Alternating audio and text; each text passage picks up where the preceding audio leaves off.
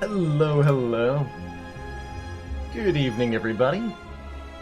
Good to see you all hanging out. My OBS chat was actually broken, so I thought nobody was talking before stream. I'm glad I double-checked my Twitch page. Hey, Schwartz, Safety Orange, Captain Oblivious, Paper Frog, Hands at the Man, Sneaky Teak, good to see you. Welcome back from your vacation. Snakebird Priestess, Bilth Shadeleaf, and Japos. Hello, everybody. Thanks for those 2 bits before the stream, by the way, Safety Orange. Appreciate that quite a bit. Hello, hello. Today you learn not to play Mayhem against Guardian. That is definitely a lesson to be learned, Snakebird. Turns out not being able to control what cards you play against an enemy that has thorns is problematic. For similar reasons, Mayhem's a little bit of a tricky proposition against Time Eater and against the Spikers in Act 3.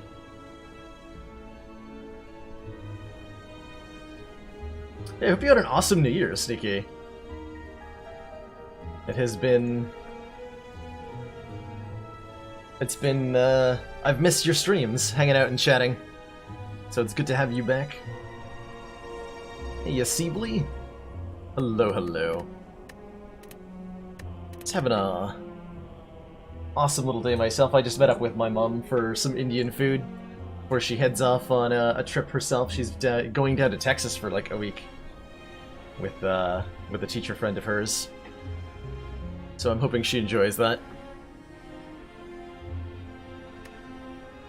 Alrighty, so as I recall, our last run was a defect victory against the Heart with a cool kind of compiled rivalry is how I want to describe the deck. We had we were lucky enough to get our Bias Cog turn 1 against the Heart with the Clockwork Souvenir. And I think this is the only reason I was able to win that fight. I don't know that we would have survived without getting the +5 focus off of our Bias Cognition. So I'm glad that worked out. We did lose our last Ironclad run, but our Silent has been doing, well, not that well, I guess. We're not on much of a streak, but we are on a 2-0. Your ancestral homeland, is it really, Sneaky? You're actually from Texas? That is cool, if so. I'm from the Canadian version of Texas, Alberta. It's got much of the same stuff, like big wide open fields, people with lots of trucks, and a lot of cattle. Oh, well, there you go. Born and bred.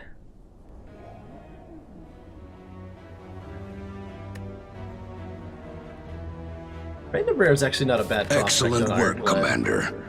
This council is pleased to see our continued support of this project has been worthwhile. How's it going, Abu? Thanks for those 2 months of Kellen's support. I do appreciate you, because you occasionally troll me.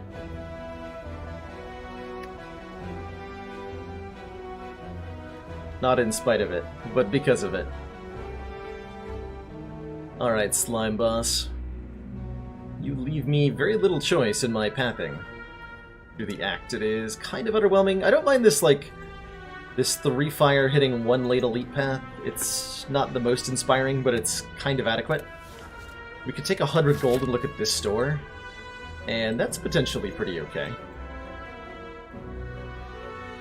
Otherwise, we're looking at maybe taking a random rare card and YOLOing it. There's a lot of, I think taking a random rare is probably most viable on Ironclad.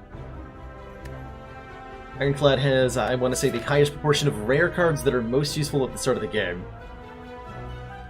Especially all the rare attacks, like Reaper, Bludgeon, Immolate. How do I feel about the opportunity to get a free Berserk? Oh man, a free Berserk. Pretty sweet.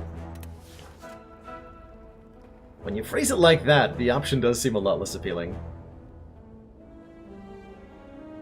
Oh yeah, Snakebird, yeah, if you mouse over these, they highlight everything. That's a really recent change. I think that's only a week or 2 old. So if you didn't know about it beforehand, it's because it didn't exist beforehand.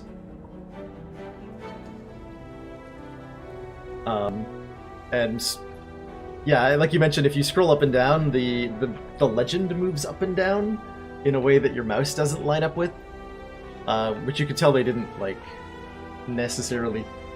It was implemented this mouse over feature was implemented long after the legend was made to move up and down.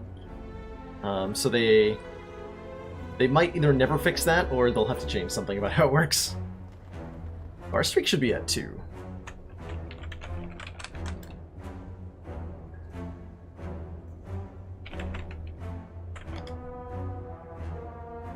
There we go. I also have to message partner support and get my bot perma-subbed. Alright, let's take our 100 gold. Quit faffling around. Faffling? Faffling. That's a word now. I've decreed it. I think I want 2 vents before the store? Yeah. Bring it on, Jawworm. You wouldn't dare. You wouldn't dare.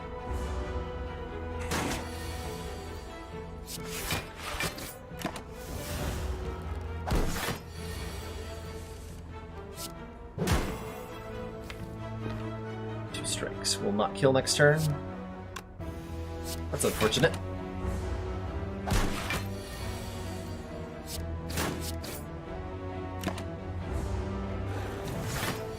Piece of attack hand, please. No? Alright. Let's just try that again, because that is lethal. That is lethal. Good. Jawworm gave us a hard time today. Iron Wave versus Havoc versus True Grits. You know, I could get behind a floor 1 Iron Wave pickup. It's a card that's, like, kind of good in Act 1. We're not going to be fighting an elite until much later in the act, though. I'm getting at least 2 upgrades beforehand, probably. So I'm kind of more inclined to take a True Grit and upgrade it. Just having a nice block card that can exhaust things for us is always nice. Yeah, sometimes 25 with Silent. I think you can lower that a little bit if you're more willing to trade damage when you realize you're drawing poorly. But the Jawworm can definitely do a big number on Silent. Like if your opening draw is like 4 defends and a neutralize, bad times will occur. Ooh, donut. Go up to 80 maximum hit points? Absolutely. And give me money for a curse here. Ooh, Ominous Forge. This is a really great event to get right now. So we can take our special relic, but become cursed with pain. When in hand, you know, we have the nasty curse, but we get a relic that says every turn, start of your turn, upgrade a random card in your hand for the entire run. And we don't have to deal with that curse being in the deck ever. We get to remove it immediately, so I'm gonna absolutely grab that. Take these Warped Tongues.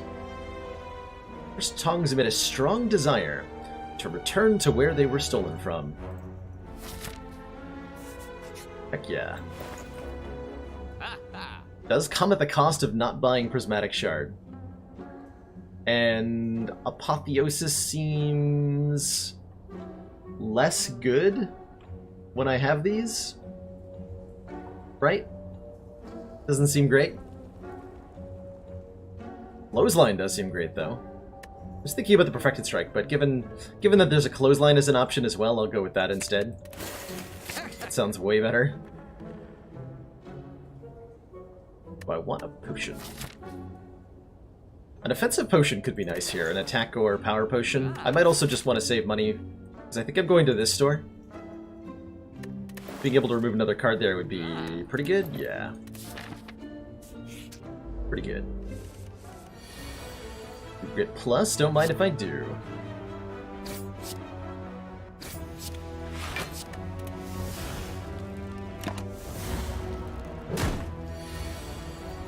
Yeah, not going into the Perfected Strike deck with Prismatic Shard it's a travesty, I know.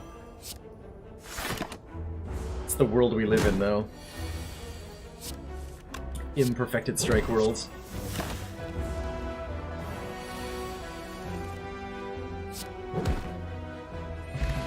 Gaining health from fights is usually a good sign. How do I feel about Wild Strike? Not very excited. Not very excited. How do I feel about Carnage? Carnage is a pretty hard-hitting card. We could upgrade it immediately. That would even let me fight this elite. And I could maybe do like 3... With Carnage Plus and a Clothesline? Or maybe I'd upgrade Bash instead. We're looking at being able to maybe take on a couple more elites than normal. So maybe instead of hitting the shop and fire, I hit 2 additional elites. Let's try that. I think we want this upgraded rather than the Carnage. Let's go. Bring it on, Birdman.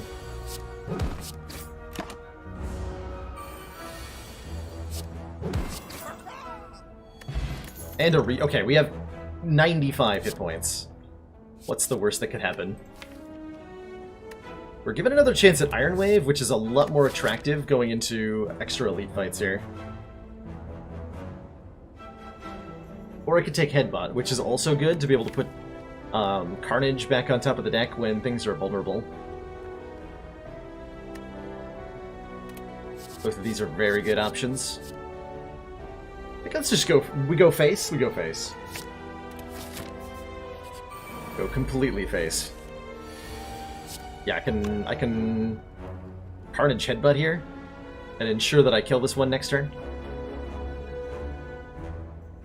Seems excellent.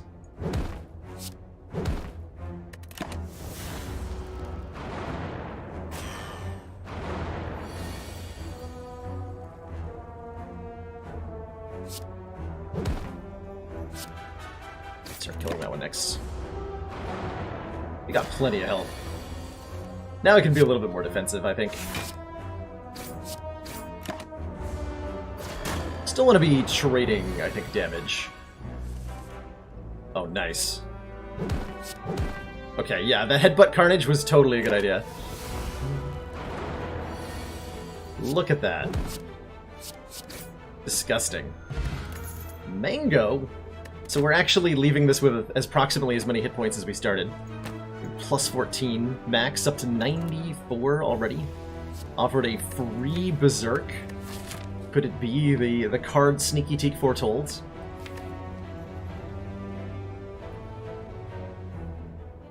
Huh.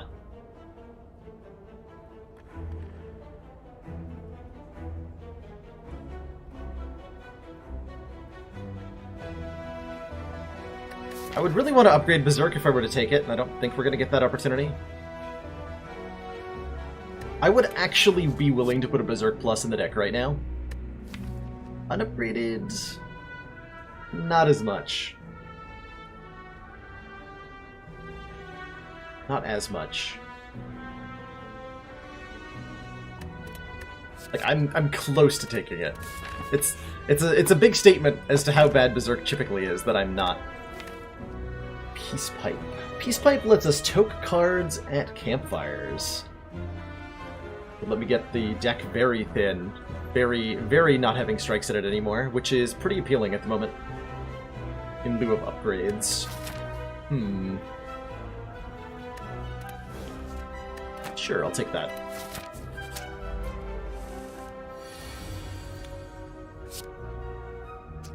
Ow. There's no way I can split this guy, right? I just have to tank 18 here. Or 13, rather.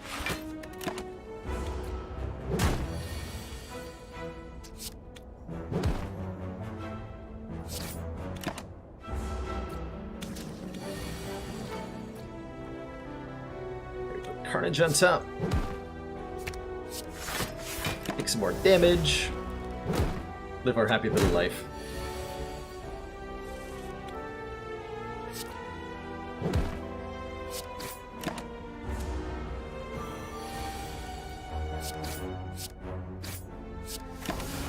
That's really not bad. Like, it's weird. We're missing a third of our health, but we're still like at what is normally full health for Ironclad. So that's pretty cool. The Iron Wave returns again. To be offered one more time, and I think with the Peace Pipe, I'm more willing to take it, because we won't have as many basic crap tier cards. I feel like I need it for these two elites. Move, transform, upgrade. I could have upgraded that Berserk. I'll probably upgrade the Carnage here. So I'm thinking about starting to remove the strikes already. We do have 2 more elite fights. Bring it on, Lagavulin. Oh, snob. Called it wrong. I do kind of want to use one of these potions in this fight, just in case I get one dropped for me. Let's see what this turn looks like. I think this fight's too short for the regen potion to be good. Just a guess.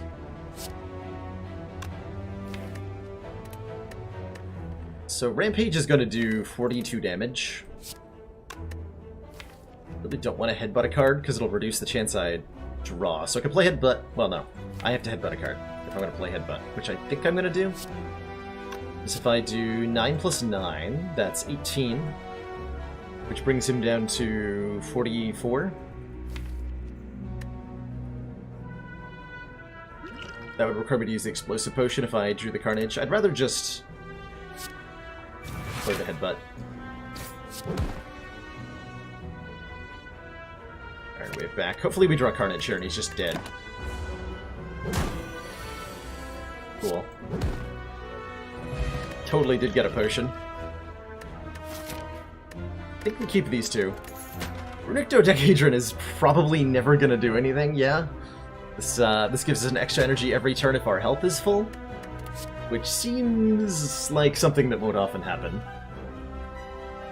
How much money does this game cost? It's on sale on various game sites at the moment for less than $15. Somewhere between 10 and 15, depending on the exact store you get it at. But I think the regular price is currently 15. Way too cheap for what it offers, Crow Stevo. Way too cheap. Havoc to go with our headbutt? I like Havoc a lot. It is a card that wants to be upgraded. So am I willing to add such a card to the deck right now? Kind of? Yes.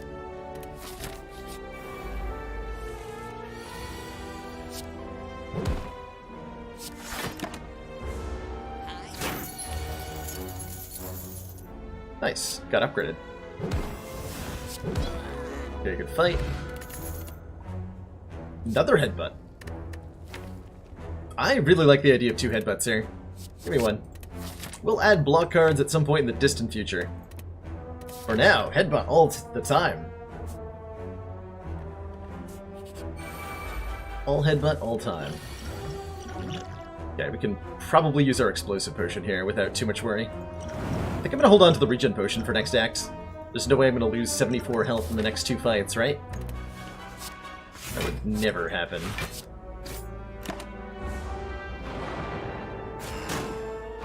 Carnage.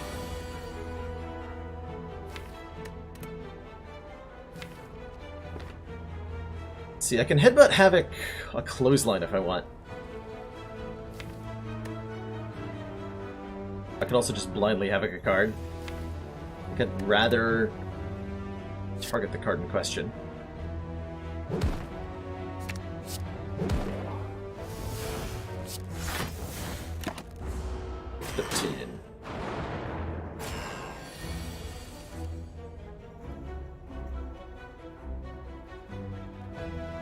So I want to do Carnage Headbutt here.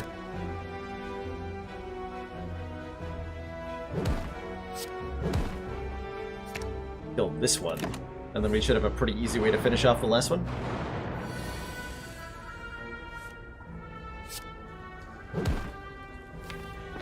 I can just block. Hope I can.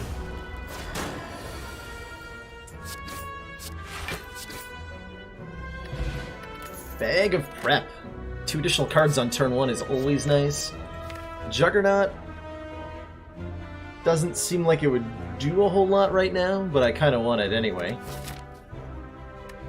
We don't block very much, do we?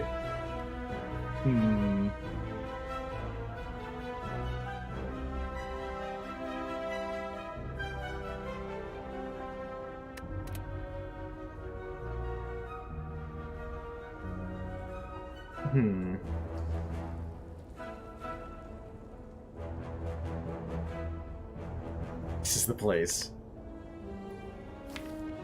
What power does this deck want, actually? We're hitting things with really hard attacks. Maybe we want a Berserk. Hey Limeaze, how's it going? We're definitely upgrading... Actually, no, we're going to Toka Strike. We're going to Toka Strike out of the deck instead of upgrading at the fire here.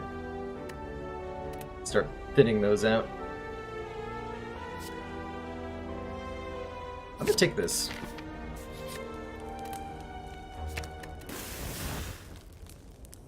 I firmly believe we can get use out of it.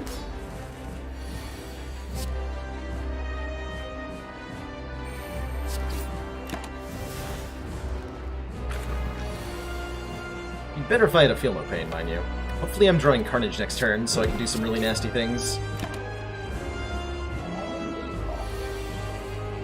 Okay, good. Hilarious. I'm just gonna headbutt that. Because I can do Carnage Headbutt again next turn. And just go completely face. All the face, all the time.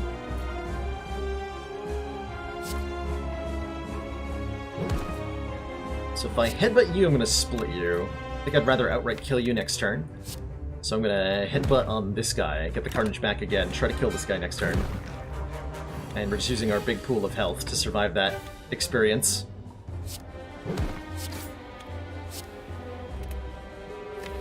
Yeah, let's Havoc. Good.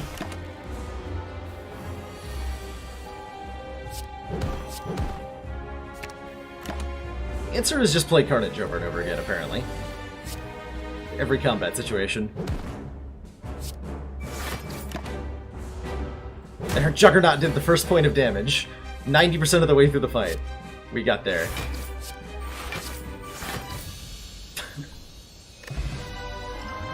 Essence of Steel? That's pretty good with our Juggernaut. Do we transition into some sort of barricade now? Maybe? It's something we can cheat into play pretty consistently, actually. I'm gonna grab this. Like, we don't have any strength for Limit Break to work with, right? And Reaper's not that good without strength. So, barricade or skip? Really? I think the barricade.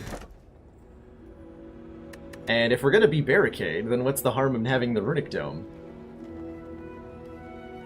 Doesn't matter if we can't see what the enemies are doing when we retain block from turn to turn, right? So this is synergy? Or an excuse. We can call it that as well. Otherwise, we're losing our ability to gain money, or just increasing our post-combat healing. And neither of these are very appealing. So let's take Runic Dome.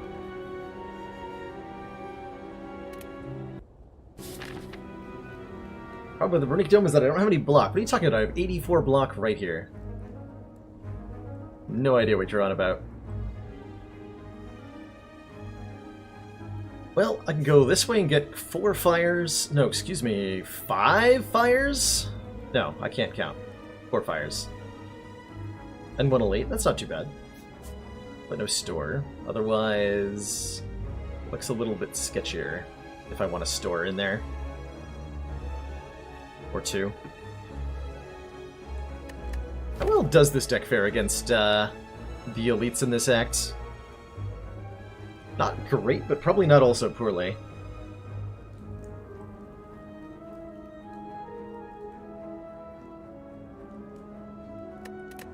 Probably not that bad. Yeah, Runic Dome is definitely scary. That I'll agree with, Crostevo. We had a really clutch Runic Dome win yesterday, I believe. With Silence, I want to say. Where I had a fairy in a bottle against the heart, and that's what let me win. That was a close call. I think with 300 gold, there's a lot of value in looking at 2 stores. Let's go this way and see how we feel.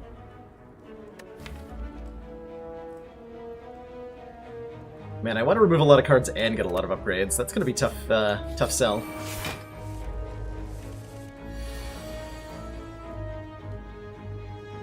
So this guy does not attack on turn 1. Do I headbutt? Probably. I don't want clothesline back, so I'm just gonna headbutt the headbutt, clothesline.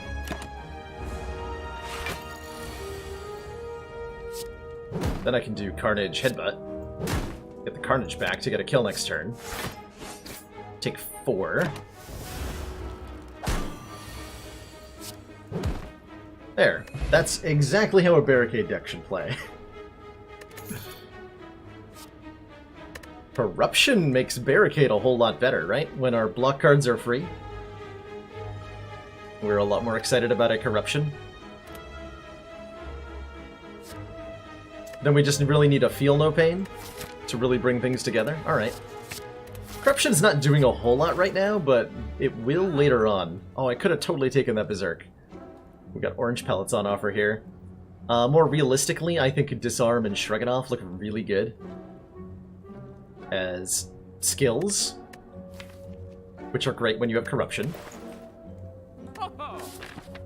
Do I think I can remove 2 strikes between these 2 stores? So it'd be 225 gold. And if I have enough to do that if I Disarm Shrug here. So I could remove 2 copies of Strike. But if I'm doing that, I'm reducing my opportunities at the next store pretty significantly. Which we are gonna go ahead and do.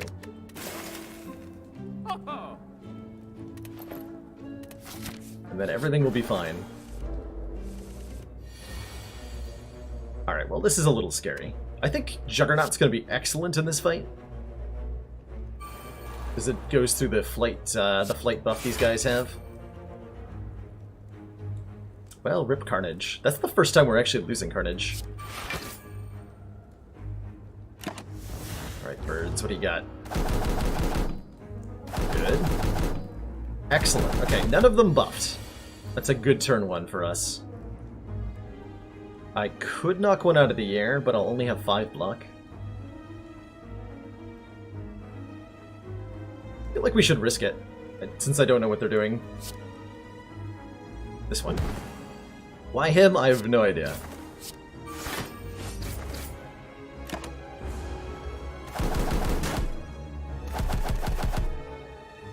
Okay.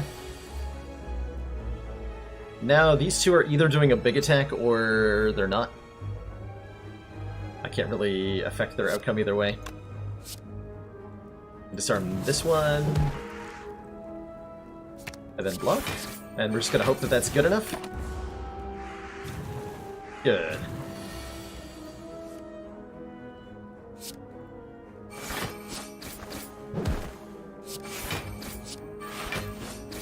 Sure glad I added the Iron Wave now that I have a Juggernaut.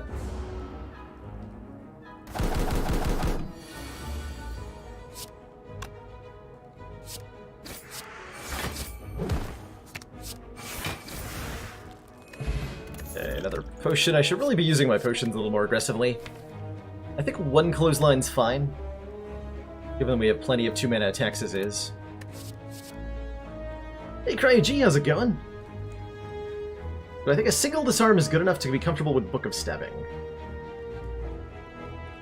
On Ascension 15, yes. On Ascension 20, no. You need pretty good damage output, because the Ascension 20 Book of Stabbing scales his attacks up so fast, Sneaky, that like... If your deck can't do 150 damage within 5 turns, then even if you disarm the book, you're still looking at like 4 times 8, and that's going to hurt a lot. But as it stands, this deck will be fine against Book of Stabbing. On Ascension 15. Ascension 20, no. No. It'd be ugly. I cannot remove a card at this store if I take this relic. So I think I will pass on the relic. Oh! Shouldn't have removed a card at the last store. Damn. Rip Preserved Insect. Also rip Self-Forming Clay. Double Jug. Could do the Double Jug life. And then that's our actual damage engine. We're having a lot of heavy powers in the deck if I add another Juggernaut here. That might be a little bit much.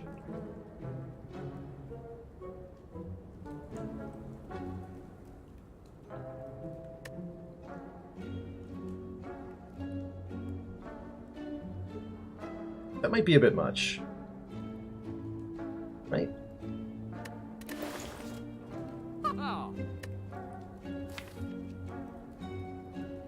And we have one more strike in the deck, too.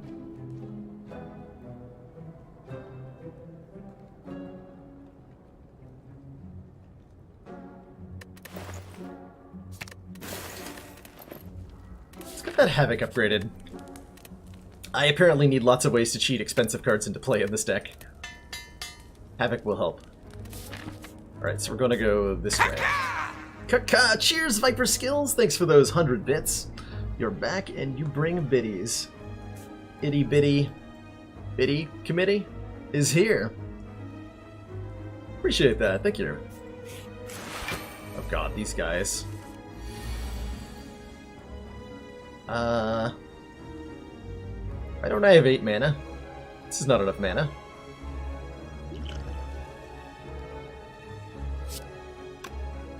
Can't play Corruption and Juggernaut. That's tragic. I could do Corruption, Disarm, Trinket, Ironwave. Without getting Jug down, Corruption doesn't do that much.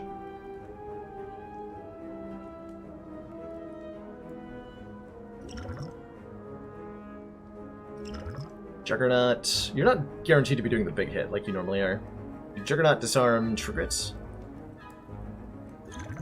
Essence of Steel.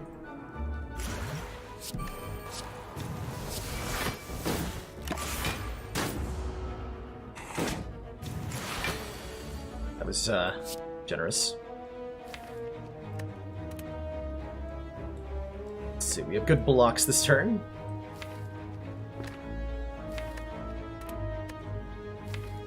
I figure out if I want to headbutt any of this back. I don't think so.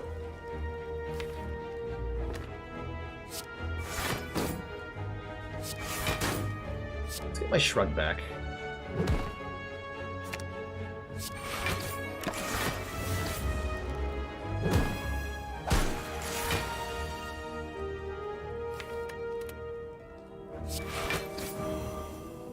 Okay, you can be weak. Just Havoc one of those? That sounds great. Give me my shrug back.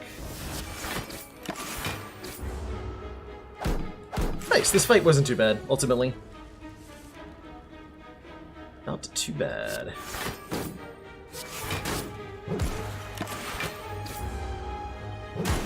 Ow. Damn you, Runic Dome.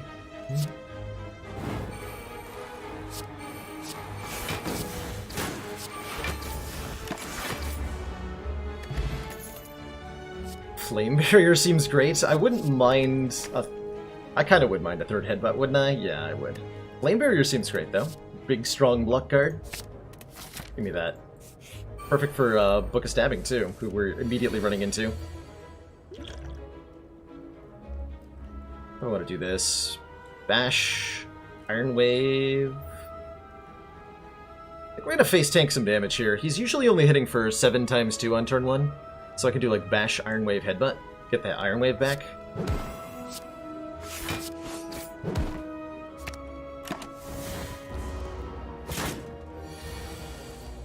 A casual 7.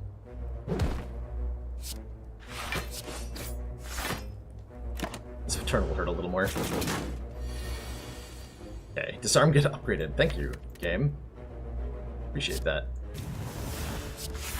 This should be the big hit turn. Big 5? 2. I don't know how to math, apparently. How much damage? Oh, we disarmed him, that's right. It's like, why was my expectation wrong? Because can't math.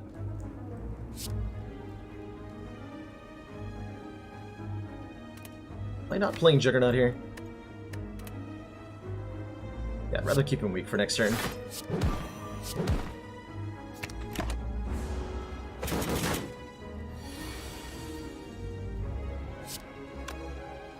We're consistently underblocking him a little bit. It feels bad.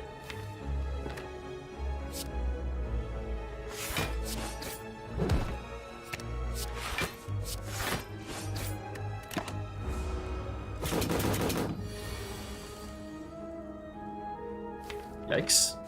Come on, Carnage! Okay. Hopefully this is a multi-attack.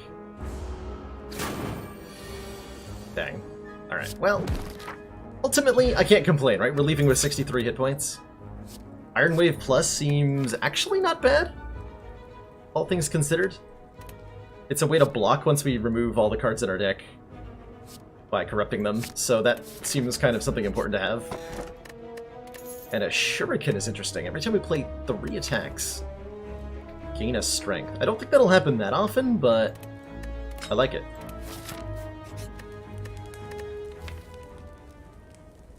Okay. Barricade definitely feels like it could be more playable.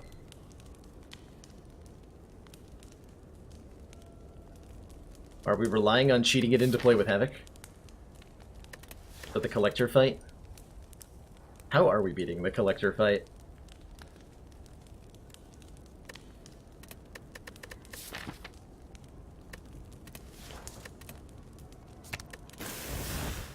At least agree on what to do there. I have to think about what I'm upgrading if I don't upgrade.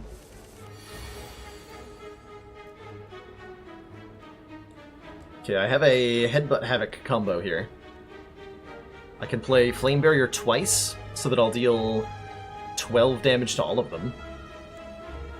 That's kind of nice. Then I'm playing Headbutt. Doesn't work that well.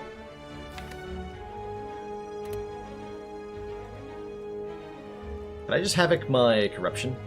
That'd make my life a lot easier.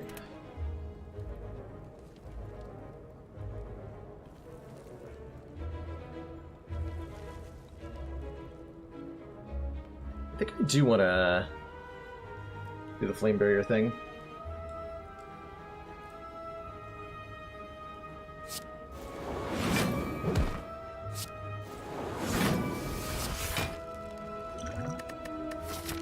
I'll hold on to the regen pot.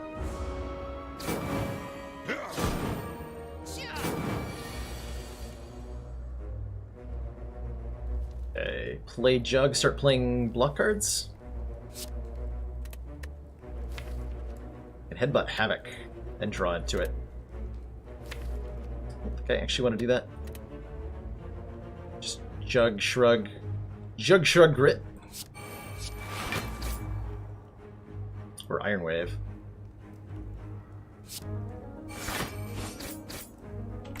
This turn was gonna hurt.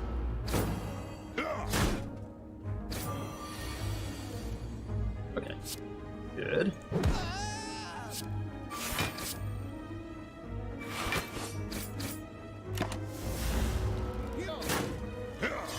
Ouch.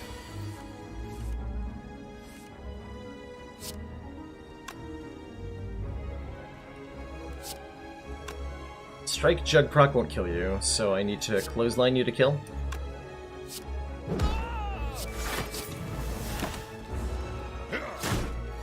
And now this guy's only doing 5 per turn, which is pretty preventable.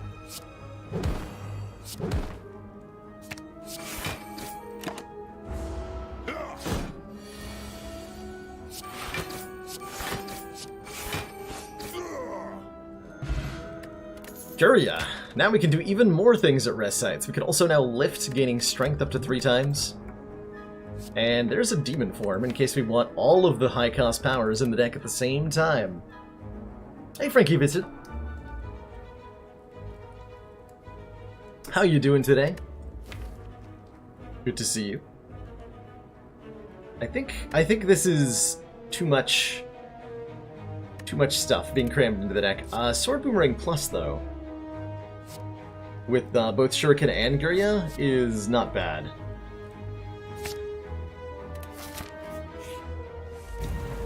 That I can get behind. Right.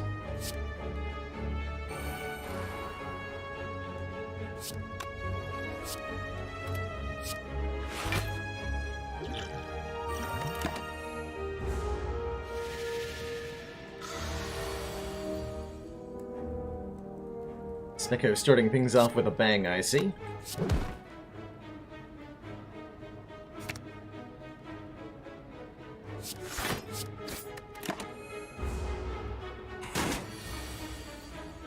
Okay, we're definitely just playing corruption. Overrides the random cost that we have to do it.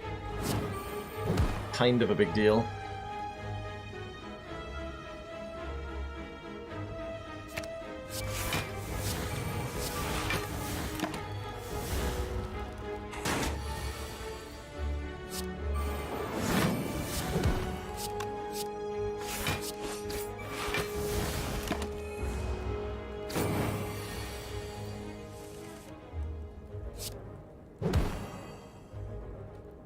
Still one regen.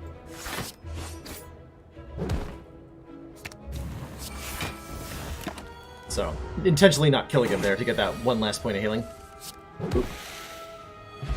Get our regen potion back? Well, that's kind of nice. Whirlwind is AoE damage. It goes really well with our shuriken. Second flame barrier is good for different reasons. Yeah, Mummy Hand would be so good. God. Or a Snecko Eye. Snecko Eye would be very good in this deck as well. Maybe Collector will drop one for us. I would definitely appreciate that. God, would I ever. Whirlwinds? Or Flame Barrier? An upgraded Whirlwind doesn't feel that great. I have so many other things I'd rather do at a fire. Alright. Take a Flame Barrier, I guess. Base Trader. Can afford to lose some health here to gain 50 gold. Rolling good face, bad face is maybe a little risky. If we...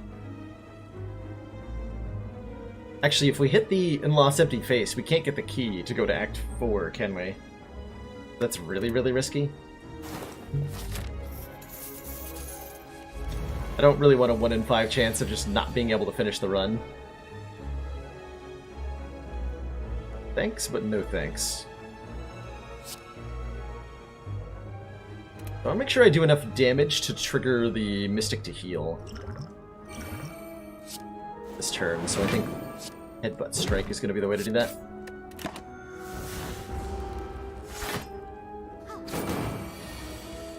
So now that he's missing at least 20 health, I know she is healing. Let's cheat Juggernaut into play.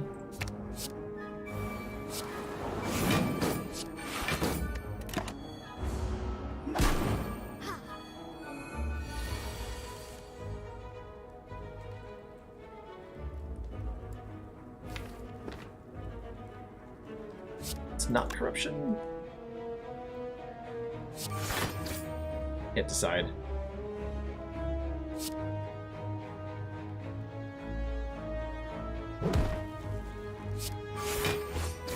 Could be taking some damage here.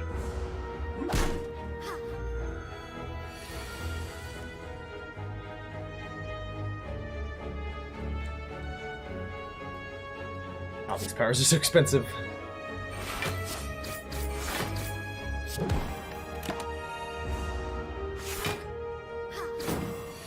Hey, and Raj, always a pleasure to see you as well.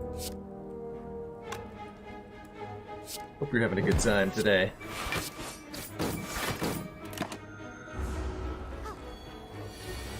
I'm pretty sure it is, Sneaky, and I'm not going to try to find out now. But I'm fairly certain the key is removed, yeah.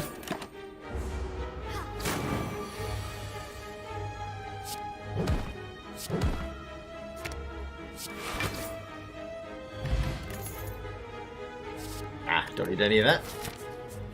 Alright, I think we can do a campfire action here, which is great because we have so many buttons. Recall has to sit at the back of the bus because nobody likes it. I feel like Barricade's way more playable at 2 mana. Like that happen. I may end up using my speed potion on a block heavy turn where I barricade down. This looks like a great opportunity to do Juggernaut and just do a little bit of damage with Carnage.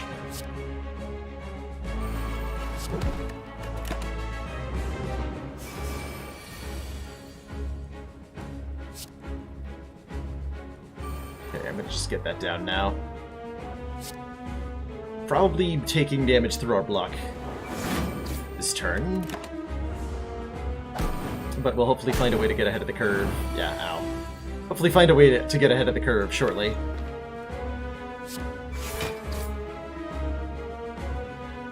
This might be the way. It's a little early to play Corruption.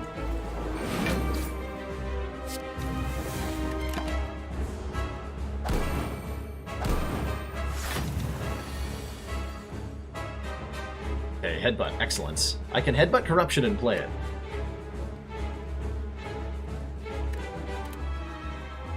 Torch heads are a problem. And they're attacking for 11 each this turn?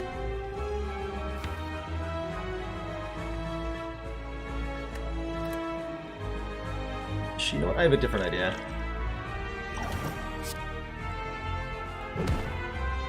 Just get up a ton of block.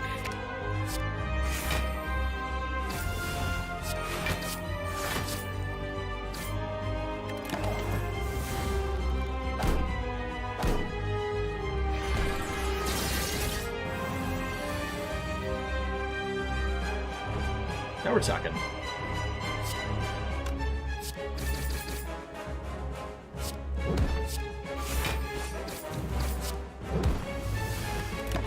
Solid. Okay, not dead.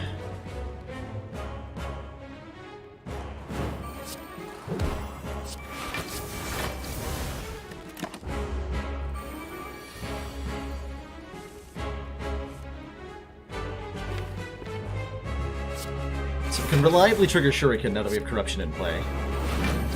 I have to hope that that's good enough. Our block is about to be entirely Iron Wave.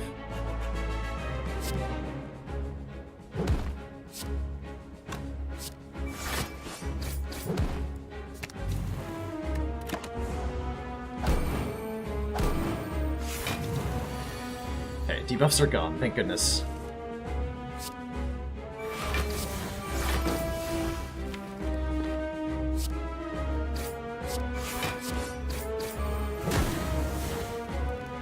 Carnage.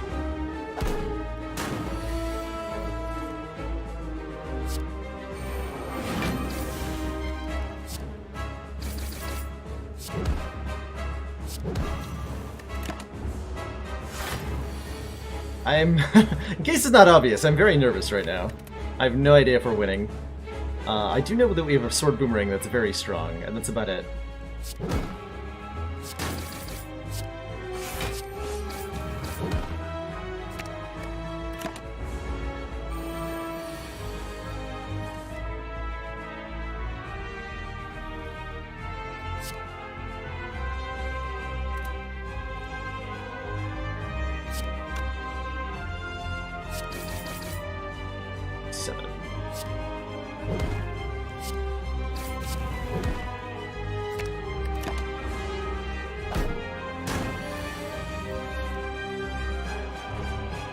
Collector does how much?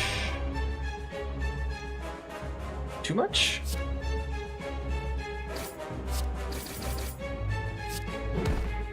Not enough. Okay. That was a little spooky. Got him.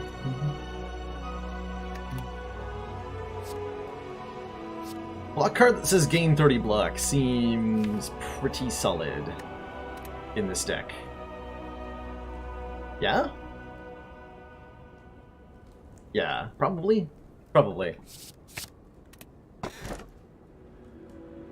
Can remove 2 more cards. We probably just actually want to go to 5 energy here. Take the cursed key. We can toke the curse pretty easily that we're going to get from the chest. Having a 5th energy with all this expensive stuff would really be appreciated. Would really be appreciated. Would really be appreciated. Let's just grab Curse Key. Gain extra energy at the start of each turn. Gain a curse whenever we open a chest. Our other options there were the Runic Cube, which lets us draw a card every time we lose hit points, or the... oh god, this path. Yikes. Okay, good luck to us.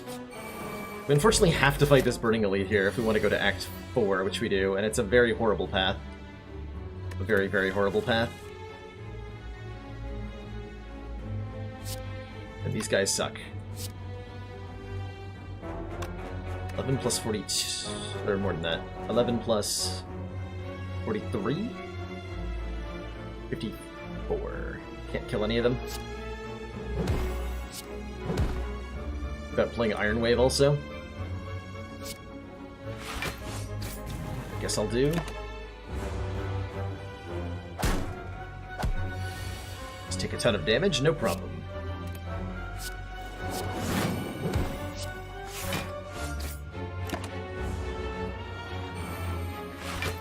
I meant to play that first turn a little bit differently, and I just kind of derped on it.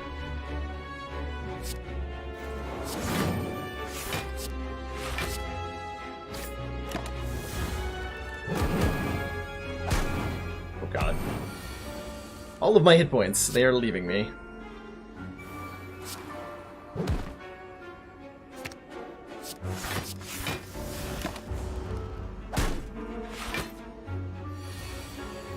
Yeah, fight after fight after fight. I don't know that we're necessarily going to survive that path.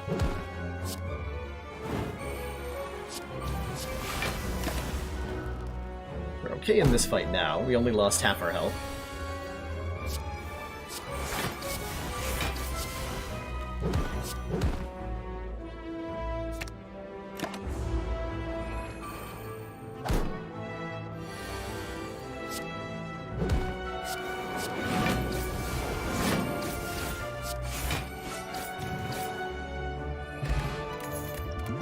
Okay, Fire Potion helps. How do I feel about Spot Weakness?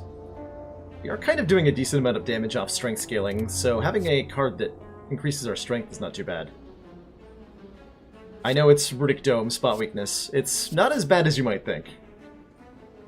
We usually have a pretty good idea of whether our foes are attacking us, and it's guaranteed to work in the Dunu Deca fight. So I'm gonna grab that. And that is a brutal path.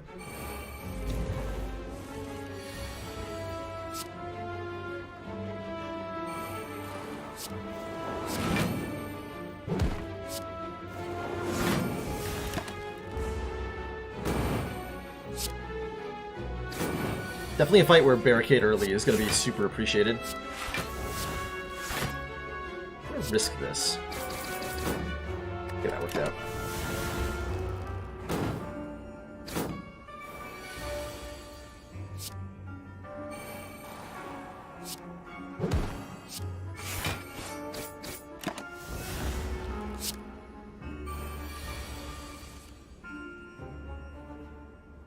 Not likely that either of them is attacking me.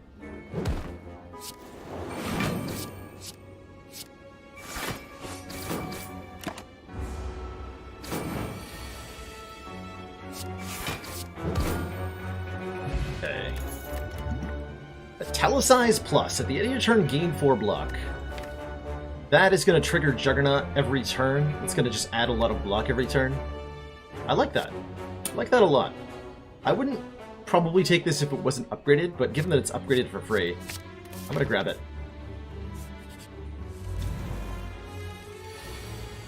Okay, this guy never attacks on turn 1, so we're not worried about that.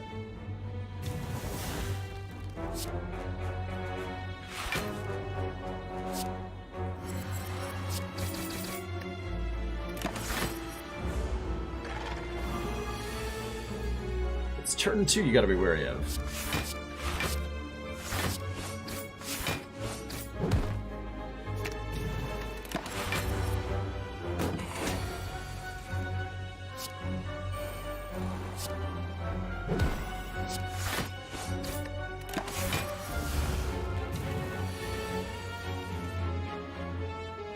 Jug, Flame Barrier triggers? Yeah.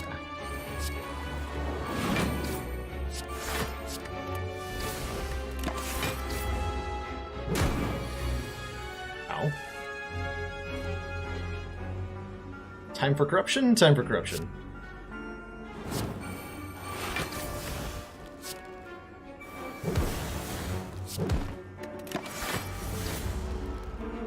Need even more energy. 5 seems like a pretty reasonable amount of energy to have, don't you think? Guess there's always room for improvement.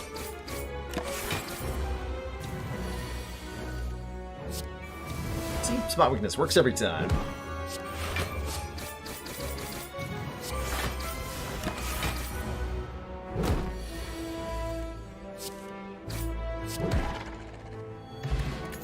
Okay. Okay. Definitely pass on these.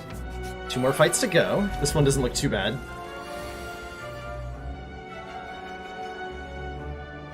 Gonna get Juggernaut down. Shrug. I want to play that. I need to play the Flame Barrier, though. This guy's definitely attacking.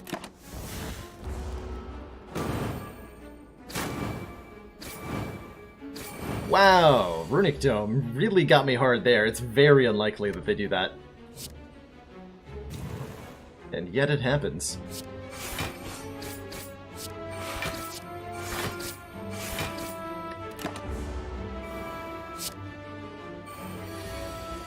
Never too late for steering low. With Warp Tongs and True Grit, there's like weird things we can do with that. They're probably not very good, though.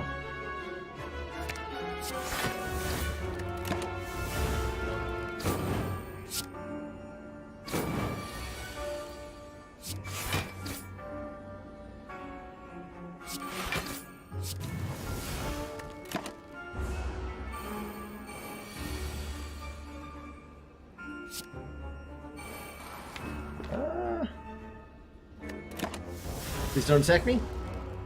Ow.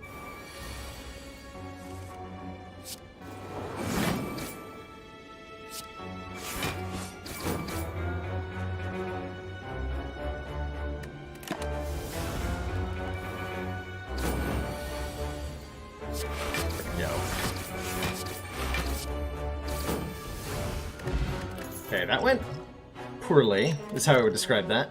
This is great. More block. Please stop killing me. Definitely play Metallicize. Clothesline one of these nerds. I'm probably actually going to kill you with a fire potion. I'm sufficiently scared of this fight right now that seems like a reasonable decision to make.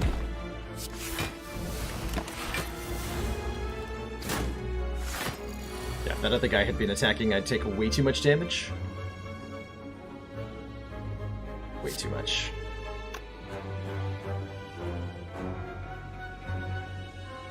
I can't kill you without using Carnage. Unfortunate.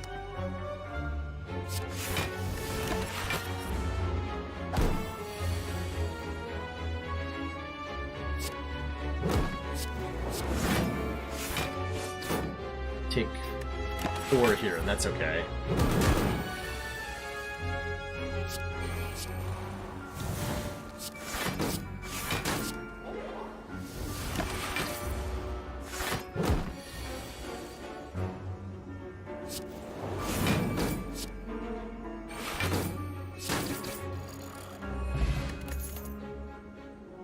I don't need a second one of these.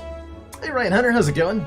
We're just doing some casual Runic Dome, fighting every hallway fight in Act 4, followed by 2 elites and another hallway fight, without a rest in the middle gameplay. I think it's going to kill us.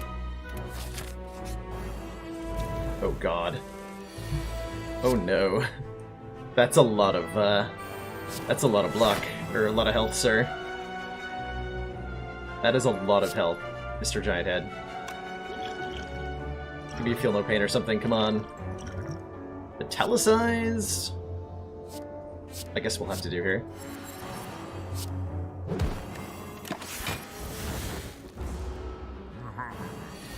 It's a particularly giant head. The biggest head.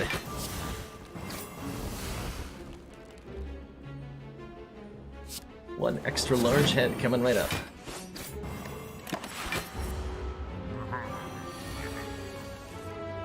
Yeah, he's guaranteed to be attacking this turn.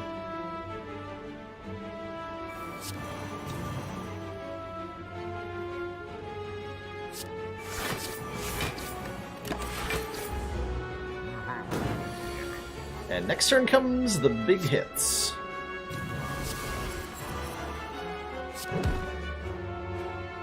Shrug back, I would like...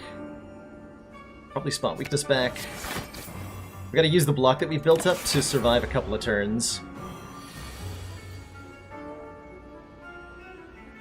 This seems like a great time to corrupt.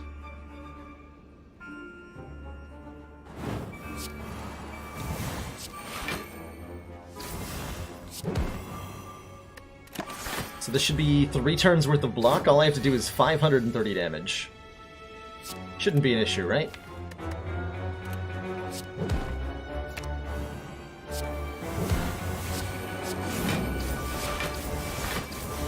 We've yet to manage to proc Shuriken one time. Here we go.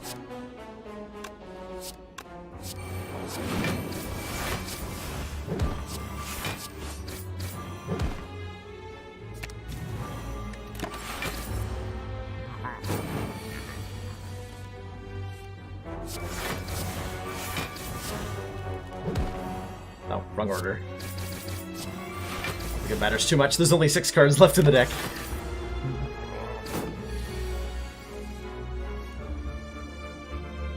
Good.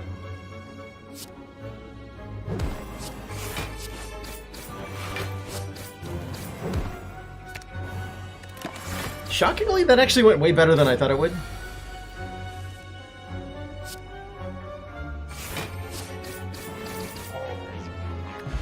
Huh, we actually perfected that.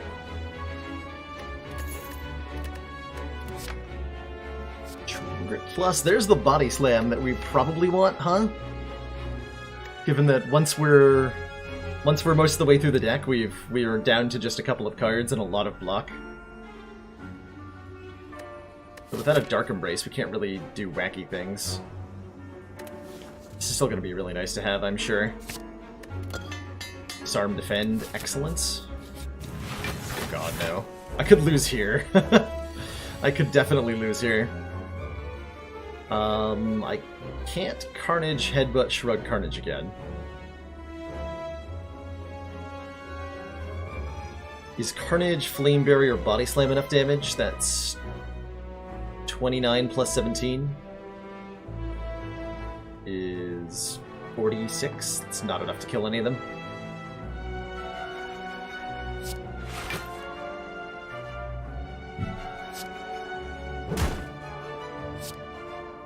I do need to redraw that. Just take damage if you have to, just kill them.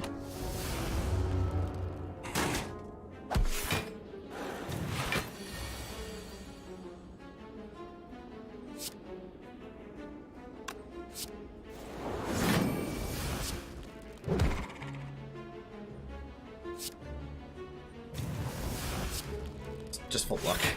Please, no more hurting me. 3 Jawworm Monty. Are you attacking me? Nope. Hit this one then.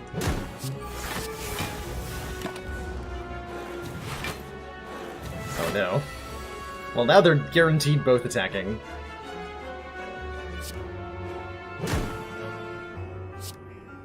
$12 plus 15. Okay, I can kill you. Thank goodness.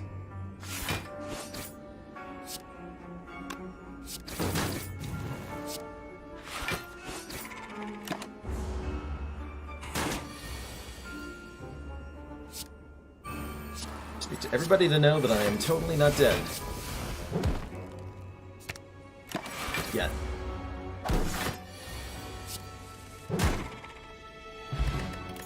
This helps maybe a little bit. Aw, man, I took the wrong body slam. Alright.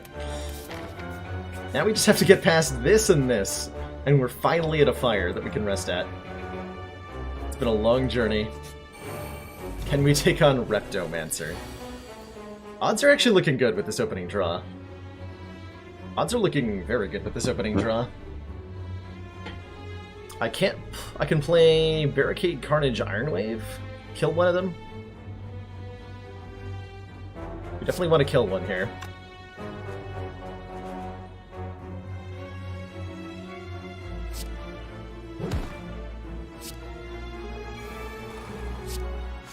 Something like that. He's going to attack for more than I've blocked for. We're going to take a little bit.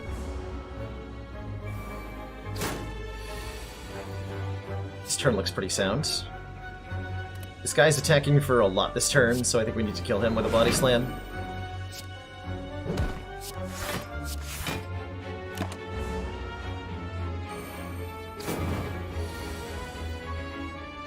Perfect. Okay, so I can headbutt the body slam if I want to here.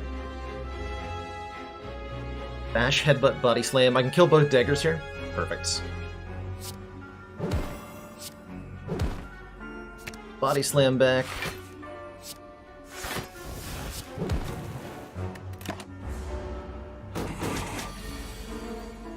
Okay, you stop your shenanigans. Okay, I'm actually feeling okay about the fight right now. Even though that we're a 2-block. Attacking me? I don't want to know. We're doing Juggernaut Clothesline Headbutt. And I just hope she's not attacking me. If this tells me she's attacking, I'm just very sad. No matter what. Just gonna assume she's not. Ow. Oh god, no.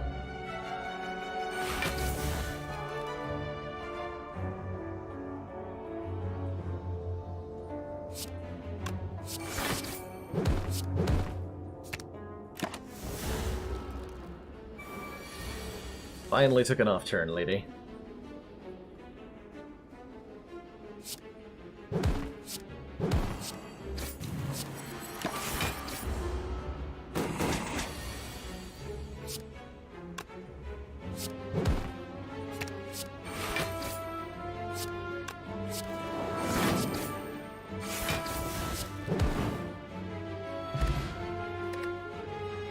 Not bad. Gambling Chip is in a very, very, very, very good relic right now. Especially with Bag of Preparation. We have 7 cards we get to look at on turn 1. Don't want that in Flame. We are just going here, I guess. So we have to open this, take a curse. Take the Sapphire Key over the Paper Frog. What was that curse? Just an injury. Okay, not too bad. I would have rather had a Writhe, because then we could gamble it away every turn, but that'll have to do. Our next 2 fires are going to be Rest and Recall. Alternately, they could be... get a full heal off of Mind Bloom in exchange for a curse, and then remove the curse instead of resting. But I have to rest before I get to find out if that's happening, so that sucks. Unless I feel confident enough that I can dare Recall here, which I will think about. Or we could just die here. That is also definitely an option. Oh god, yeah. That looks like a really good option at the moment. I feel dead.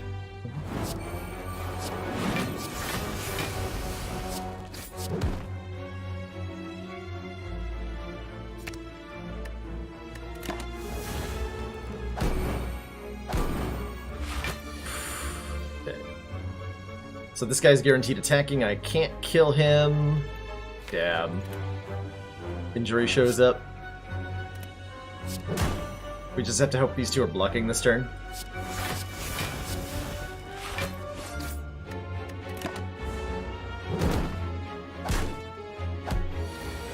Ow.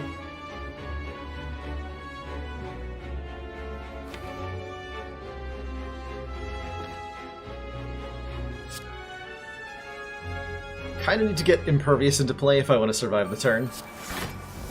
Please hit Impervious. Close enough.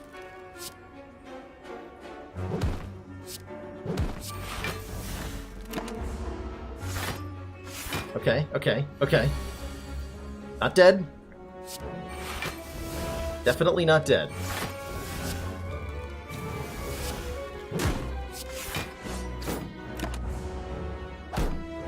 Never been more alive in my life. In fact.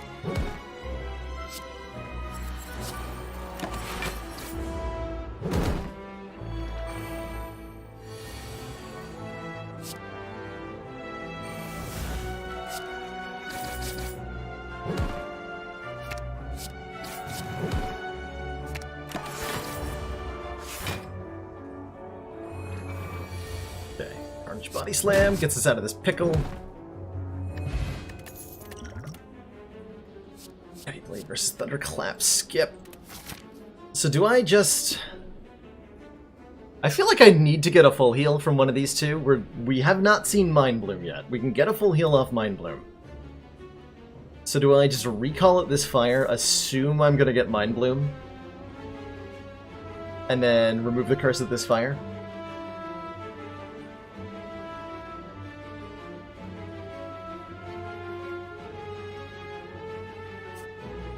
Sure.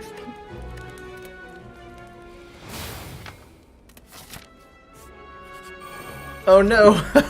That's the opposite of what I wanted to have happen. Uh-oh. I can get Barricade down turn 1. If I can get a Headbutt, then we can Havoc. This is not looking great, though.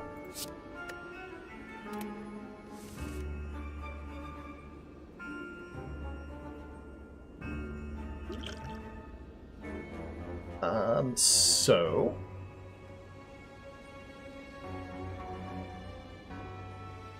let's gain some amount of block stuff. I think I need to get Barricade down. I'm going to use an attack potion on this turn. Beam Fire isn't what I had in mind, but it will work here. Oh, it'll definitely work here.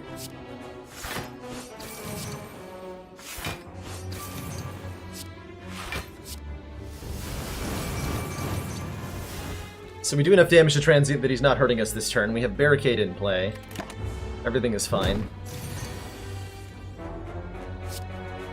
Nothing is wrong at all.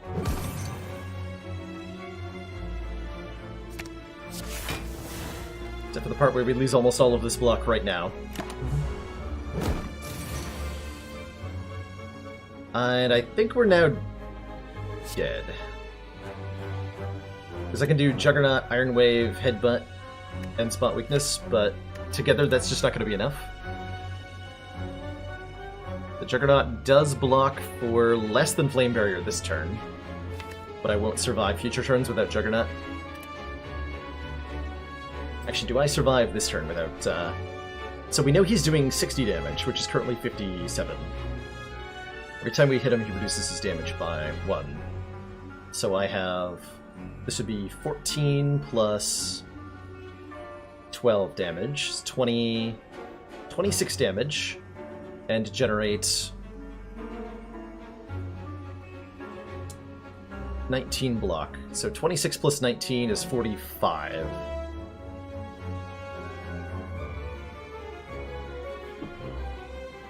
So he's swinging for 57. 57 minus 45 is 12. We're exactly dead. Oh, that is Spot Weakness plus. Okay, we're not exactly dead. We'll live on 2.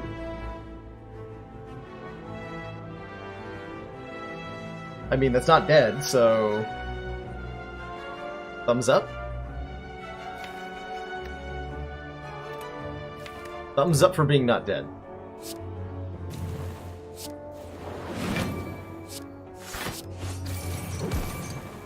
I think Iron Wave Plus is our best card at the moment.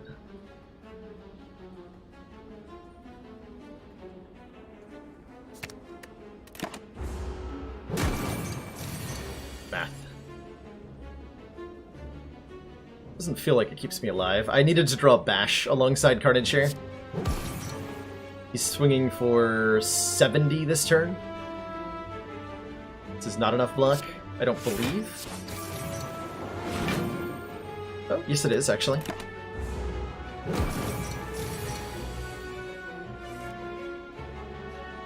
Now, hold on a minute. Definitely playing this. Swinging for 80 this turn. I think we just die here. Is Bash... yeah, Bash True Grit's the best we can do. And it's not quite enough. No! So close! So close to living that fight. Well, damn. We did not get Mind Bloom, as it turned out. Damn, damn, damn. Just gradual hit point loss from Runic Dome was what sunk that one. Runic Dome strikes again. GG. That was a fun run, though.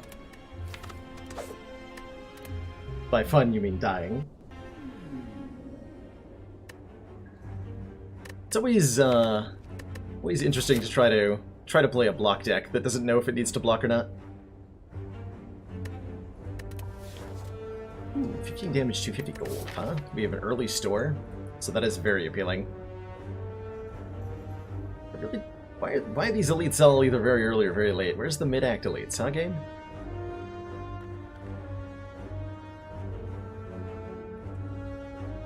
Do a pretty underwhelming 3 fires and 1 elite path. That's about the best we can do. Wow. Well, it's relatively safe, and that lets us spend a lot of money, so let's take the 250 gold start. Start with a little low health, but I mean, come on. Think about how good this store is going to be.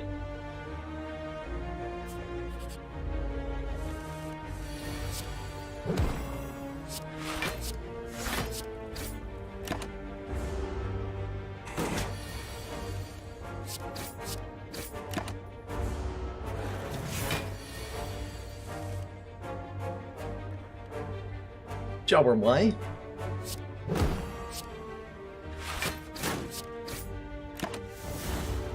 Ouch. G7's not that bad, all things considered. I think I take 3. Yeah. Okay, 37's never where we want to be. Crippling Cloud Floor 1 is generally where we want to be, though. That's an excellent card when upgraded. For dealing with AoE fights, we're not looking at running into an early elite. In fact, we're looking at running into a very, very late elite. So, Crippling Cloud's solid in so many ways. I think a floor 4 kunai with Silent is enough to win a run. Not on A20, Sneaky, but it is pretty damn good. God damn, is a floor 4 kunai good? For this store? Yeah. Give me a curse or something for money. Or purple fire spirits. You know what? It's a pretty good card. But I would like to be at full health. So let's sacrifice the Crippling Cloud that we just picked up. Oh, with asking A15, floor 4 kunai goes a long way. Floor 3 leg sweep well-aid plans also goes a very long way. Bludgeon. Bludgeon's an interesting card, Safety Orange. It's clunky, as you might imagine from looking at the card, right? It's 3 mana attack. So typically you're spending your entire turn just clobbering something as hard as you can. And as hard as you can turns out to be really, really hard. Bludgeon in Act 1 is a great way to just dumpster every fight. It works really well against Guardian because you just transform him as soon as you hit him with it. It works great against all the Act 1 bosses, works great against all the Act 1 elites. But once you get to Act 2, it's a lot tougher to deal with. It's nice if you have ways to get it into play for cheaper than 3 mana. A Snecko Eye does wonders there. A Havoc does wonders. Or any way you have to gain extra energy does wonders. But in Act 1, I often take Bludgeon if it's offered. Less so later in the game. Bowl plans. I think leg sweep well-aid plans is fine. We do have another store right away. So I'd like to look at what else is on offer. We could get double leg sweep if we wanted to, which would be kind of funny. But I'm definitely thinking just maybe these 2 cards. And then see what next store has. We would love a Poison Stab or any other decent attack. We would love another power. Any kind of damage power. Noxious Fumes, Caltrops, you name it. Oh yeah, Necronomicon. We had a Bludgeon Necronomicon Snecko Eye deck just before I left for vacation. That was absolutely incredible.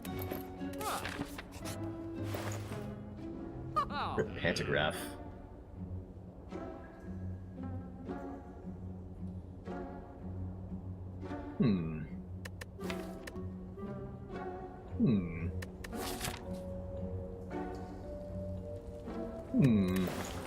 Okay. So to be clear, what I'm about to do, I'm doing because the deck wants a card that says deal 20 damage.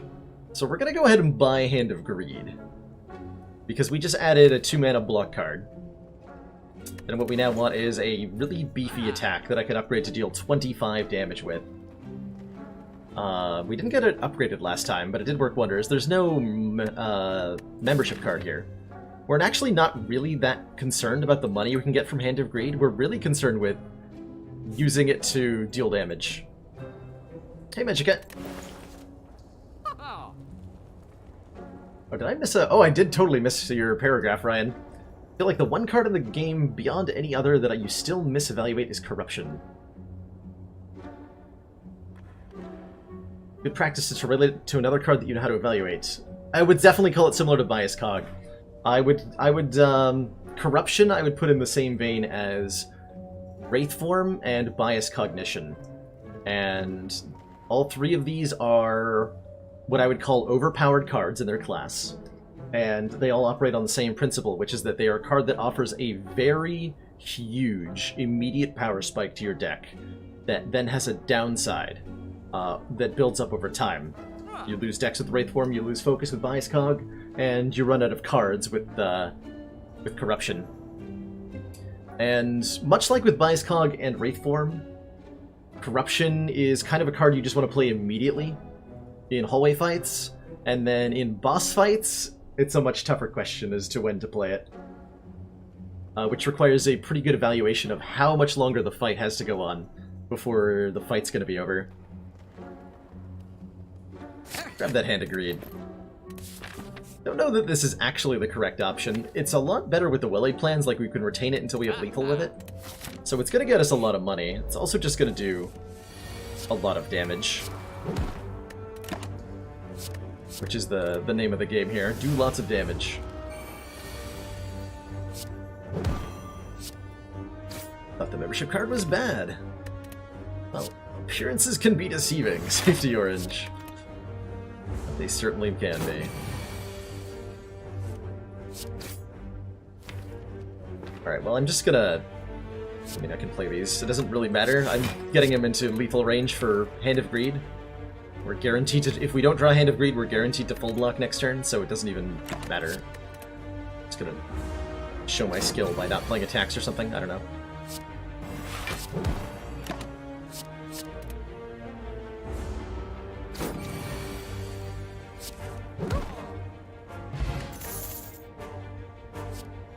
Deflect is a bit better with a Well-Laid plans in the deck. I'm okay taking either Deflect or Dagger Throw. Dagger Throw is nice to draw through the deck a little faster. My next upgrades are going to be the Hand of Greed and the Well-Laid plans.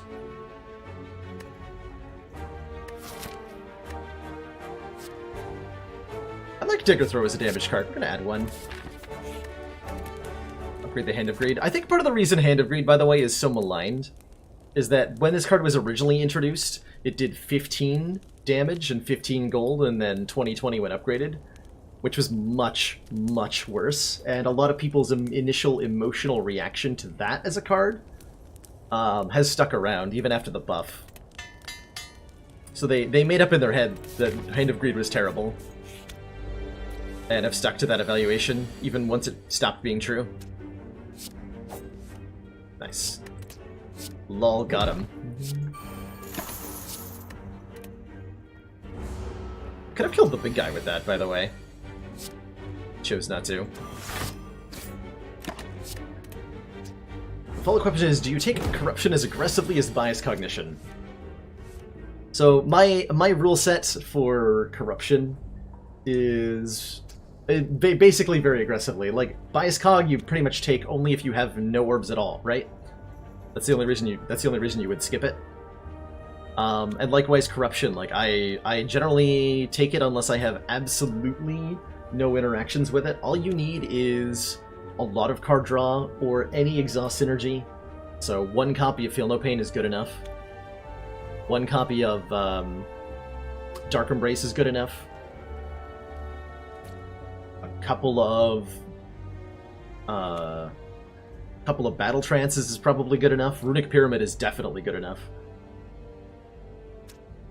You just need one decent interaction with it, and it's good. And then you just continue to take every other interaction with it that you see, basically. Snecko Eye is good enough, for example, as well.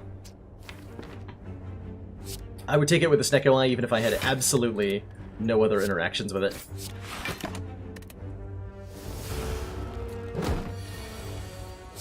Get Gred. Okay, Full Health Silent is doing pretty okay for herself. Piercing Wail is excellent. That's definitely better than the Deflect we just passed on as a block card.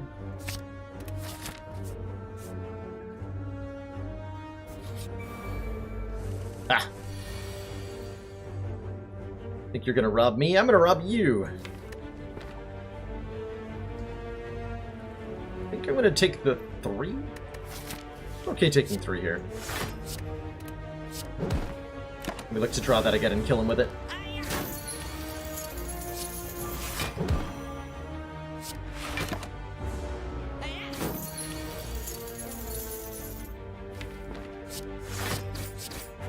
Okay. Nice. Give me that money. Ooh, and he actually healed us. Cool. There's our Crippling Cloud. We can take that back. I think I still want this. I definitely still want that. Yeah, I definitely still want that. It's a good card. I would like one event over a hallway fight here. Yeah. So we're gonna fight this elite. Blue Candle.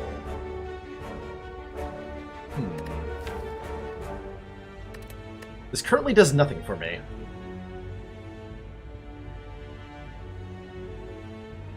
I would definitely say, like, just give it a shot in... Especially if you're trying to take it more aggressively, like, next time you see Corruption on floor 2, just take it and see what happens.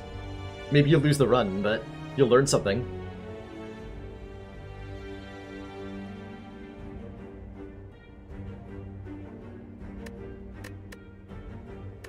So if I were to take this Blue Candle, it would be because it means I get a Relic now rather than a Relic later. And even though the Relic now does nothing, it would allow me to do stuff like take a curse in an event and feel less bad about it if the benefit was strong enough. Or like take Calling Bell after the Act Boss. I don't know. Probably just take Key. Probably just take Key. Transform upgrade. I was looking for another upgrade. That means I get to upgrade Well-Laid Plans and Crippling Cloud. That's really good. That AoE poison upgrade on Crippling Cloud is so powerful. It's you can look at it as 3 additional damage per turn to all enemies. So over the course of the Crippling Cloud's duration, it's like something like 21 additional damage or something ridiculous. It's a ton. It's a ton of damage output for one upgrade.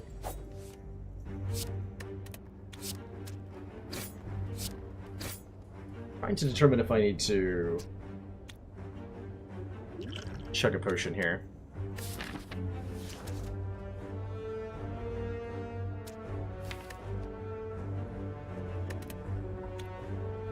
Eh.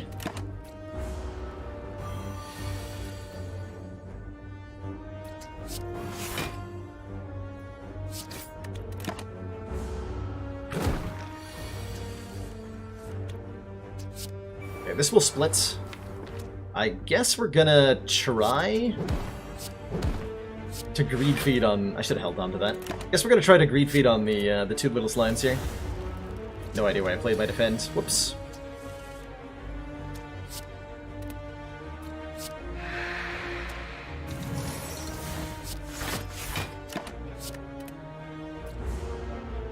Alright, hand of greed, come on.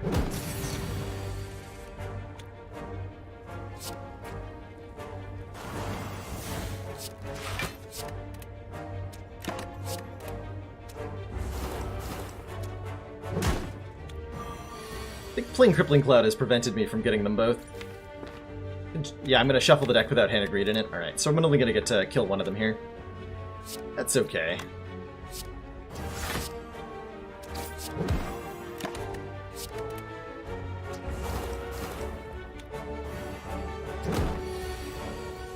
I think this game would benefit from an endless mode. There is an endless mode, Safety Orange.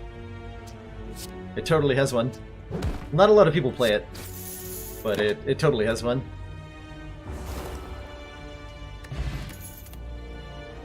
Or poison. I could see a deadly poison being okay here as a way to start stacking up damage on beefy single targets. Endless mode was added a while ago. To play Endless mode, Safety Orange, you want to start a custom mode run. Which, when you start a new game, I'll show you, if you remind me, I can show you after this runs over. But if you go into custom mode, one of the custom modifiers is Endless. And when you beat the Act 3 boss, you'll be deposited back at the start of Act 1 with your deck, relics, etc. intact. And all the enemies and stuff will be scaled up, and you get to go over and over again, as long as you want. Grab a deadly here. Get this upgraded. Very good upgrade. In general. Oh man, I'm so glad I upgraded Crippling Cloud. What is this? This is my regen potion. Ugh.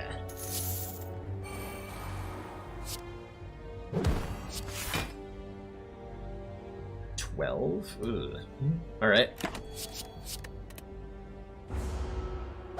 I could try to hang around in this fight and get a lot of money out of it.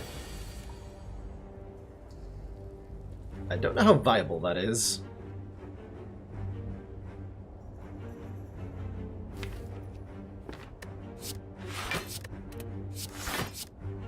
Can't get a kill. For 2 mana right now. Should use my Essence of Steel maybe. Okay, Piercing Whale's ideal. So Piercing Whale gives me the reprieve I need to get a kill here. I can get both of the Fat Gremlins with Hand of Greed, now that we're under control, or now that the fight is under our control a little bit. Perfect. So we'll come out of this with 75 gold in our pocket, which is really good. Really, really good.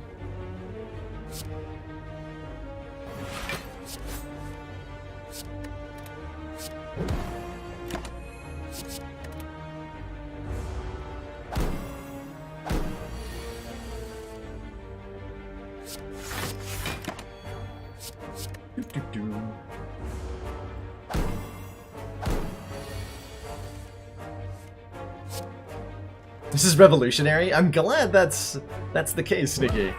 It's really, like, if you think about Hand of Greed this way, it might help you a little bit better. Hand of Greed is a carnage that doesn't exhaust if you don't play it, and gives you money if you kill somebody with it.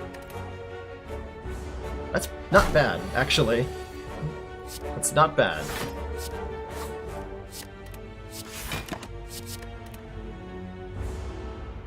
I especially like it on Silent and Defect, who don't really have the ability to take cards that just do 25 damage. It's not a thing that their class offers to them, like Beyond Sunder is the only thing Defect has.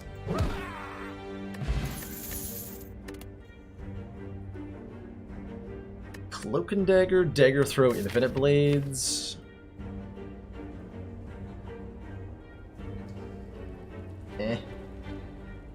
Do I think Hand of Greed should exhaust? No, I like that it doesn't. There's no way to infinitely farm gold with this in any fight in the game because it specifies non-minion enemy. So it's not a problem in that regard. It does drag out certain fights, like we're probably going to try to get multiple Hand of Greed procs on the slime boss, if we can.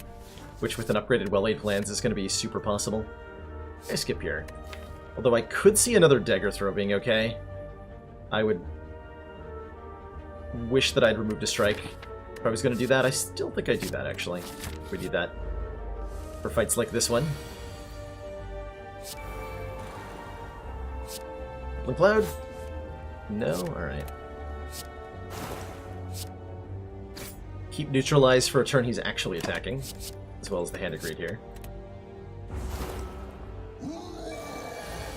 Okay, there's Crippling Cloud. I think that's probably worth playing here.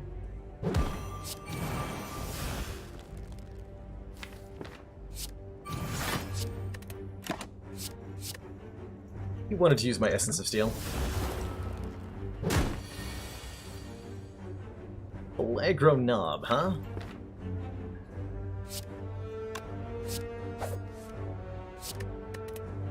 Okay, math time. Next turn you're gonna be at 32 health.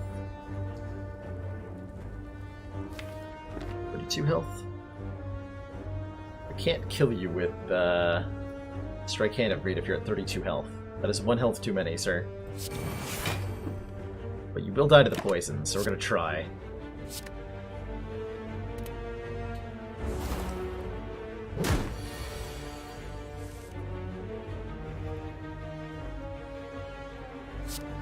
I'm just gonna try to full block so that I can get a Hand of Greed kill. I think I could full block this turn. Yep.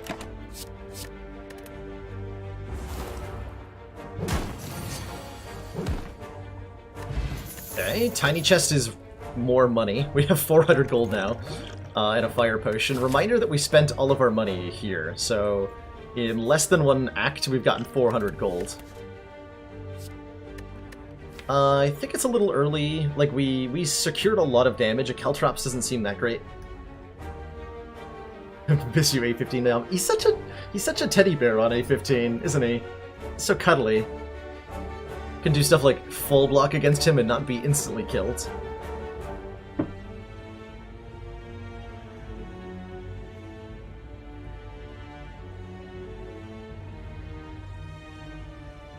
Colorless cards do cost, I think, more than normal.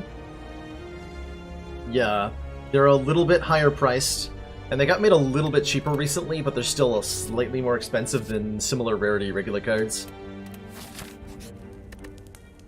Alright, on 46 health with a Fire Potion, we're definitely upgrading against Slime Boy here. Neutralize ain't bad. We have a lot of Weaken in the deck, so it's actually not that good, though. We have Leg Sweep, Crippling Cloud. The extra turn of Weaken on Neutralize is a lot less valuable, suddenly. I could definitely see upgrading one of my block cards at this point, just getting our block a little bit more potent. I guess I would want to upgrade Leg Sweep if I were going to do that. Then it's it's like upgrading Neutralize, but I get the block up instead of 1 piddly damage.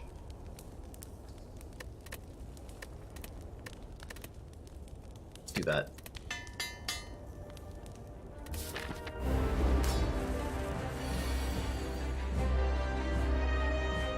Returns of Weak means he will be weakened on the big slam attack, so let's just do that.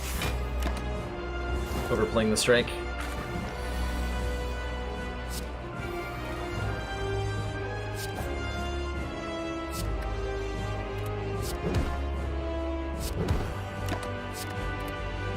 I don't think I can block it. Or, I don't think I can split him. Excuse me. What I was trying to say. Play this, take a lot, take a little bit less than a lot.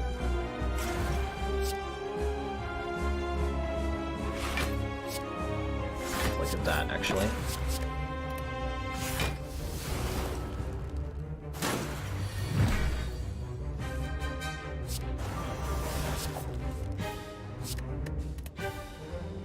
Okay, 77, so he's splitting next turn, no matter what. Strike's better than Deadly.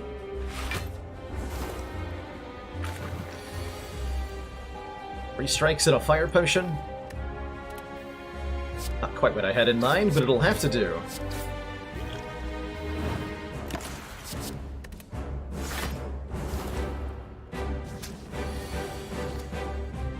Oh god. 30. I can split this guy though, we're gonna do that.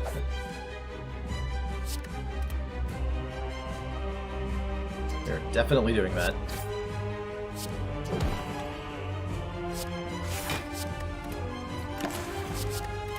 I get to kill one of the little guys with a Hand of Greed here. I think I can get Hand of Greed on all 4 of them, if I'm lucky.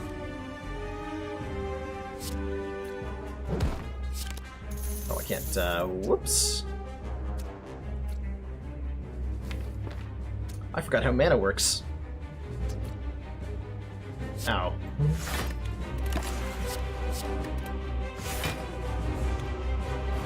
It's okay, we're trading our health for money. It's a time-honored tradition in Slay the Spire.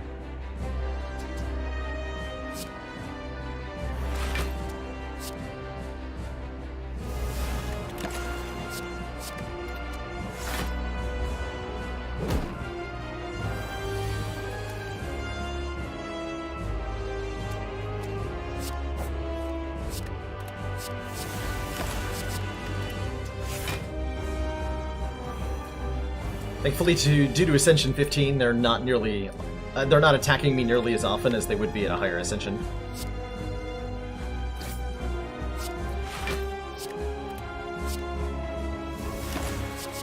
Let's keep our deck relatively clean, because we have to cycle to get multiple Hand of Greeds after all. What the hell is my Hand of Greed?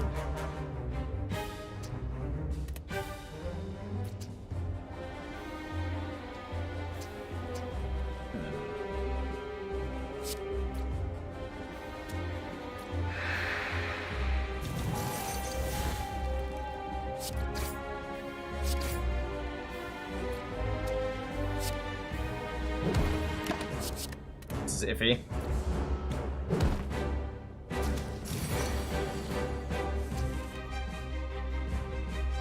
Okay, 4/4/5. I might just kill that one.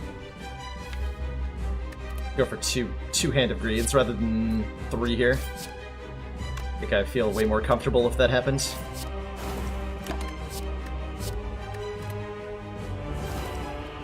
Yeah.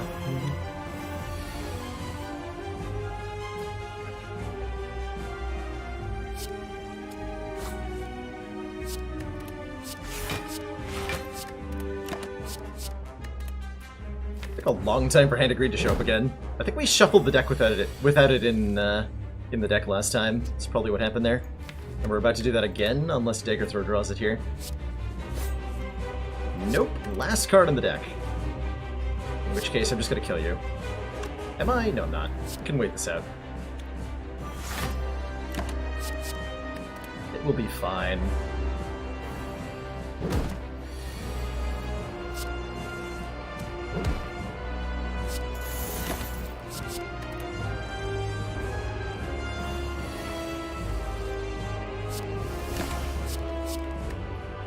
Yeah, we have good luck now.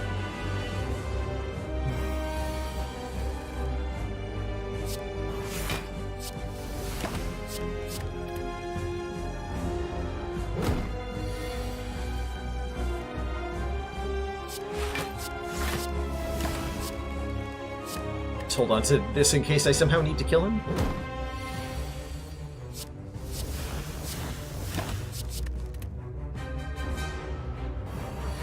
Bring it on, little man. Anyone who's played a Ascension 20 a lot has been like, why are these guys not attacking you? An important AI distinction on Ascension 20 that's not present on the lower Ascension, that these guys cannot attack twice. They cannot, excuse me, they cannot debuff you twice in a row on Ascension 20, whereas they totally can on Ascension 15, and are like 70% likely to do so. 543. Ooh, I like Adrenaline a lot. We have quite a few expensive cards. Just being able to get more of them out in a short period of time is nice. Burst would be good for Leg Sweep and Crippling Cloud. And with well-laid plans, we'll do that a lot, actually. Burst is pretty good here, now that I think about it. Because of the well-laid plans, plus specifically in these really powerful upgraded 2-cost skills, we can duplicate either of them pretty effortlessly. Or we can just take Adrenaline.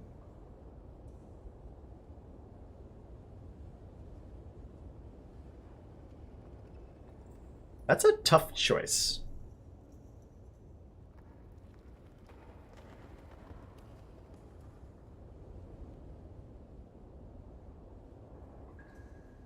Burst Crippling Cloud carried the shit out of your run last night. It's a ridiculous amount of damage. Let's grab that. Fusion Hammer, Black Star, Pandora's Box. Oh boy. Those are some options, huh? Fusion Hammer would mean no more upgrades for this deck, and we're okay without any more upgrades at the moment. We don't have anything that's like super important upgrade. Burst would be sad without being upgraded, but not the worst. This would mean fighting a lot of elites in Act 2.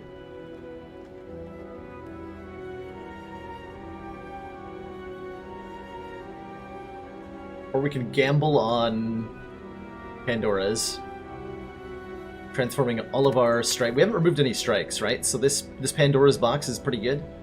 We don't have a lot of block if it doesn't choose to give us any, which is a little scary. But I don't mind it. I've had Pandora's be pretty good, and with well-laid plans, our block density isn't that much of a concern. Or extra relic from elites, which with 3 mana, I don't think this deck as is fights elites very well.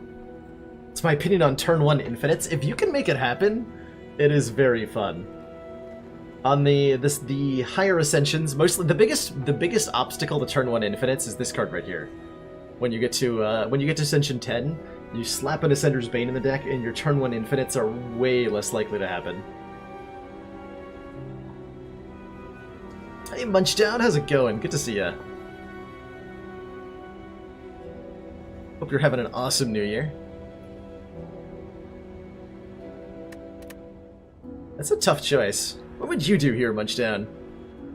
Between Pandora's Fusion Black Star when you've got some 2-mana stuff in the deck that's reasonably well upgraded, and a burst that might never be upgraded.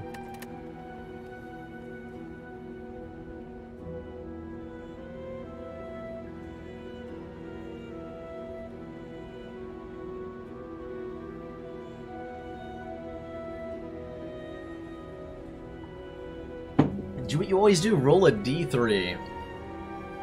Alright, well I rolled a d3 and it said, pick Pandora's box.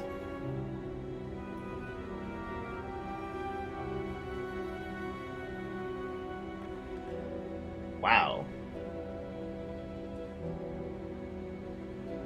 That is an insane roll.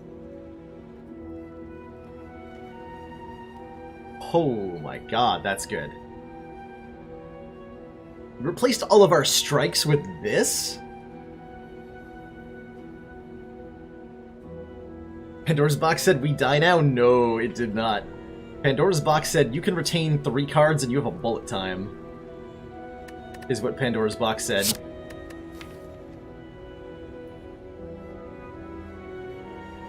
Pandora's box told us to have a field day. Is what it did. Okay, early oh man, early stores. Okay, so we're just going to both of these. We don't even look at the other side of the act. We just go to ooh man, the path. Oh man, the path. Oh boy. Oh boy. I'm excited. I'm excited. Definitely leg sweep. Flying knee backstab? Yeah.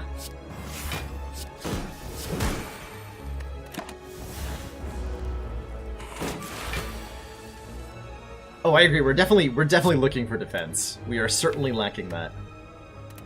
But we have, I think, enough to work with.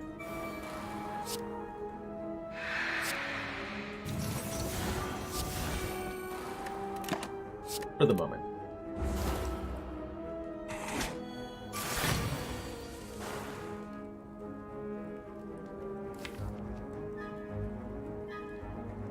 How am I blocking him next turn? Oh, this way.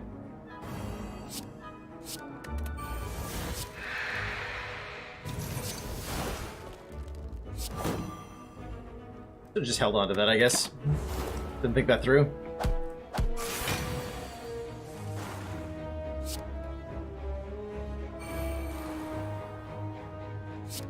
First piercing whale.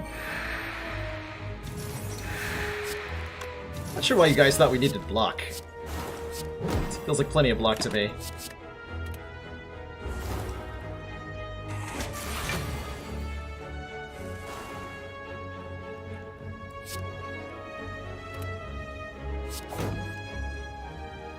Oh, fuck. I thought about drawing before playing bullet time. I didn't do the math right in my head there. It's alright. I think we could have gotten a hand of greed proc. As it is, I think we still got a kill, right? Yeah. I just threw away 25 gold, though. Whoopsie daisy.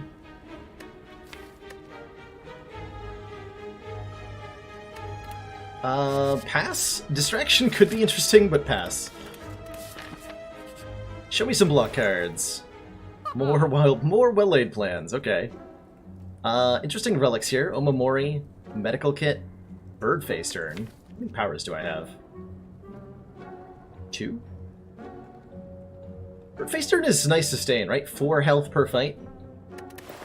That's not bad. Omamori to negate 2 curses is just... it feels good. I would like to probably remove a card here. I think we have one too many deadly poisons, perhaps? Oh, we have Noxious Fumes, too. We have a lot of powers. That makes Birdface turn very attractive. This is up to 6 health per fight. That's a lot of health. That's like block, but not quite. This would be 450. I could not quite afford Birdface turn, Omamori, remove card, block potion.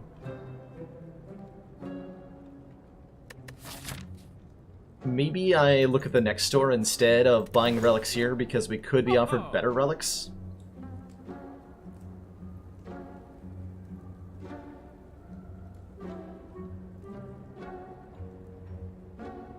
Enlightenment?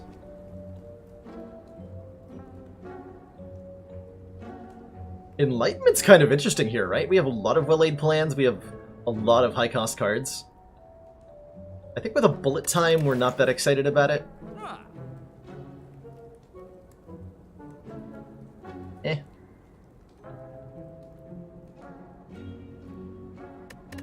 We're gonna want to be able to buy cards here. I think this Birdface turn is nice, but it's not nice enough. What headphones do I use? These are Logitech. I'm trying to remember the model number. Let's see if it's on them.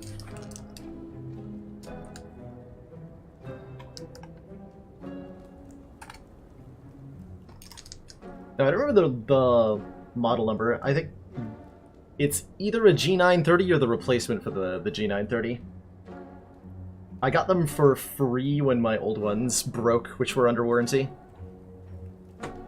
Most of my peripherals are Logitech, mostly out of tradition. They've been really good to me with customer service. A lot of I use my peripherals a ton, so they do tend to break from wear and tear. But Logitech has a really nice replacement policy that usually sees me getting 2 or 3 sets of headphones for the price of 1. Literally never seen anyone cast Enlightenment. I think I'm going to skip the Birdface turn. We're going to go Block Potion, card remove Omamori.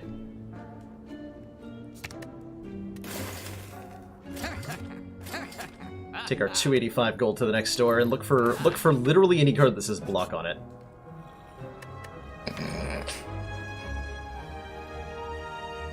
My defends! My defends. Well... Huh.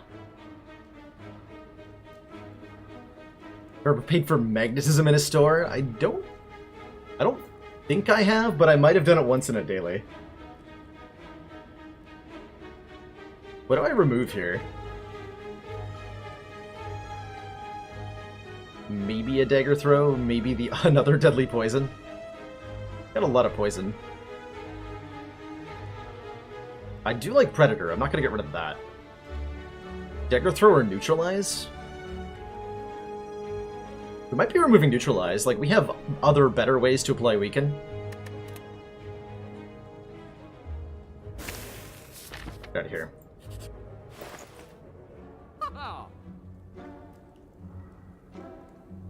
I shouldn't have bought the Omamori. I could have bought Toxic Egg Malaise. Wow, this store is good.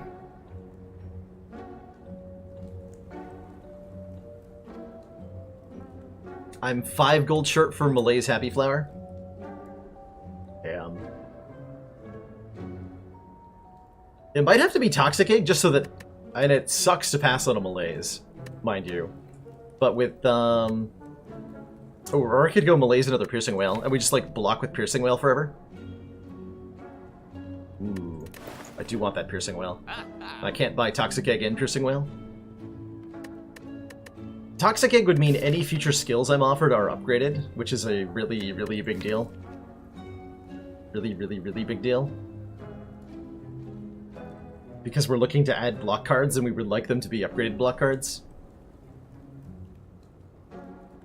But it's a reduction in power right now. Like, if I buy Toxic Egg Malaise, or if I buy Malaise Piercing Whale, I can probably fight this elite.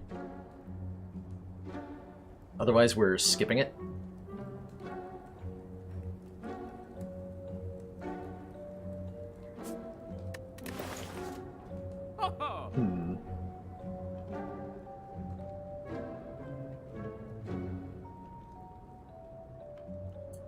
Toxic Egg's so good, though. And it lets me take apparitions if I'm offered them at this question mark. Transform 2 cards? I mean... maybe? What's the worst that could happen? Or we get Jax plus Ogchamp. We're gonna transform 2 cards here. We're gonna transform one of our deadlies and maybe one of our dagger throws and get upgraded skills? Question mark?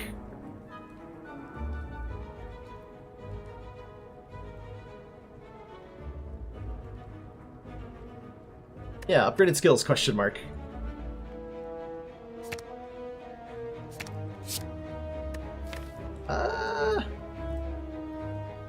Sticky Strike's worse. Glass Knife is better. Kind of broke even there.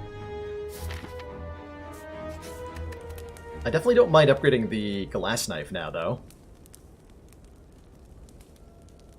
I almost want to start upgrading Piercing Whales because we're that short on block. Hard not to upgrade a Glass Knife, though, right? I think we dodged the elite. Maybe? Do we? I have no idea. Do we or do we not?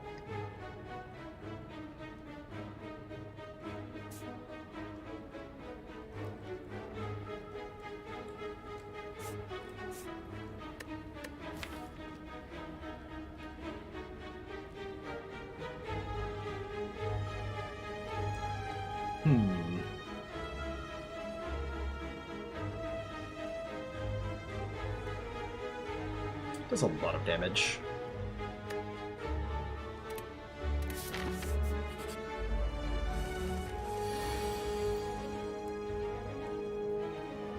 Now that's what I'm talking about. That's what I'm talking about.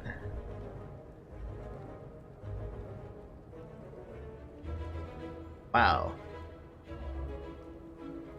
So we're gonna play Bullet Time, Nightmare, probably Glass Knife, and just go to town next turn.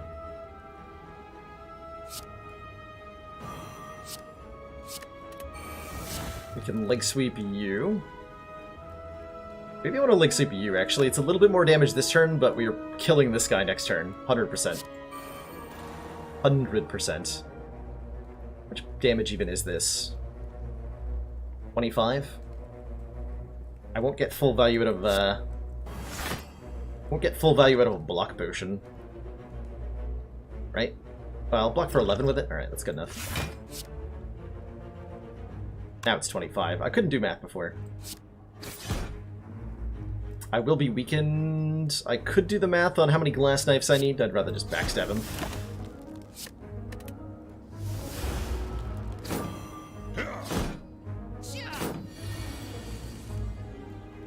So these... I made the copy before. Whatchamacallit? I made the copies of Glass Knife before I played it. So these are 20, like the full value Glass Knife, rather than the 10 times 2 that's in the discard pile.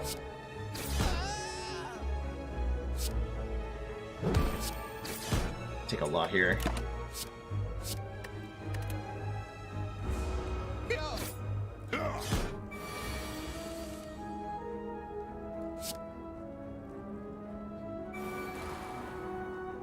Piercing Whale, Glass Knife, and a Breed? Yeah.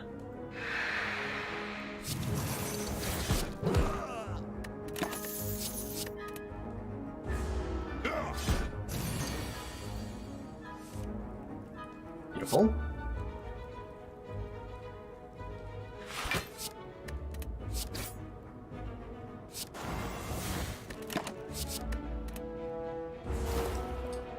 Alright.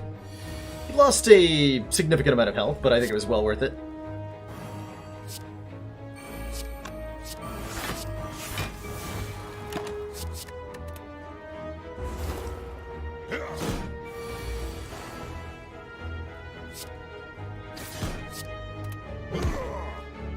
Come away with 50 gold. Art of War. Ooh, if we don't play any attacks during our turn, we get extra energy next turn.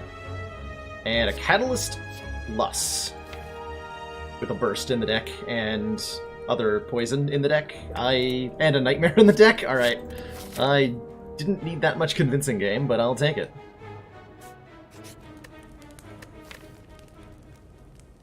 I think we're definitely at the point where we want Burst to be upgraded. Very badly.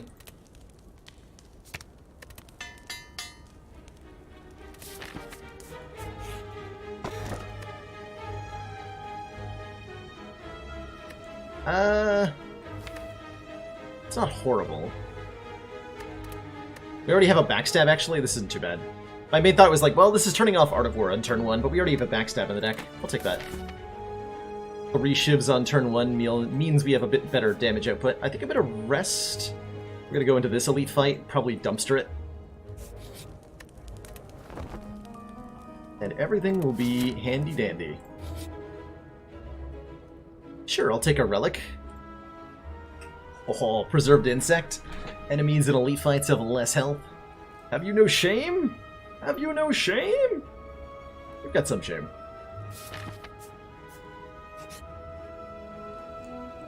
Match and keep. Please no. Well, a Memori would block this if I randomly click on injury. Okay, good. Wraith form. Hog. So we have this card now, and our lack of blocking is way less of an issue. In fact, we have Nightmare, Wraith form.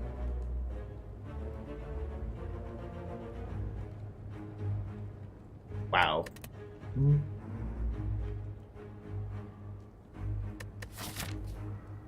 Wow.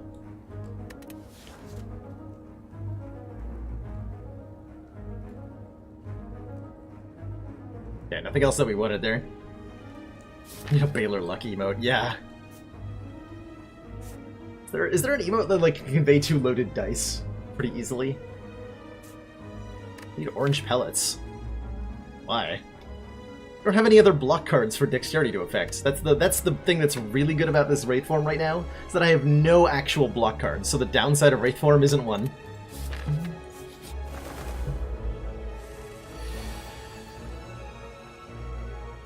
Well, get Ruin. Hold on. Actually, wait.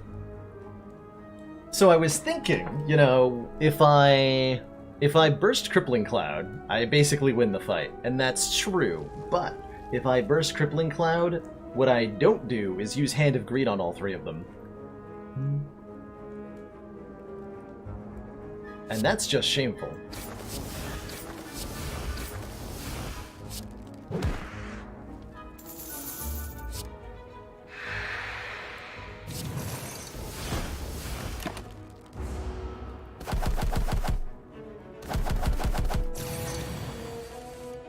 Orange pellets to remove no draw from bullet time? You might be jesting, but that is legit, I think.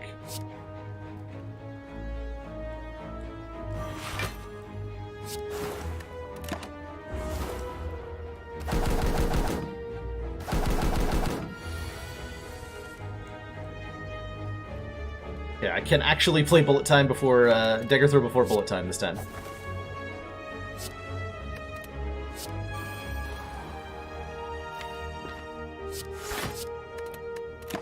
Like that.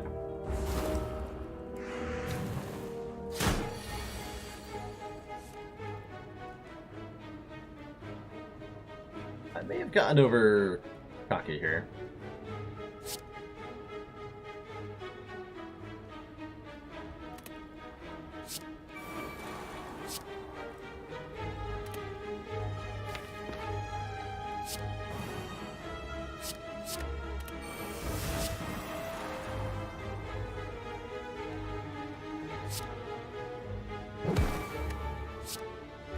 Guess I could have killed him that turn,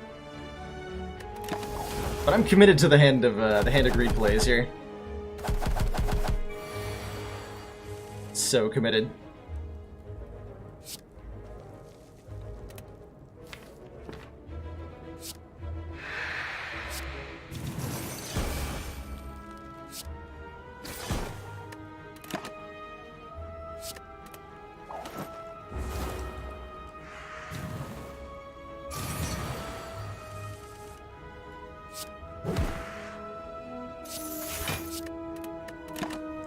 Doing it. Dies with our money. Yeah, we cannot have it die with our money. Are you kidding me? Totally unacceptable.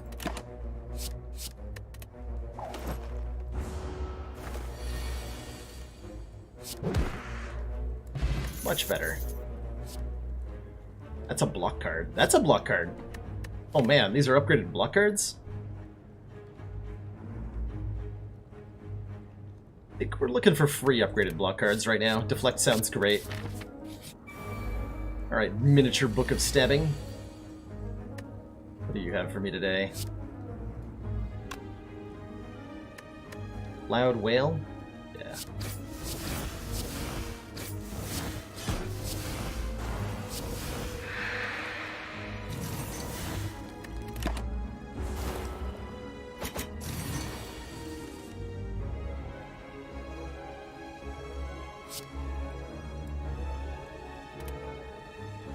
I don't want to burst Link Sweep.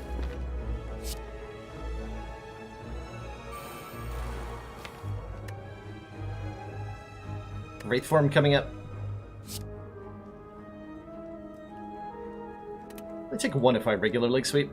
One is fine. Well, it'd be Link Sweep deflect, then I hold burst piercing whale. Okay, that works even better.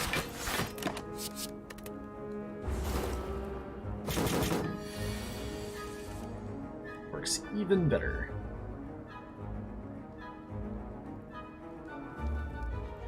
Okay, if I burst Deadly Poison, you go to 15. So burst Deadly Poison Catalyst kills him right here and now. Because he goes to 15, then 45, 135. So he's super, super dead off of burst Deadly Poison Catalyst. But that doesn't get me any money. Need my money.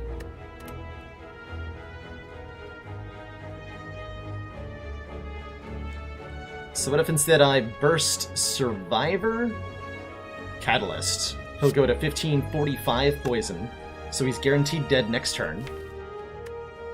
Does that actually get me the money I need? This is 49. He'll have one too many hit points. Literally one hit point too many. Unless I also Flying Knee him. That's amazing. That'd be what? Burst, Catalyst, Survivor, Flying Knee? Which I can do because of bullet time. I can also play the Piercing Whale. Okay, we'll do that. Yeah, that works. Or yeah, I could play Poison after too.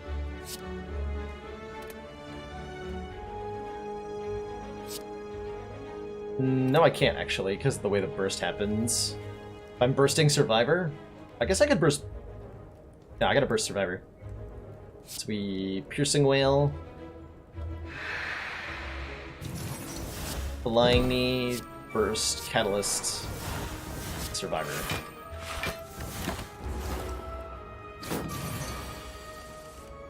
Last Knife, Hand of Greed.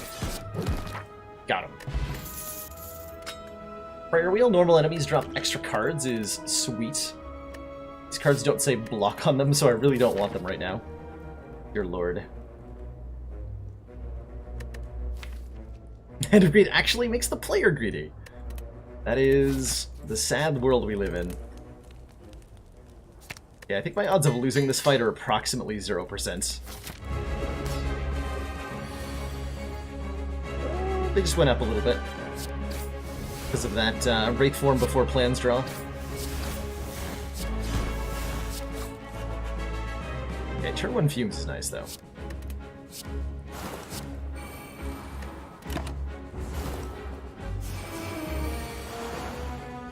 Okay, great turn for probably Burst Piercing Whale? Or am I holding on for Burst Catalyst to win the fight?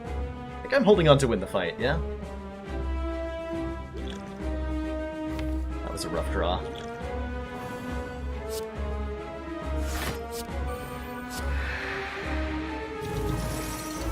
Killed a little bit here. We're just planning on killing Collector outright. Preferably this turn. Not this turn. Which means I'm taking the full amount of damage. Unless I choose to use my Snecko Oil here. Which is probably worthwhile. Totally was.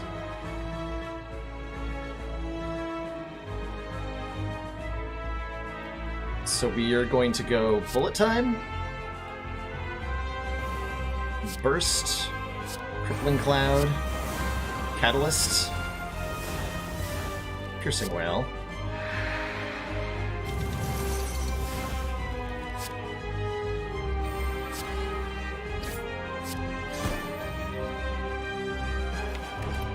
Might be getting a kill with this somehow, so I'm gonna hold on to it.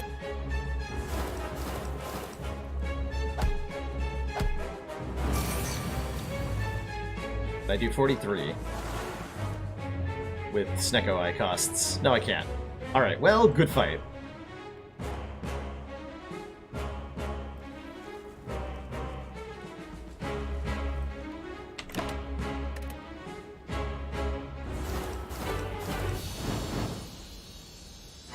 Even drew the cards in the wrong order there, and it still worked out totally fine.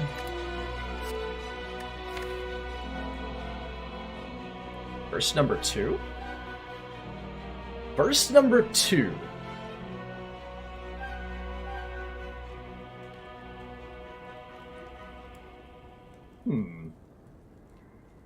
Not actually sure that helps me. It feels like it's overpowered in some way. Right? I feel like that has to be a pick. Pyramid is kind of sad with our 2 copies of Well-Laid Plans. At the same time, I don't think we care. Lizardtail gives us effectively 50% more maximum hit points. And this is some healing. I don't know if those are better than Pyramid. Even though I have 2 copies of Well-Laid Plans, this is probably still amazing. I never really thought about killing the boss outright. He's so easy to kill, though. If you can do 200 poison in 1 turn. If you've ever killed the boss first, oh, you should consider it. There are certain decks, like, if you've got I know I've done it with, like, Perfected Strike Ironclads, or Ironclads that had Bludgeon Necronomicon, where you just face roll the boss and ignore the minions.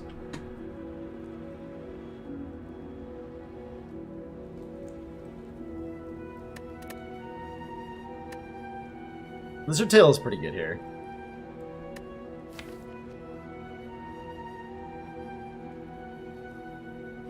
Do we struggle to clear our hand enough that we care that much about having the inability to discard cards? Not really, right? Mostly just makes us a lot safer. And gives us something to remove at the store. We can get rid of our Well-Laid Plans. And then we're really happy we didn't buy the thingy? Alright. Just makes our life a lot easier. Okay, we have to go here. Oof. Not much in the way of stores. That's okay, though. We have a ridiculous poison deck, so we're fine. Everything is fine.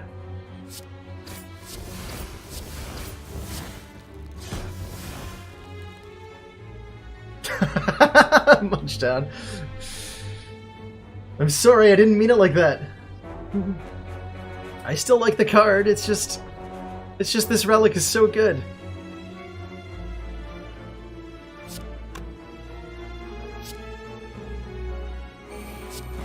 Luck like that. So this is a great turn example of why the Pyramid's really nice, even though we have 2 copies of Well-Laid Plans. Like, we just didn't draw one on turn 1. And so now we get to keep all these very important cards in our hands.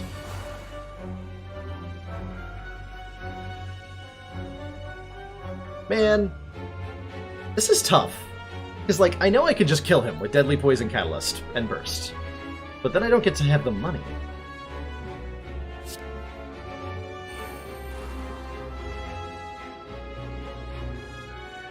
Don't get to have the money. I gotta burst... Deadly Survivor?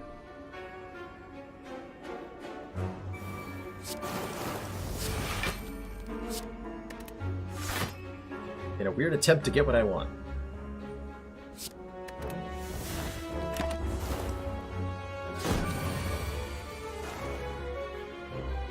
Okay, that'll do. 39, okay, so...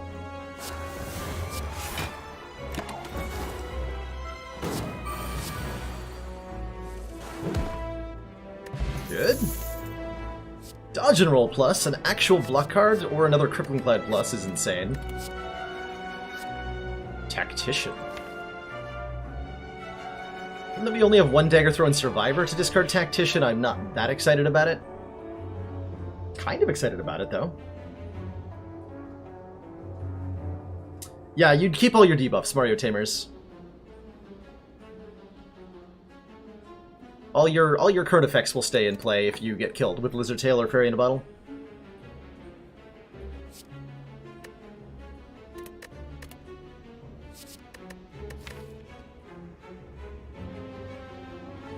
I like that Dodge and Roll Plus a whole lot. I'm gonna grab it. I think we want to skip unnecessary cards. For the most part, though.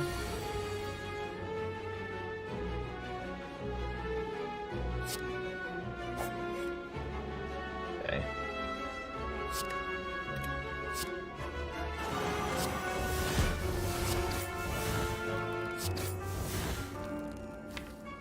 I'm okay with you just dying.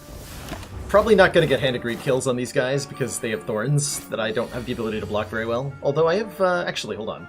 Excuse me, I have frickin' Wraith Form. So I can just do all sorts of hot nonsense to these guys.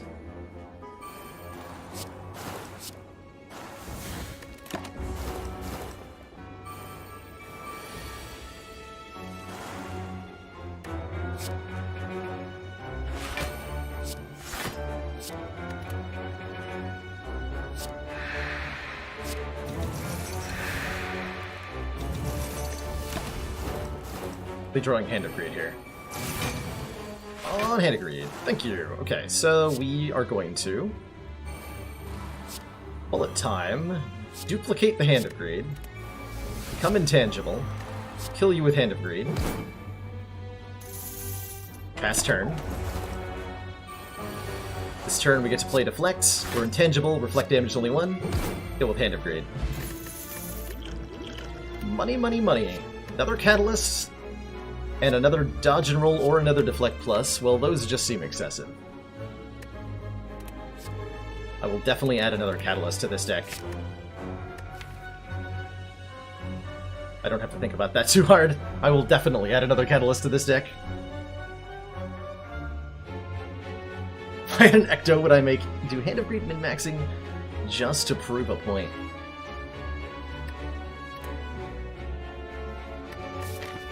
I would do Maw Bank min-maxing. Ecto, it's not worth my time.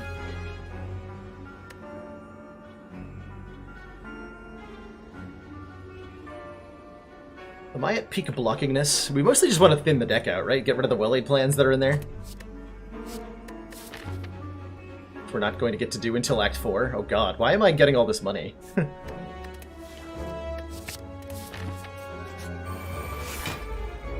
What am I even doing? Please no. Okay, lock, good.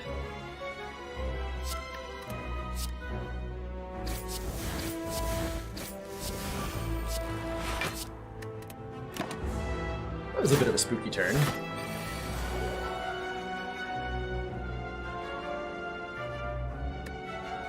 Okay, I can Crippling Cloud, Dodge and Roll. Select if I want to, or I could just Leg Sweep. Deadly, save the Crippling for next turn. I can definitely just kill him with Poison next turn, no matter what. I've got 2 Catalysts in my hand. Like this. Getting a Hand of Greed kill here is unlikely. Yeah, very unlikely.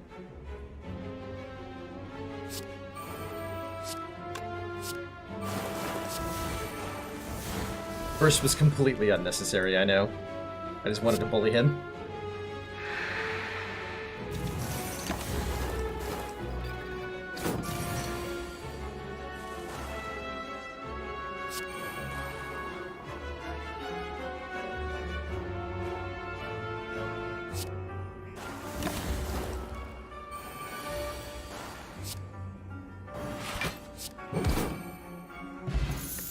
Ooh, regen. More poison? More piercing whales, definitely. More piercing whales. There's no... With Runic Pyramid, there is no limit to the number of piercing whales I will take in this deck. Especially with the bursts. We're definitely struggling to get the poison out in the first place. I'll take one more Deadly here. Store. Lose Sneaky Strike. Yeah, get out of here, Sneaky Strike. I don't think I've ever played you one time. See you later. Duplicate a card in my deck. Oh, man. Well, that's a pretty easy choice. There's a lot of, there's a lot of things I could do here.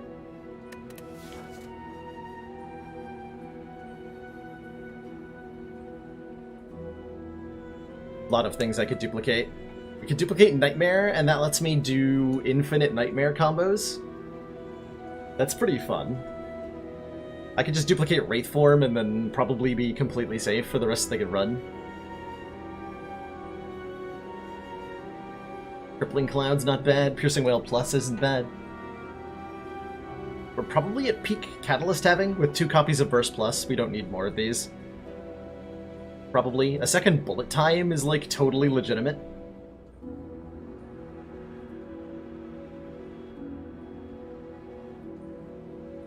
I can't duplicate Ascender's Bane, Benoit, because Omamori will block it, unfortunately. So we're locked out of that possibility. But it did cross my mind. What's the poison cap? It's a very high number. There used to be no cap.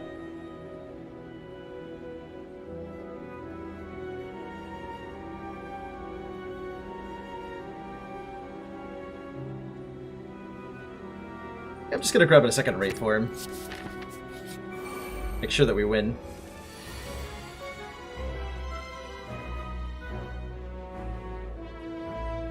Eight. Okay, perfect damage output. Good.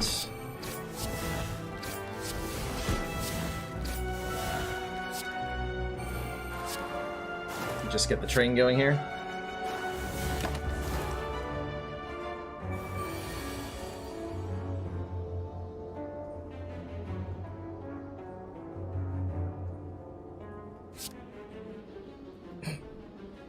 Glad I duplicated this.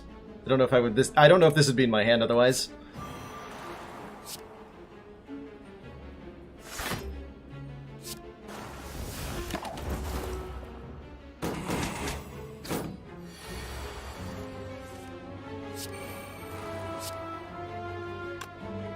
So next turn you're gonna be at how much? Totally reasonable amount of health.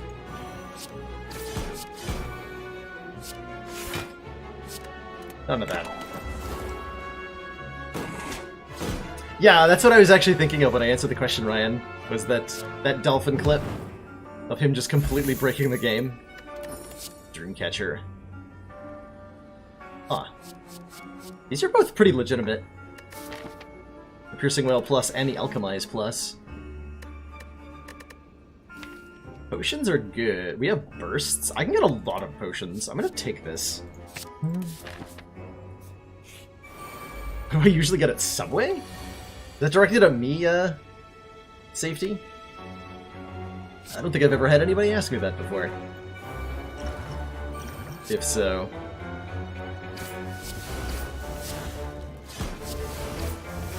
I haven't been to Subway in a long time. What I used to like to get there was that I would get a turkey breast sandwich with spicy mustard, mayo, and like almost every veggie they have. Or instead of that, chipotle mayo would be, instead of the mustard, would be good sometimes too. Am I duplicating Catalyst when there's no poison on the field yet? I don't think so.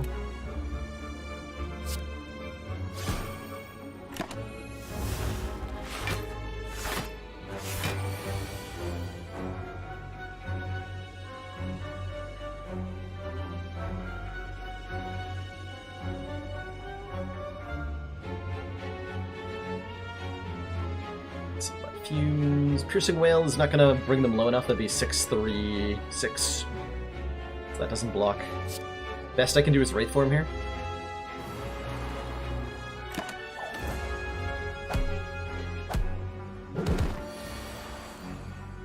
There's bullet time. Cheers, Seebly. See Viper skills in spot number 1 again. Is hashtag charity still a thing? No, it ended a couple of days ago.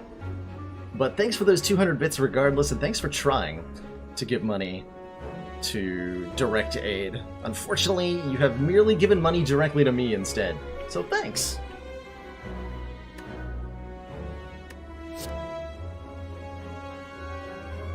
I got a burst in my hands.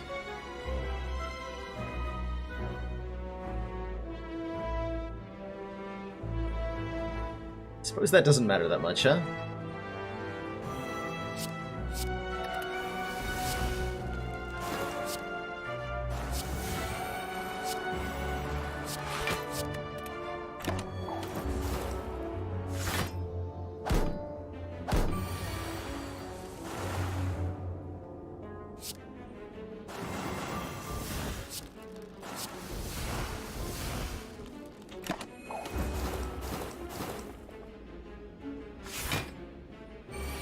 I hit it, breed you.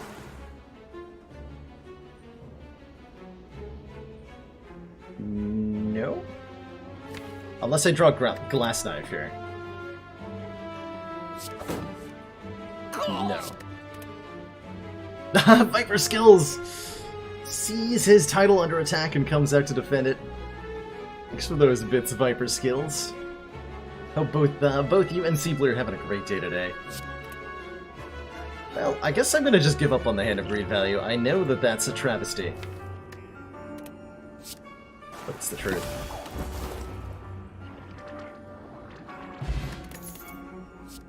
Shits. Prepared? Prepared ain't bad. I could add 2 copies. Prepared is actually pretty good. Lets us cycle through the deck to get different cards if we get stuck with the wrong ones. I don't think I want 2 of them, but 1 is pretty good. Choose again, Seebly. Kaka! Let's grab a prepared. Then nobody can say I wasn't prepared for this fight right here. Oh good, this guy is so dead. Oh man, this guy is so dead.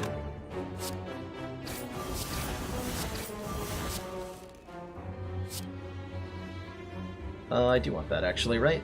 Yeah, just discard. The Piercing Whale? Yeah.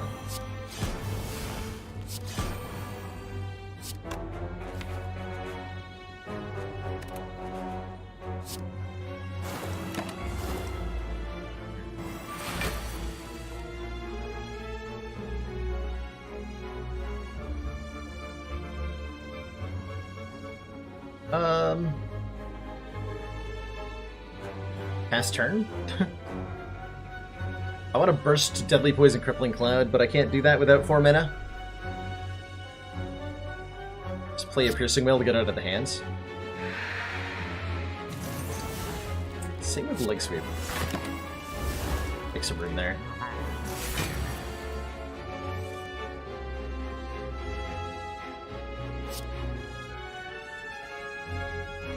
So I'm going to burst. Crippling Cloud deflects. Play the Alkalize, get another Draw Potion, alright.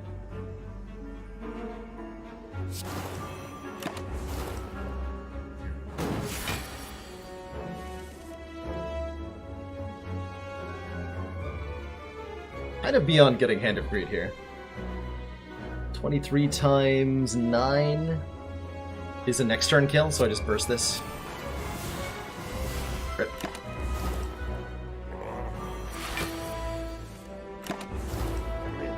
Got him. Bronze Scales will be great against the heart. Emerald Key will be great against the heart.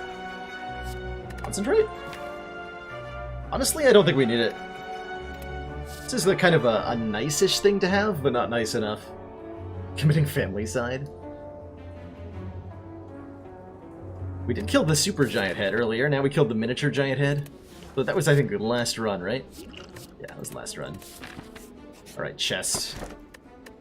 For skipping that, well, the blue candle would have done absolutely nothing. I guess the shuriken will still do absolutely nothing, but we'll be happier to have it than the blue candle.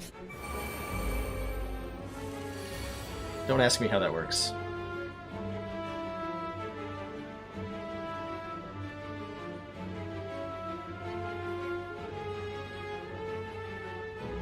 Okay, we're gonna Piercing Whale plus. Hey, Sneaky Teak! Cheers! Thanks for those 5 hundo bits. Joining in the bit caboose. Or whatever you want to call it. Bit caboose? It's not the thing. Pop it into play. Thanks for the incredible generosity, everybody, by the way. Sneaky Teak, Viper Skills, and Seebly.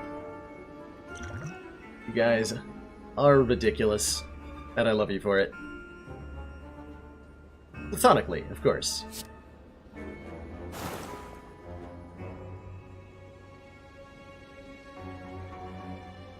I have to block next turn so I can Wraith Form.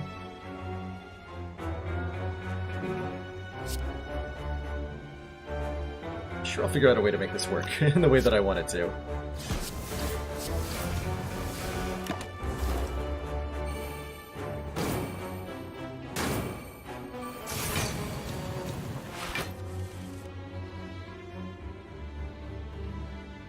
Okay, so Piercing Whale... Oh, I got Bullet Time. Perfect. Okay. Bullet Time solves all the problems I had here. I don't think I need 2 Swift Potions, yeah? Better. We're gonna Bullet Time, Wraith Form, duplicate Hand of Greed. Because of course we are.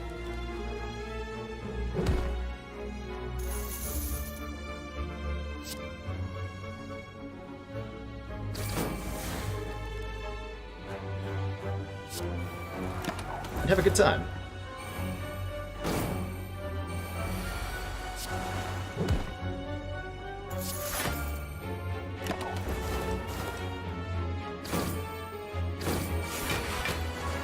Last turn of Intangible.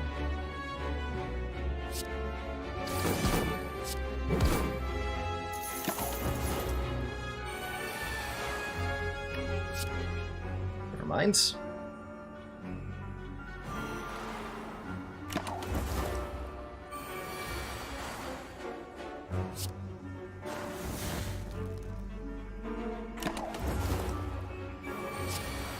Gain 1 block, that's all I need. Got him. 100 gold off that fight. Just because I could.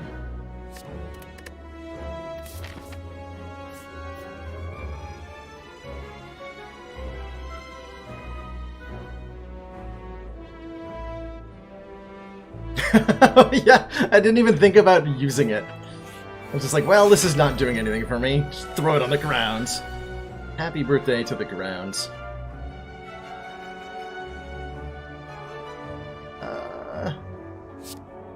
Don't know about this hand.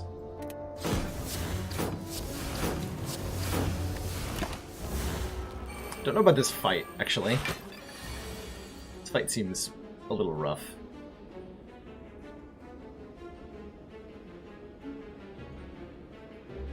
I can just kill you with poison. Let's do that. That'll make my life a lot easier.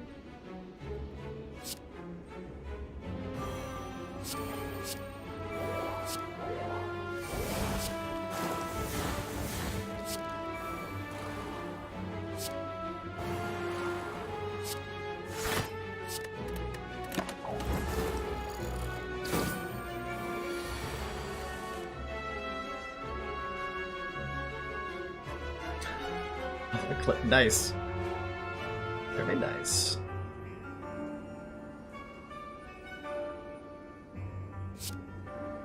Ants.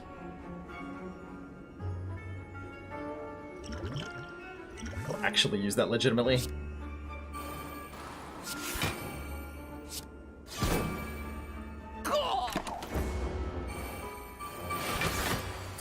Oh, sneaky Sibley, waiting until everybody thinks you're done. Keep it on going on.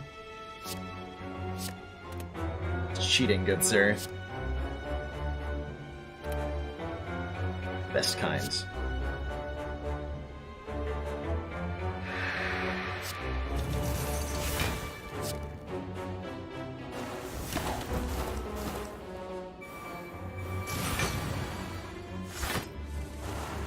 There's my alchemize. This is complicated. I want to play so many cards.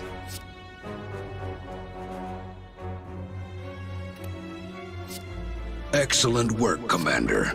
This council is pleased to see our continued support of this project has been worthwhile. King Koopa, thanks for those 2 months of council support. Support times 2. Glad my performance has been a little bit higher than mediocre. Really appreciate that, and welcome back. I'm trying to figure out a way to get Hand of Greed off on these guys, if anyone's wondering what the heck I've been doing over the past couple turns. There's gotta be a way.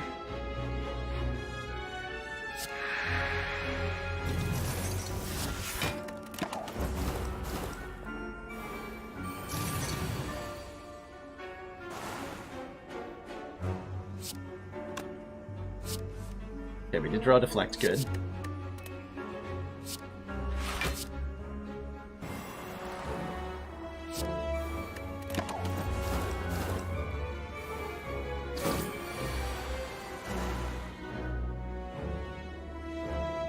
Okay, I can just kill them both now. But that's too easy. Gotta do it without taking damage, right?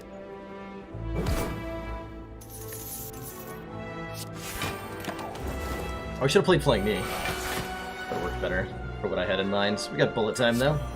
Bullet time, Link Sweep Hand of Greed. There we go. 745 gold, another Piercing Whale. We're just gonna keep clicking on those. Tesseracts. I'm definitely down to add 3 to this deck. We have lots of health. Take a look at what we're offered here. Another Hand of Greed. Oh man. Panache? Forethought Plus? This is like a second shittier bullet time.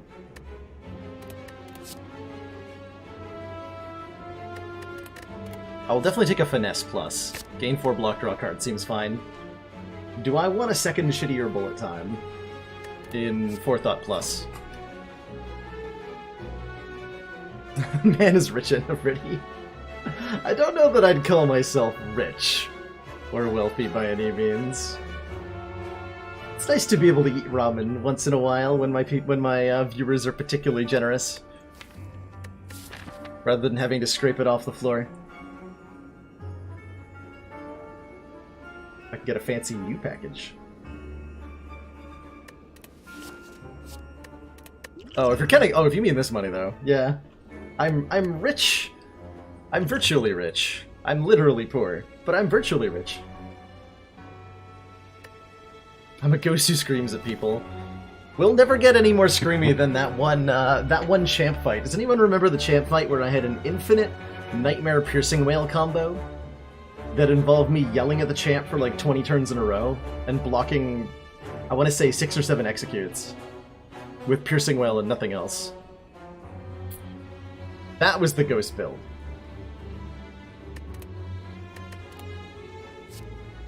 There's no way this is worth it, right? There's no way. Let's not forget. Still a bit of Omori. Haven't seen Mind Bloom. Hog. Fossilized Helix. Prevent the first time you would lose hit points each combat. That is kabunkers good. Especially against the heart. This is insanely good. I'm down to buy this, remove a card, keep the rest of the money for next store. Obviously we're removing our well-aid plans. We'll remove the upgraded one first just to trigger Munchdown if she's still here.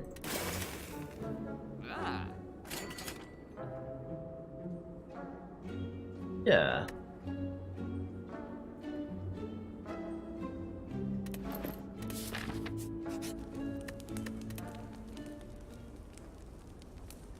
Upgrade. Nightmare would be really nice at 2 cost.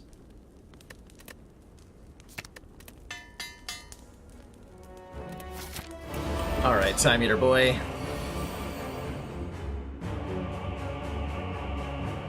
It's not a very good hand, is it? Never prepared, though.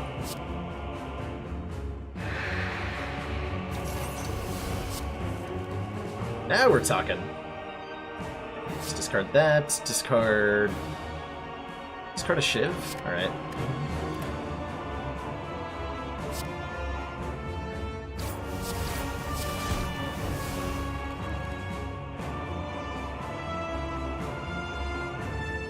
We just hold on to these? Yeah.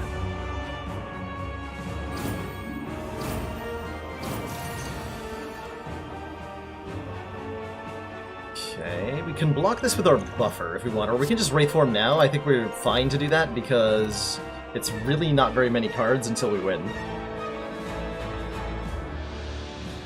It's really not very many cards until we suddenly win. Oh yeah, we got our Nightmare in place already too.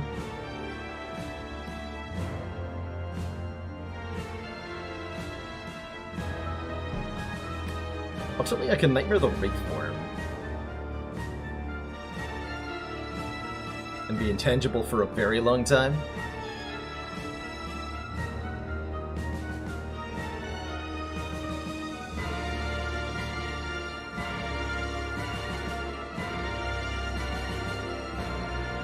It's a difficult decision.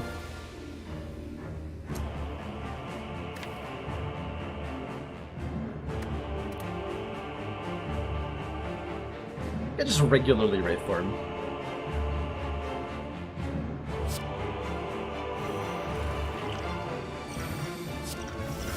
Smoke Palm? That might actually be good. We'll see.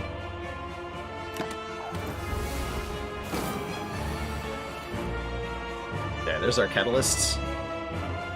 So I can... Bullet Time, Nightmare... No. Time Eater. Fun.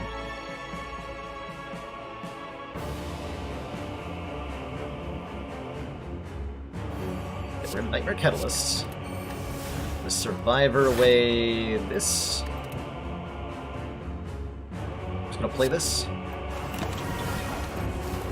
And we've won.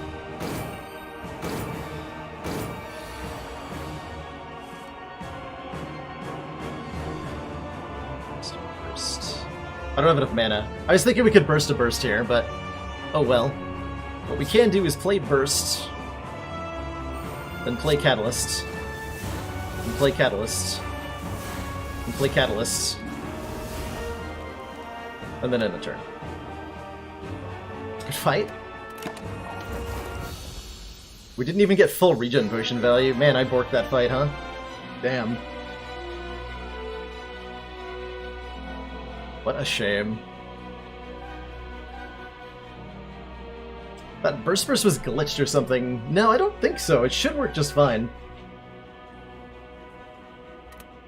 Oh, Hand of Greed. Yeah, we missed out on that prime opportunity. I actually wonder if I meant to remove Hand of Greed now.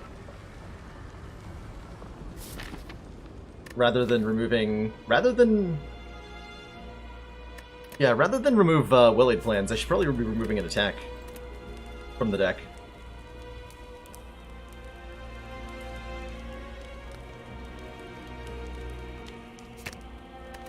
It's very unlikely this is going to matter at all.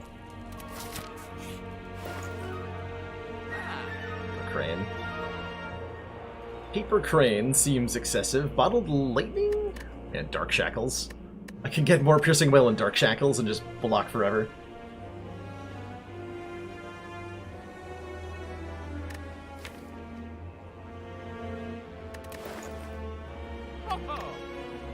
Huh. I don't think we want a Paper Crane, because I don't think we're actually blocking the traditional way at all. So Paper Crane does nothing, effectively. The Paper Crane is normally one of the best defensive relics Silent can get, by making your weak way more effective. I just don't think it does anything here. Secret Technique is very strong, letting us seek essentially for any one card that we need in the deck. Any one skill, anyway, which could be Burst, it could be Nightmare, it could be Bullet Time, it could be Catalyst. Can't be Wraithform, but it can be almost anything else.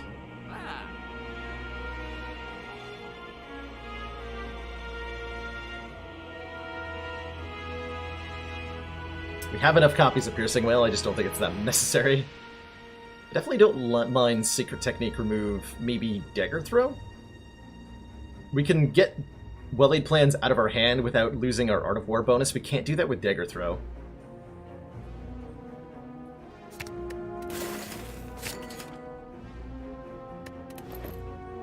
So let's do that. Fight these nerdlings.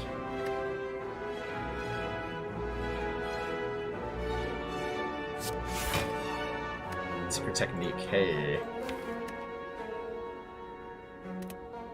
What would I want to seek?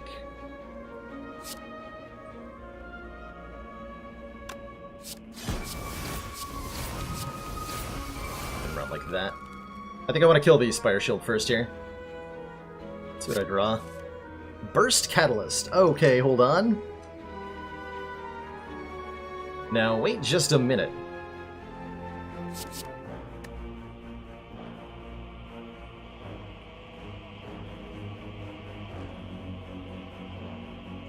If I... Secret Technique for Crippling Cloud. Deadly Poison, Burst, Crippling Cloud, Catalyst is 14 times 9.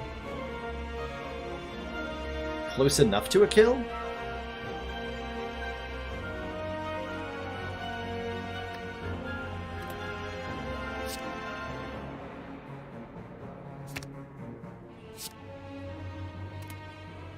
Go Bullet Time first. Deadly Burst Crippling.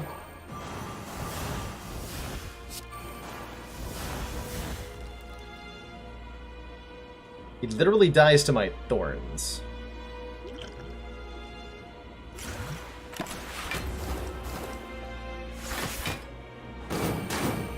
Oh, but he had block, so he didn't die to thorns. Fair enough.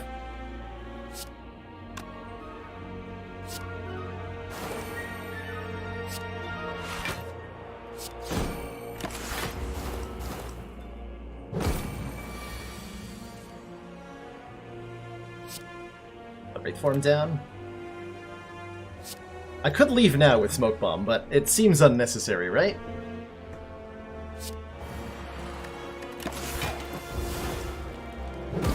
Seems totally unnecessary.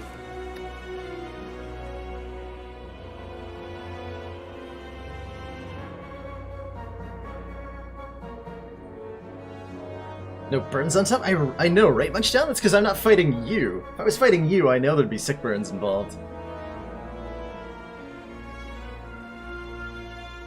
I would like to draw my Alchemize, please.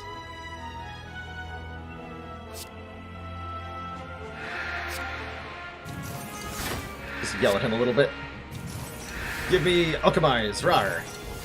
That's what we're saying, I assume. There it is. We can burst that for 2 new potions. Much better.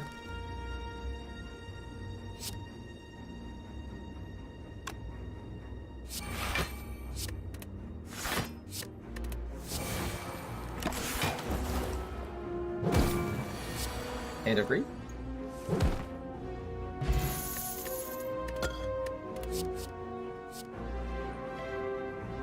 This seems like overkill.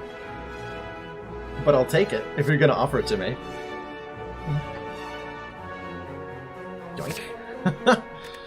So there's absolutely no reason we need this. We have 1, 2, 3, 4 piercing whales already. But it's nice to have.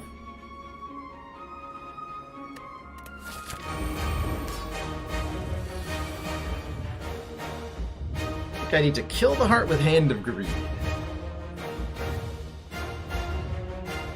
I can try. So, Heart has Beat of Death ability. If we play any cards, we'll take 1 damage per card we play. So if I don't block immediately, Buffer is going to go away.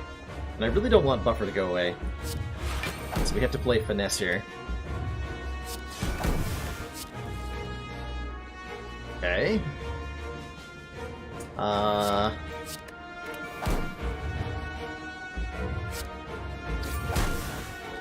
guess we're done playing cards now. If I don't draw more block... I mean, we have Wraith Form, so it doesn't actually matter.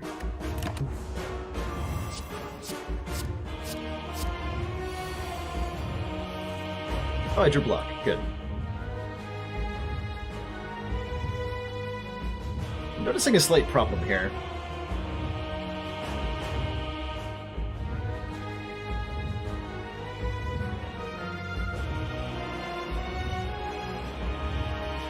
And that problem is that I have Birth Bursts and the Catalyst, but no actual poison yet.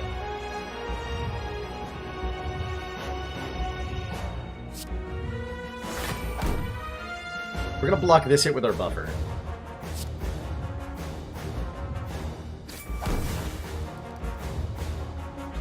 I need to get this out of my hands, but I want to hold on to it. Whatever.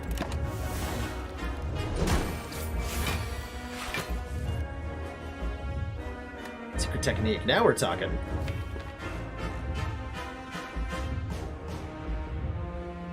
Alright, so if I Secret Technique... Deadly Poison. Can't do Burst Deadly Poison Catalyst this turn, but I can do it next turn. Excellent work, Commander. This council is pleased to see our continued support of this project has been worthwhile. Hey, Berkoma, thanks for those 2 months of Twitch Prime support.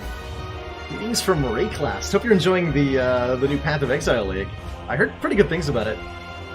And I've also been hearing that Path of Exile is like smashing player records or something, so they must be doing a really good job over there. I have played probably 2,000 hours of that game and sunk a lot of my life into it.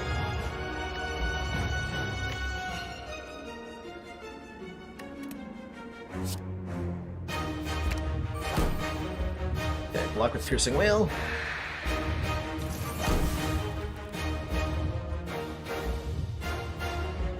I'll take damage if I do this the way that I want to do it. Damage is weird. I'm trying to perfect the heart here. And I mostly think that if I have to let go of one of my goals. I either kill it with Hand of Greed or I perfect it. We've already done perfecting. Pick the one.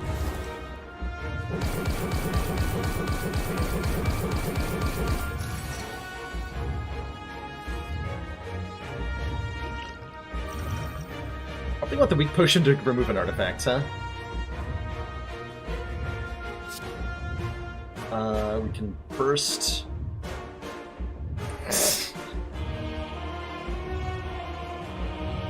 We can get very silly here. I'm going to burst Nightmare, duplicating Catalyst.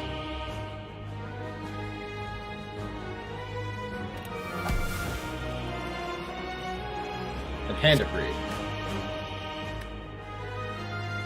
Or Alchemize. They're not going to fit in my hand anyway, right? I think Alchemize the second copy, because we can. Play that twice. Ow.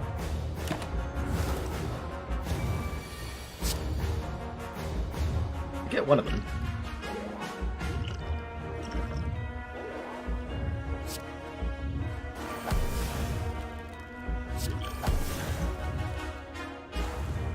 More poison! Get him!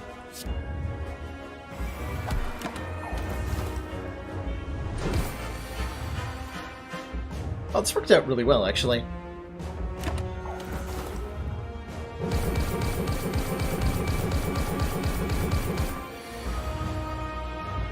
Greed is good. Oh, wait.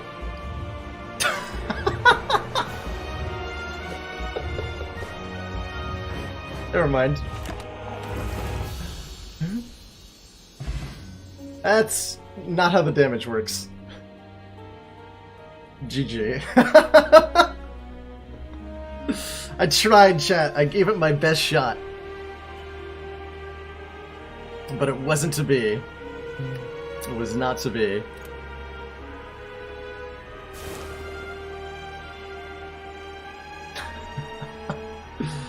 Whoops.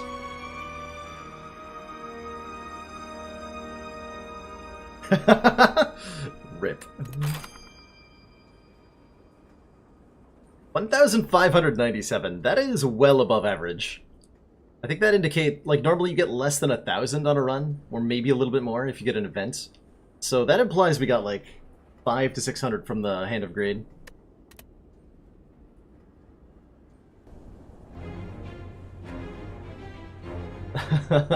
What happened? So the heart was at the damage cap from taking damage at the start of the turn from poison.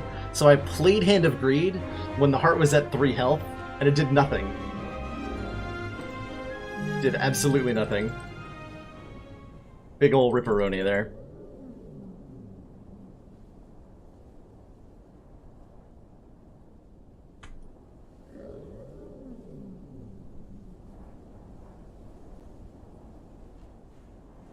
Thanks for watching, Ryan Hunter. I hope you have an awesome evening.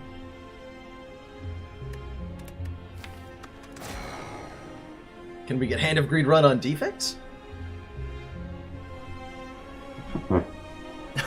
Thanks for fixing that, Tom. That is 2-0, right? We're actually not too bad in terms of, well, don't look at this part. There. Of our last 4 runs, we've run 3 of them. That's as far back as I'm willing to look. Turn up the lurk. We'll enjoy your high magnitude lurking, Snaky. Thanks for tuning in. Hopefully I'll see you online later. Since when did poison deal damage at the start of a turn? Always. Poison has always dealt damage at the start of the enemy turn. If we look at our compendium card library, click on a poison card. Poison. Poison creatures lose HP at the start of their turn.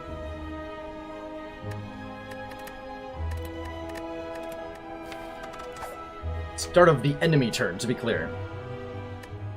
Where's Endless? Oh, great question. Thank you for reminding me, Safety Orange. So if you go into custom mode, this won't be unlocked unless you've tried a daily climb yet.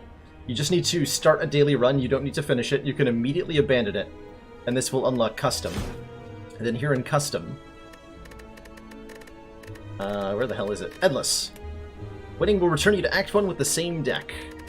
And then you can additionally enable the Blight Chest modifier if you want to make it harder. But if you're just looking for Endless mode, then this checkbox right here is what you're looking for. You can do it with any Ascension level, any other modifiers you want, so you can be a defect on Endless with red cards in the pool, and start with Snecko Eye if you want, and you just have a completely ridiculous run.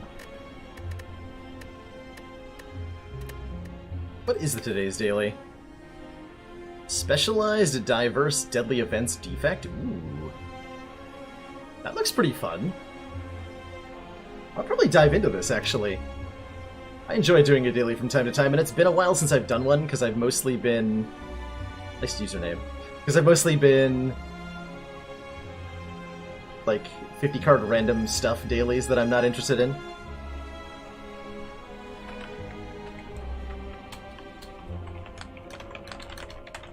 But let's do this. Hop into a daily run real quick, and then we'll do back more Ascension 15 runs after this. Is it specialized in Claw? We're gonna find out. It might be could be any card because of Diverse. So this is going to be a weird one. 5 copies of Shrug It Off. Okay. Please no Gremlin Knob.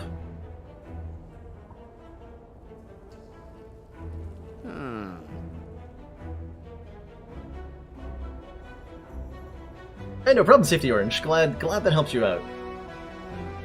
So, I want to have... Generally, on the daily runs, I'm going for as much score as possible. And that, in this case, is going to mean hitting as many elites as possible. As well, we're playing with deadly events, so that also means hitting as many question marks as possible. And I like this path a lot, as a result. Let's probably start here, hit this store, try to get as many elites as I can. Elites are going to be a challenge. You get bonus points if you can beat an elite without taking any damage. So we're going to be looking for ways to make our deck do that. Good luck to us.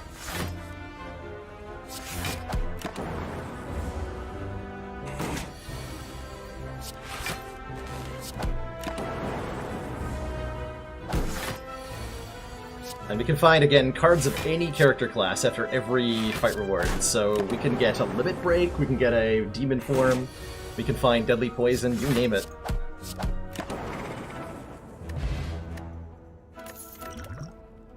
Cloak and Dagger, Steam Barrier, Go for the Eyes. I like Go for the Eyes a whole lot as a card that's, like, we're drawing so much with these shrugs, right? Free cards are going to be really good right now. Cards are going to be super good. What is the sale of this game being like $10 to $12 end? Probably really soon. I know the Steam sale is ending, I want to say, tomorrow. It's on sale on a few websites. They'll each have their own timing, but you don't have a whole lot of time left if you're thinking about getting it. This is an interesting idea. An entrench. If I can find a barricade, we would have the start of something amazing. You know what? Let's do it. I don't think that's the right pick, but I want to do that. Give me a relic. Sundial. Every 3 times we shuffle the draw pile. Gain 2 energy. Okay, okay.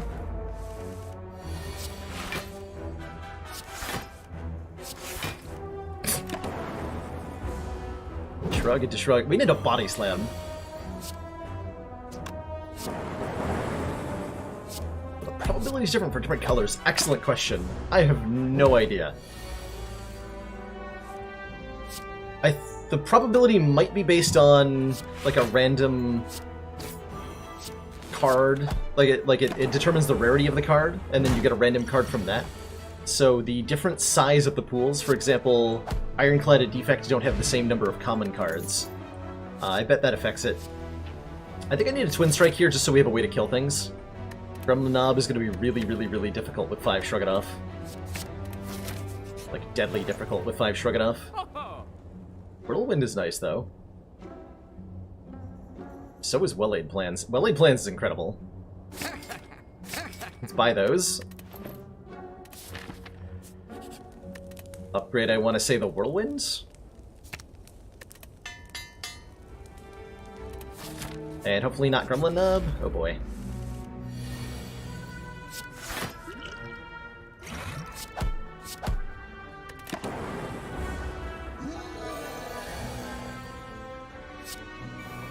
Gremlin Knob starts out innocuous enough. He's kind of a giant jerk once you get to know him. I simultaneously think that I need to play Zap and know that I'll be heavily punished for doing so.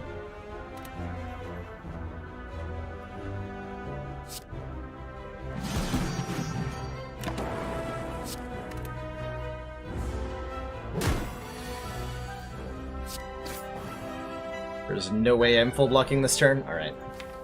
That's fair, I guess. Yeah, we're just a little bit short.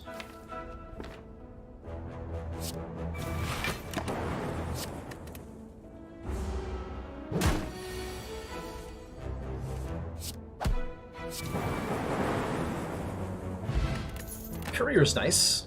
Merchant restocks and is cheaper. Piercing Whale versus Reaper. Fascinating. Reaper's not that appealing because on dailies you're looking to get perfect score. With well-laid plans, a piercing whale is insane, though.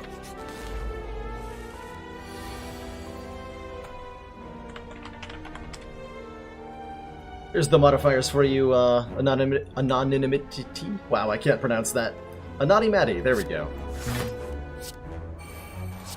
Third try's the charm.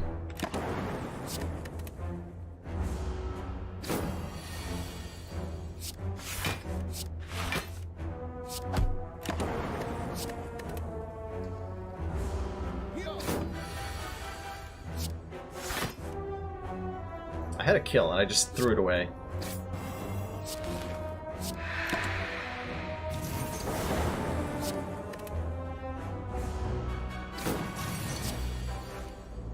Oh, and I ruined my sundial because of that.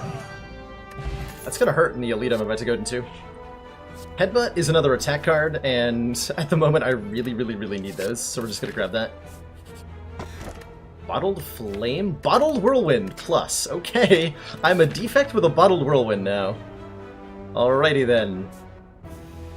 So this Deadly Events modifier means that question marks can contain elite fights, so I'm gonna hit these two question marks and maybe they're elites?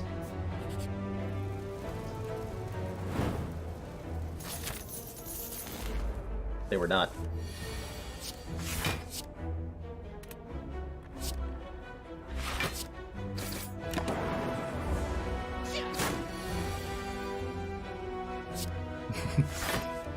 Pan's been struggling on the dailies, has he, Abu?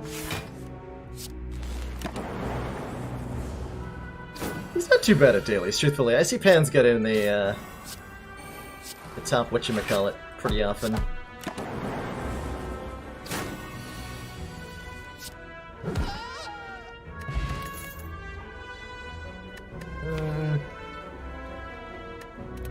Feeling inspired by these. I guess a Steam Barrier?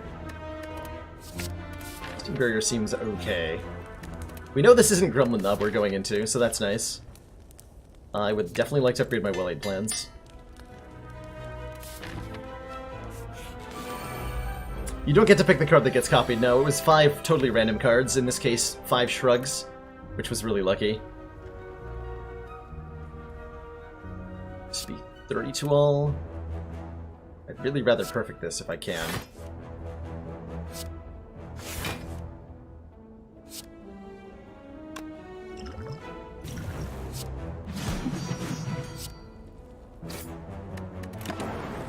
Not sure that I can. Oh, I totally can, I think. Unless this doesn't draw a block card. Good.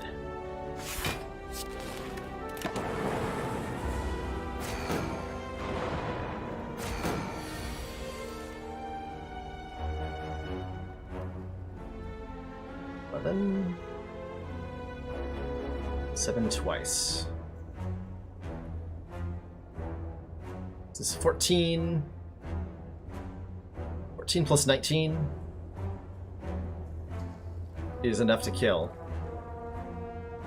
And I can put Whirlwind on top, so we perfect this elite. There's a pretty big emphasis on perfecting elites in dailies. If you beat an elite like this without taking any damage, as we just did, then you get a 25-point bonus to your score. Daily is always on Ascension 0, Seebly. So it's never a question of, like, can you win the daily? Oh man, that's really good. It's never a question of can you win the daily, it's a question of, can you perfect every fight? Can you take no damage on all the elites, all the bosses? And that is much harder to do. I feel like this deck wants a hologram in it. And the best ways to get points are really generally very atrocious at actually winning fights. Which makes for a really interesting dichotomy. I don't know if I can beat Slime Boss without taking damage.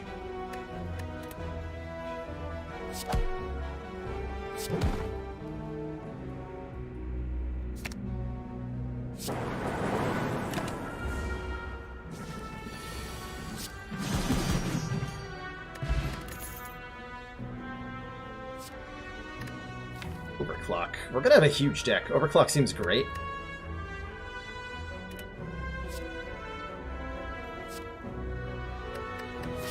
Not that great. Perfecting Slime Boss is not easy. Without... I don't even know what I would need. Does not seem easy. It's very risky to go into there with 21 health. All players get the same one, so daily runs are seeded. That means everybody who gets to this floor sees these exact same 3 cards. Everyone's going to get the same relics. The same fights, the same draws in those fights. It all plays out exactly the same. I would imagine there has to have been an impossible one at some point, Magicut, because you can get some very brutal modifiers. Especially with the Colossus modifier. I could easily see there being an impossible daily fight. Daily run. Colossus has since been removed. It used to give it all enemies plus 50% maximum hit points. This is surprisingly difficult. Let's grab another Go for the Eyes. Dare I upgrade here?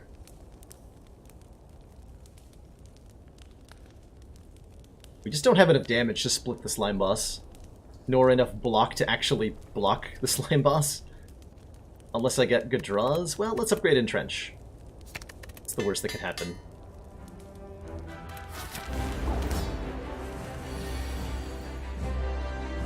That's pretty bad.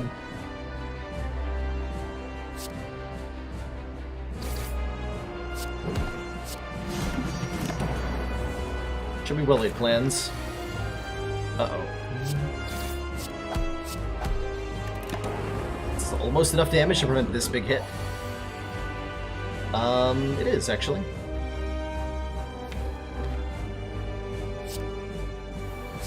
Also, I can potentially just block.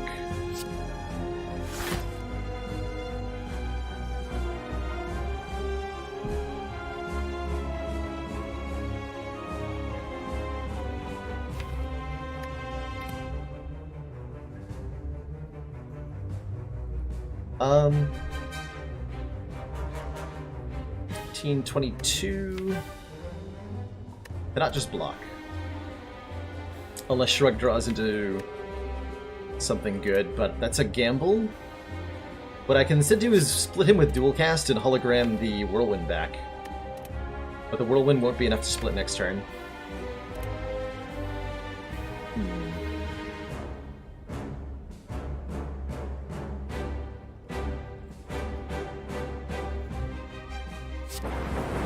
I guess that's what we're doing.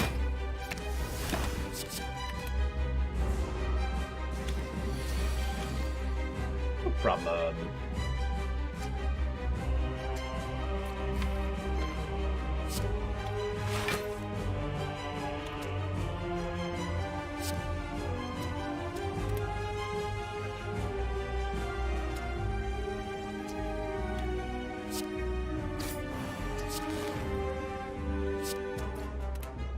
I want to hold here. Steam Barrier Whirlwind? Feels correct-ish.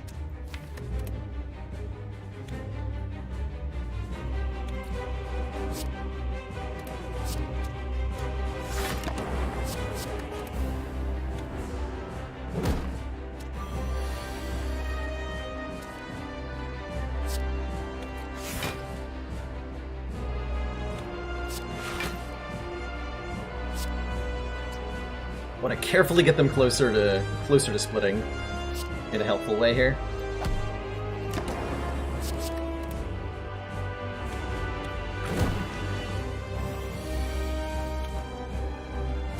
Okay, so 24 to all. Might not be enough here.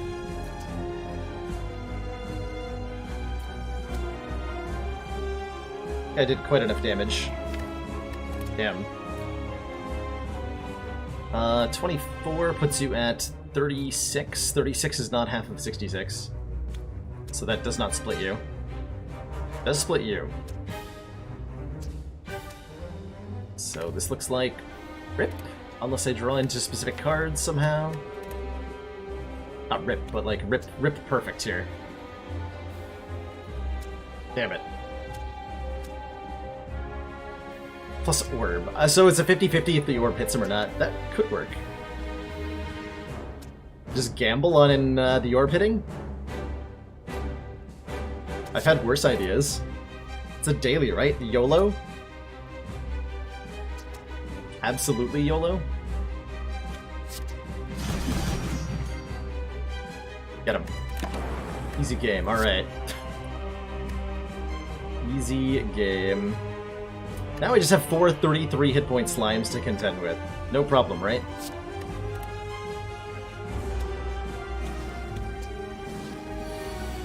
Hey, no, actually no problem. Shockingly.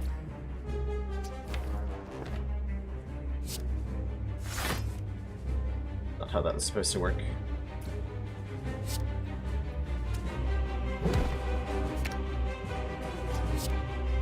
Gonna keep piercing whale and steam barrier? Yeah.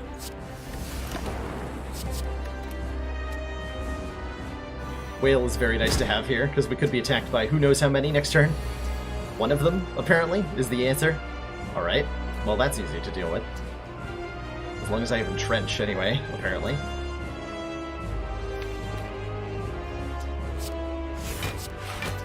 I'm gonna do 12.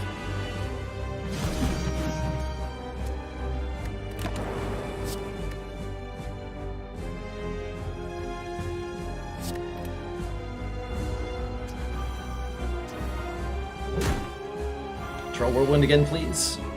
Oh, I should have kept it for this turn. Still good. It's all good. 15.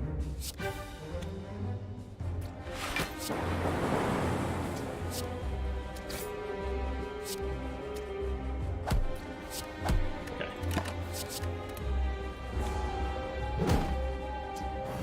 I'm shocked we haven't taken damage yet.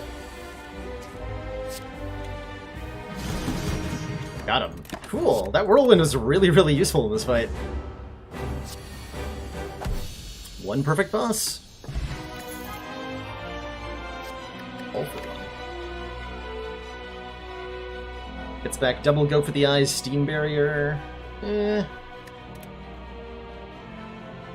This is not very good. This is good, though. Start of your turn, lose 1 hit point, draw 1 card. This does not count against perfect. At all. And is definitely something we want to be doing, drawing more cards. Ooh, Frozen Core is really solid. So we can take Philosopher's Stone, gain energy at the start of your turn. All enemies start combat with 1 strength. Or Tiny House, we get a potion, we get gold, we get max hit points, etc., etc. Or, if you end your turn with empty orb slots, channel a Frost Orb. Which is something we'll always be doing because we don't have any orb cards. So this is just like, get 3 free Frost Orbs every fight, pretty much. That's actually really good. Cards like Offering do not ruin perfecting fights. That's right, Unique Nick. Offering doesn't. Any card in your hand that does direct damage instead of losing life, so that's Burn and the Curse Decay, those do ruin perfect. But curses like Pain and Regret do not. I'm gonna take this. So our Cracked Core is now a Frozen Core. And at the end of basically every turn, we're gonna get a Frost Orb out of it. Which is pretty cool. We again want to fight as many elites as we can. Which realistically means as many question marks as possible. So probably hit these two so we can hit these question marks. Otherwise we're doing... yeah, we're not getting as many question marks otherwise, so... this way. This way. Alright. Wonder if we try to take curses here.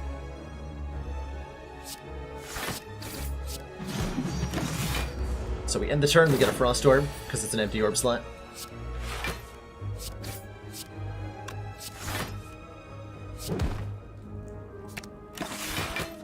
Happens again on turn 2, and on turn 3. And if we dual cast it, it just comes back. Which is sweet.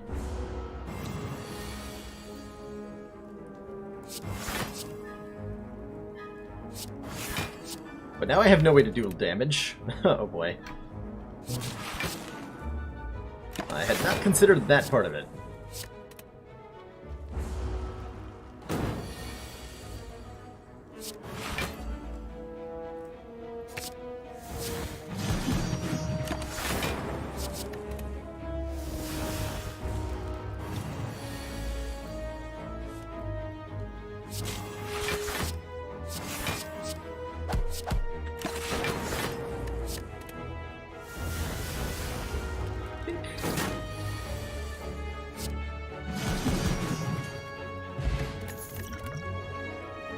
Another one? Sure. Alright, why not? It's not ideal, but pretty sweet, right?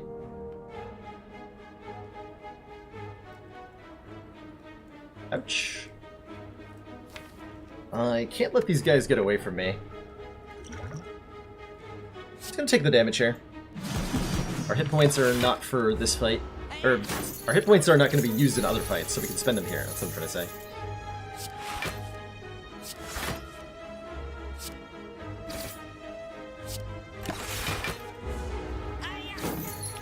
We don't want these guys getting away with our money, especially. Which they might be doing. I think this guy's getting away from me.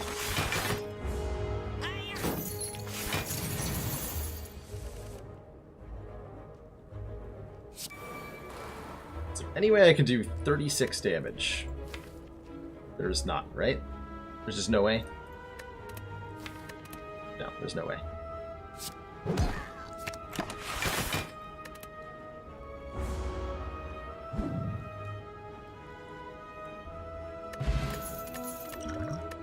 Ancient Potion...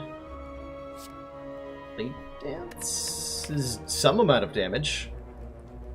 It's not a very good form of it, but... We might have some sort of interaction with that later. Hopefully.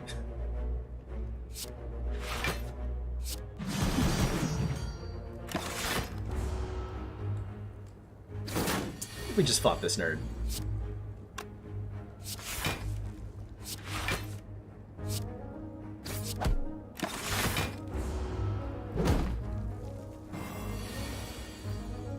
Didn't feel the need to use the Ancient Potion there.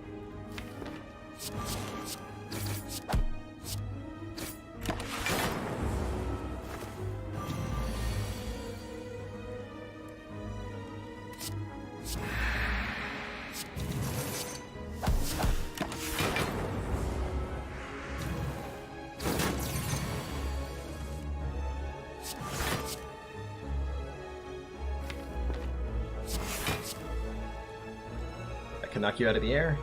Sure.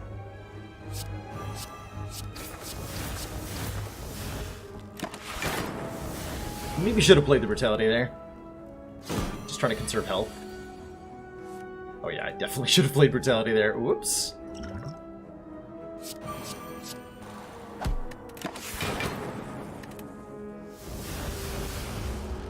I wonder if this deck is going to die.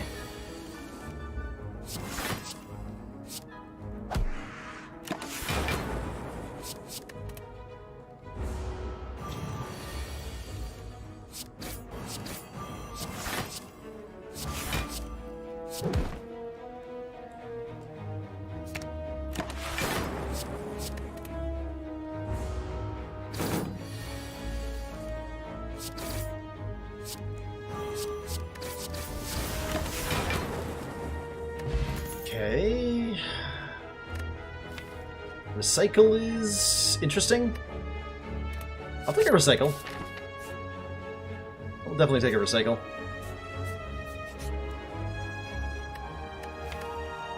Yeah, upgrade all strikes defends is a significant upgrade to our damage output, so let's do that.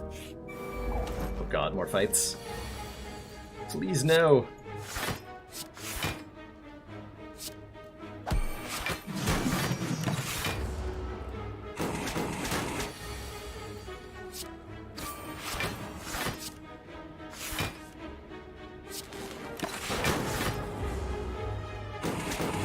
back and feeling like a great son. It's a good way to feel.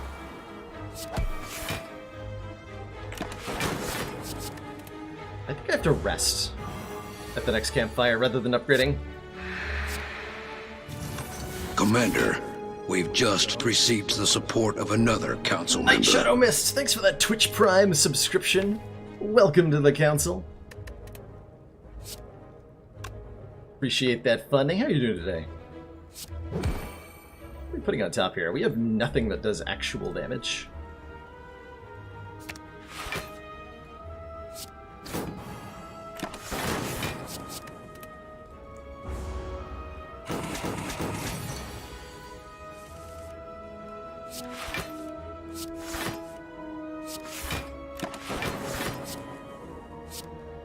Terrible against the snake plant blade dance because of the malleable thing that this guy has. Is blade dance is horrible.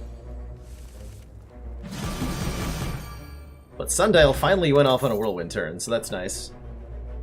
None of these do anything? Oh boy. Oh boy. Are we in trouble? How does Recycle work with Whirlwind? It'll give you energy equal to the, oh my god, current energy that you have. Chosen fight number 3?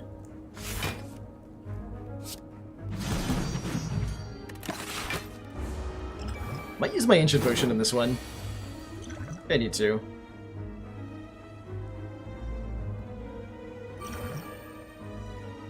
Feels like I need to.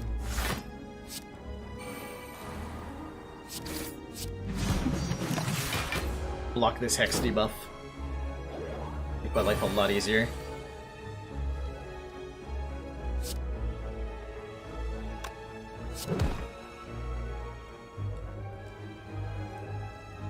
Shrug.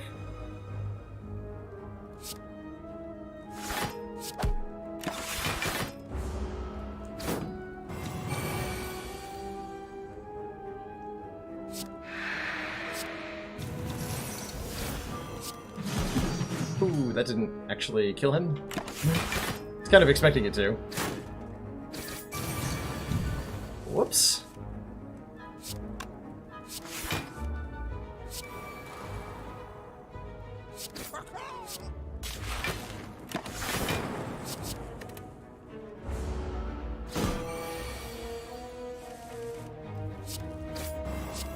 One body slam and this deck gets way better. Or one barricade. Either of those would be great here.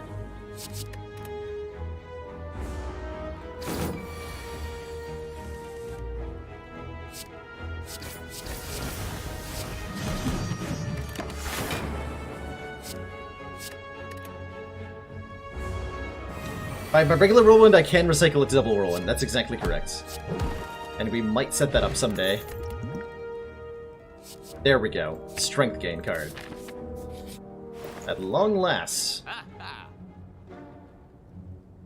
So we can duplicate a card with this. Symbiotic Virus is interesting. That gives us a Dark Orb to start, which is going to sit around for a while in the front slot for us to dual cast later. So this is a significant damage output relic,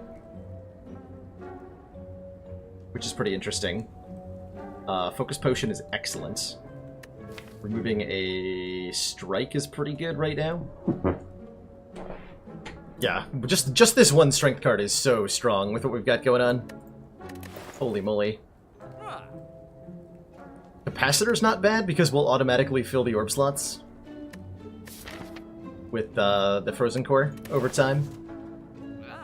So just having more orb slots is instantaneously good. There's a lot of things I would like to buy here. I think I do want that virus. I can only trigger it with dual cast though, and that's okay because we have well-aid plans.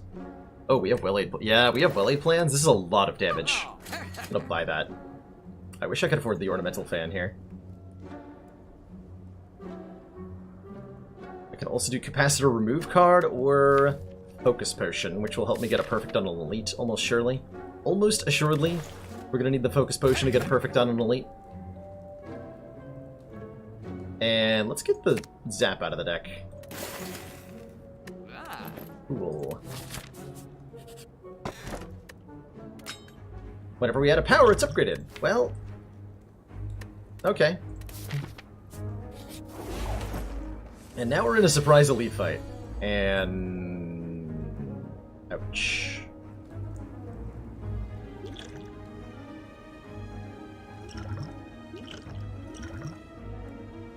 Spot weakness for free is really good.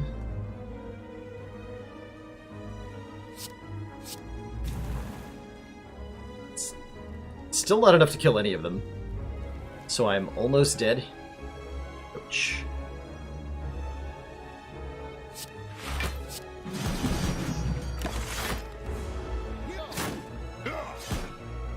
I think I'm gonna die to this elite. Or possibly right now?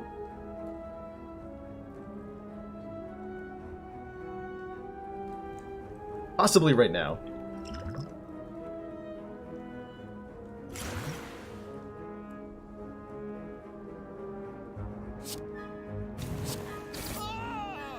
This does nothing. I have 8 block. This would become, if I drank a focus potion, 12 block. Whatever.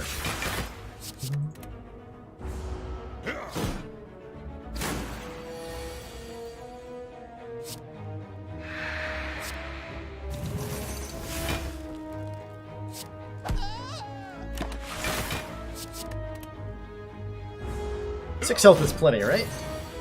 But I take Inserter from next boss? Very unlikely. We need to do so much more damage. Inserter does not do damage. Another hologram. I think I'd rather have Seeing Red, so we can have a bigger energy turn. This is pretty good. Footwork plus, alright. Good luck to us. Something tells me we're not living very long here.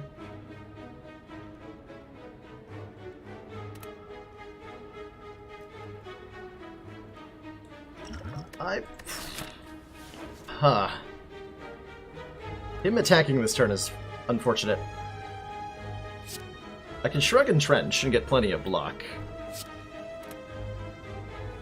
But I also have to Whirlwind.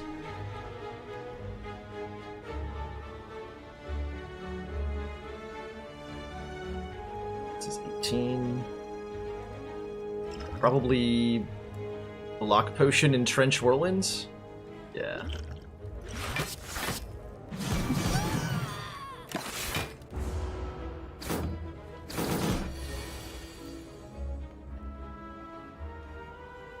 Dare I play this? I think so. That's very ambitious. Maybe I don't do that.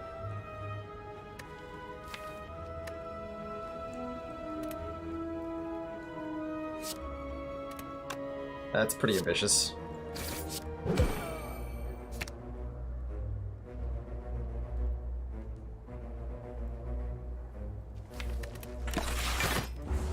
No.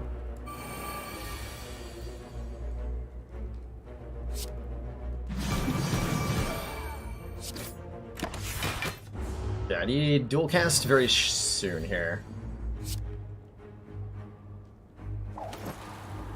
Maybe I should have played Brutality.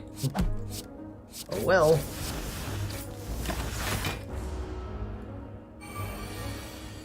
Oh hey. Well, that was convenient.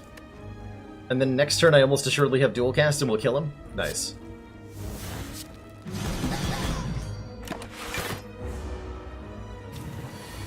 Got him. Great fights. Don't think I want any of that, though.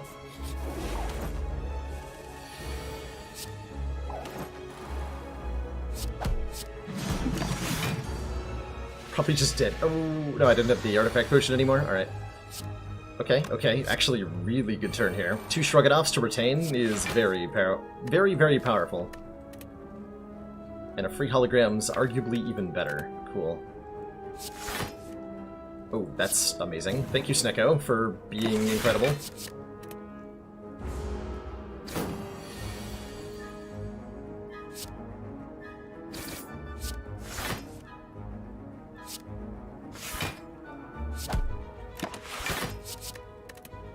This is super generous Snecko with these prices, holy crap.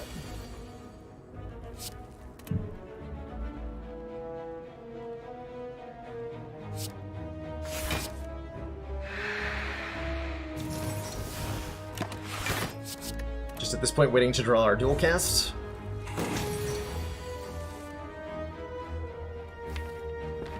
Oh, it's in the discard pile. Never mind.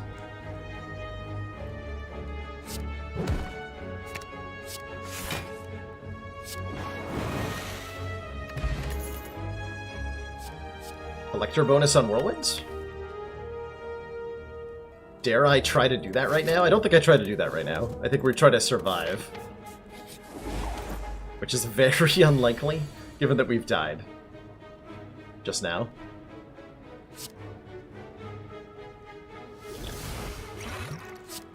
Good fight.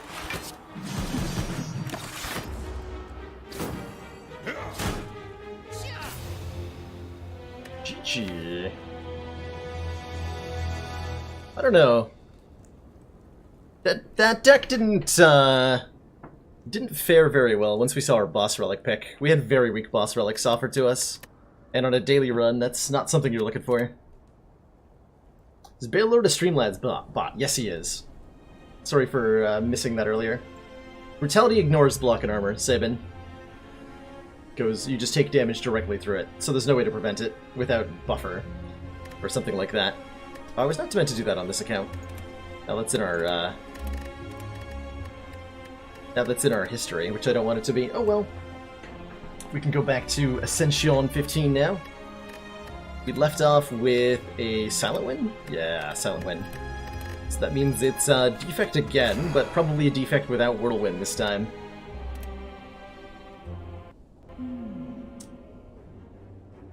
Lose 7 max for 250 gold is often worth it, especially with an early store. How about an early forced elite? How do I feel about that? Very sad. Although the pathing after this elite's not too bad. Fires...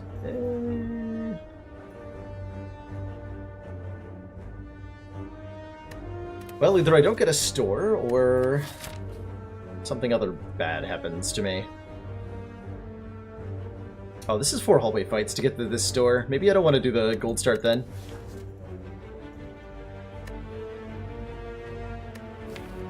I'm kind of down to transform a strike early on defects.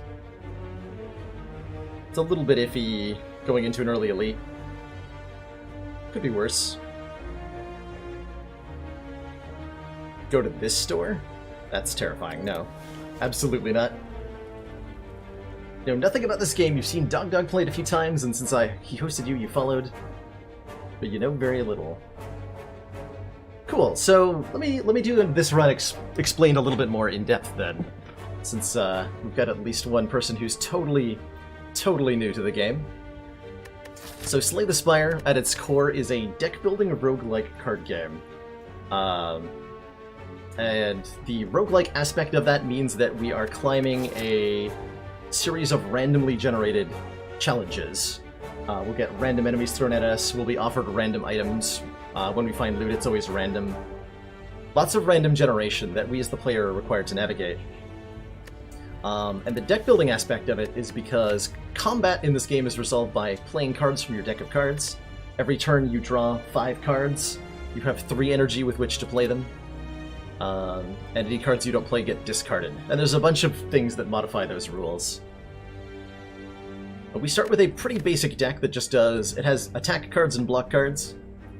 There are 3 types of card in Slay the Spire. Attack cards, which deal direct damage. Skill cards, like this Defend, which do non-direct damage things. They might block for you, they might do things like channeling orbs for the defect or implying poison for the silence. Or they might do something else entirely. And there are power cards, which we don't start with any of. But those are cards that apply persistent bonuses for a fight once you play them. And the goal is to progress through acts. This is what we're looking at is Act 1. There are 3 of these in each run. You have to conquer, each of which ends in a boss. And then we're also looking to go to the 4th miniature act that has the super final boss of the game. So right now I'm being offered a series of starting bonuses, and I'm trying to decide which one that I want. Being able to look at the map gives me an idea of what dangers are coming up, and how I plan on responding to those. These horned icons on the map, these are elites. They're very dangerous foes. They give us powerful relics if we beat them, items like this crack core that provide passive bonuses in combat. And in order to beat them, what we want to do is have a bunch of damage cards in our deck. Act 1 elites really reward you if you've got damage output. So we want to figure out which of these is going to let me get some damage output. Transforming a strike is perhaps the opposite of doing that. But it is what I want to do. I could try to kill the elite for free, but it might not happen. It would set me up decently for the act, though. Got a number of upgrades. We could be a little... well, we want to have damage going into Hexaghost anyway. I'm going to be ballsy, though. We're going to transform Strike into a random card.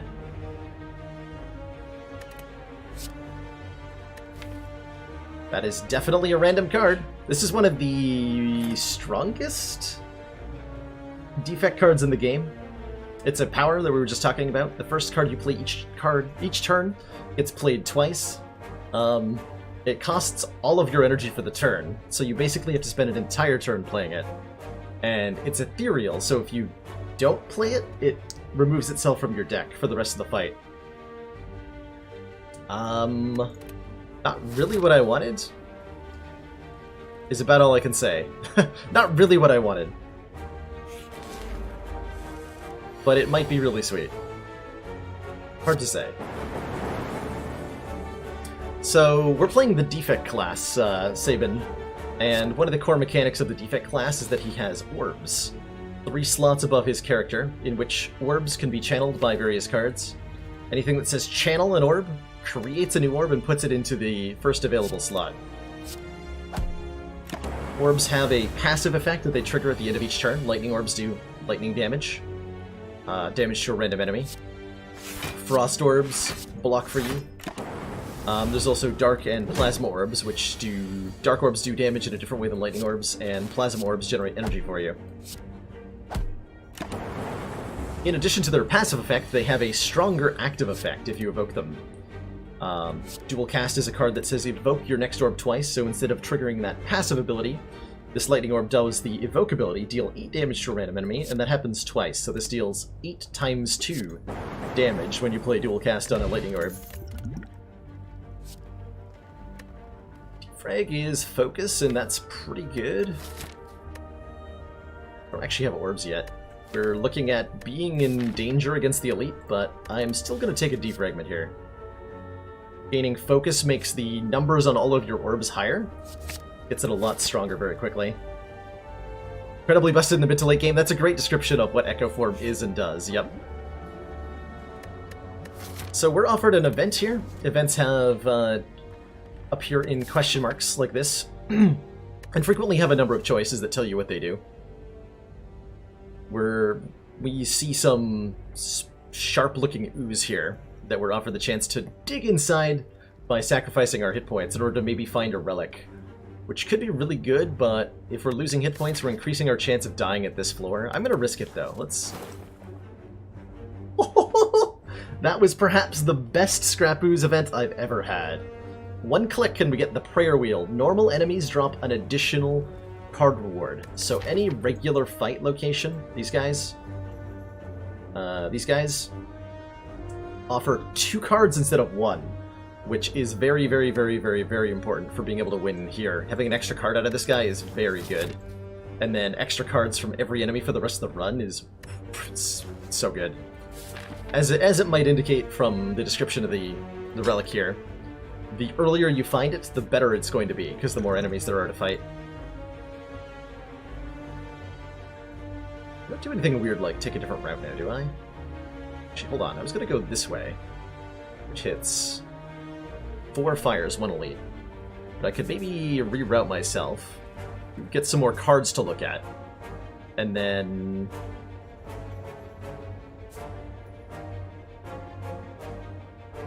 well, that's actually just worse. It does give me a store instead of another fire. But this elite will be a lot easier if I fight one more regular enemy first. It's a lot of hallway fights. I don't know that we're doing that well in them. What's up with the elite that's on fire? The elite that's on fire is part of getting to Act 4. Getting to Act 4 entails getting 3 key pieces, which go into this triangle-shaped slot in the upper corner. You get 1 from fighting this super powerful elite. He's got a random buff on him that makes him even stronger. 1 from skipping a rest at a campfire, and 1 from skipping a relic at a chest. We're still going to go the way we originally intended. Offered the golden idol too, so I can take the golden idol, and in exchange for it I can lose maximum hit points, or I can take a curse, or I can take some damage. It's pretty early, and we're not planning on getting a shop for a while. I think I pass on this one. Max HP are very valuable on defect. Alright, I need you guys to drop me some really good cards. Please.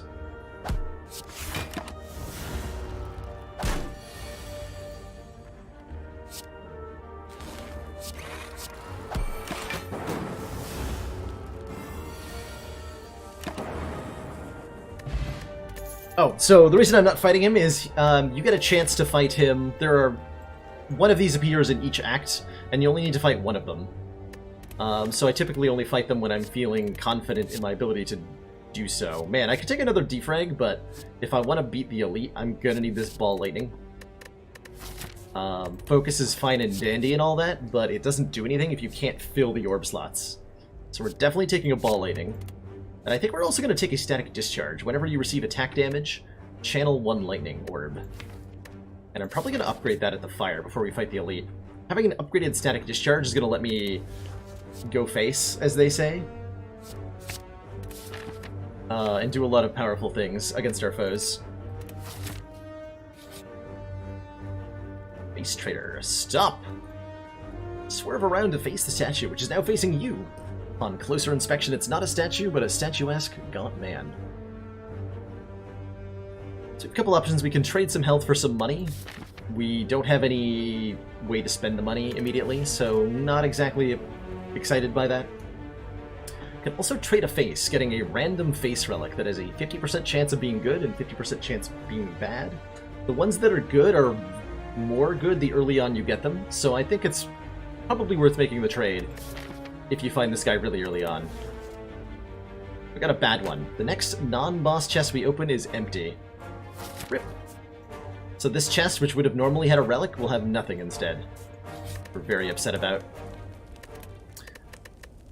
So fires are one of the most important nodes to visit. Usually when I'm plotting my course throughout the act, I look to maximize as many of these as I can get. At a fire, you can either rest to heal 30% of your maximum hit points, or you can upgrade a card to make its effects more powerful, which is what I'm going to do to Static Discharge here. You can also recall, which gives us one of those 3 keys, and denies us the opportunity to do one of these other things. We'll be doing this later on in the run, because we want the immediate use of the upgraded card right now. Alright, Gremlin Knob. We get to play Echo Form turn 1. I think that's going to be well worth it. Oh. Hey Bezo, sorry about the bot purge there. Let me permit you so you can relink that. I'm still attempting to train the bot to time out only bot links and not real people links. I have not yet succeeded at that. But thanks for those 14 bits. Very impressive score, good sir.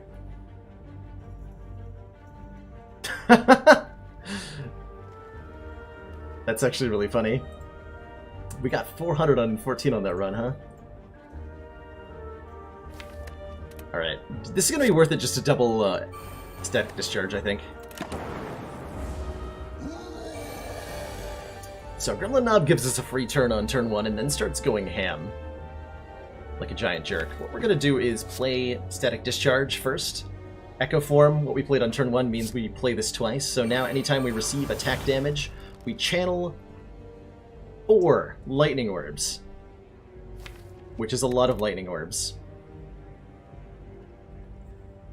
Gremlin Knob gains strength every time we play a skill. All the attacks, or all the cards in our hand are currently skills, so I don't think I'm going to play any of them. I'm just going to let him hit me and summon 4 Lightning Orbs.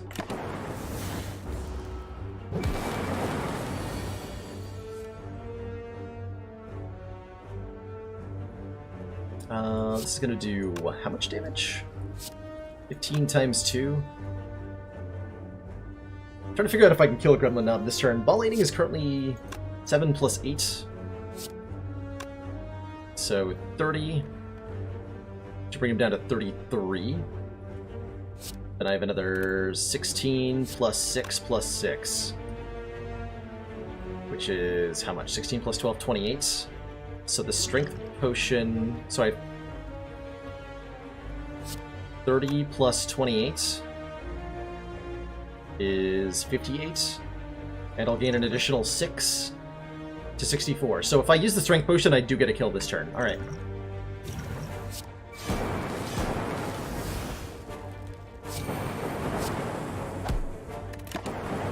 Got him.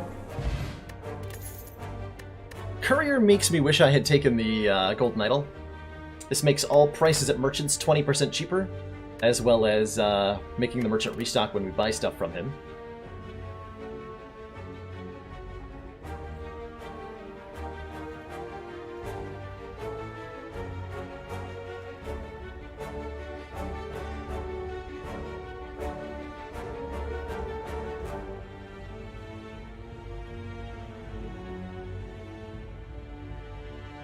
Yeah, automatically deleting links does seem like a relatively good policy. What I tried to tell the bot to only purge people if they are not following the channel. Are you following the channel, Bizo? I have to imagine you are. You're here a lot. But if you're not, that might be the reason why. If you are, then I didn't do it right.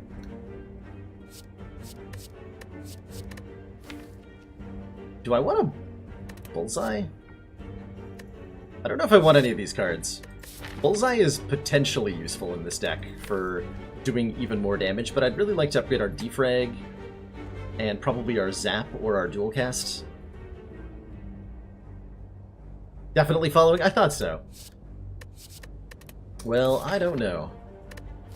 I don't think we want the Turbo, do we? Probably not. It's only really useful on Echo Form turns. Get that Defrag up. Oh, what does the lock-on effect do? The lock-on effect is very similar to Vulnerable, but it applies to orbs. So anything that's affected by lock-on takes 50% more damage from orbs, as long as it has that debuff. So, big ol' nothing here, because the face that we traded, we're very sad about that. As we mentioned earlier, if you get this face and you open a chest, there's not even a key to take. So you can potentially miss out on your last chance to get the key, which is pretty bad. Got some hallway fights to do. Oh boy, do we ever.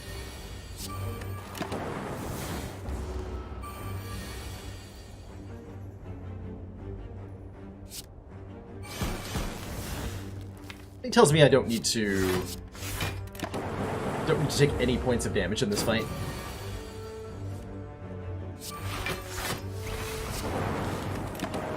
Yeah. I could have just killed him, actually, that turn. Got him. Cold Snap. With our Defrag Plus, we really want to add more orbs into the deck. Cold Snap is a great way to do that. So is Cool Headed. Probably just take both of those, and then we have some serious orb generation. Lock-on does no longer make orbs target the unit, no. Kiwiki. That's what it used to do, but they have changed what it does. So probably take both Cold Snap and Cool Headed so we can channel a lot of Frost Orbs.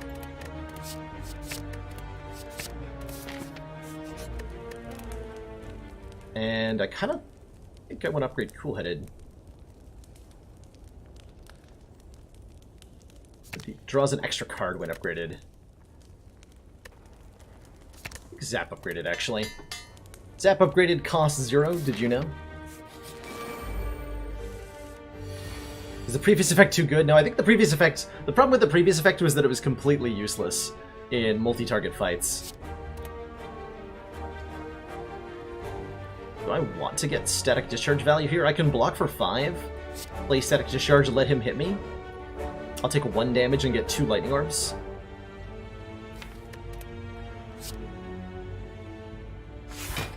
I'm gonna do that.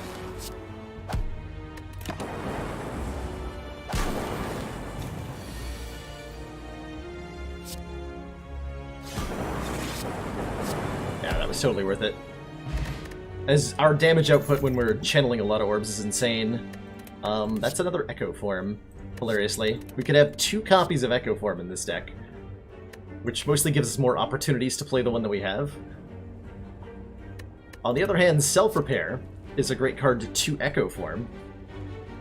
At the end of combat, heal 7. You can play this twice if you have Echo Form, and it's a 14 hit point heal. That's pretty good, and we're very early on.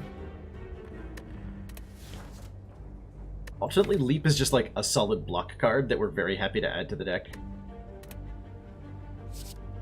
I don't dislike this card whatsoever. Look at that. And I don't want any of these. We can be pretty discriminating about what we add to the deck right now, given that we have so many cards being offered to us so consistently.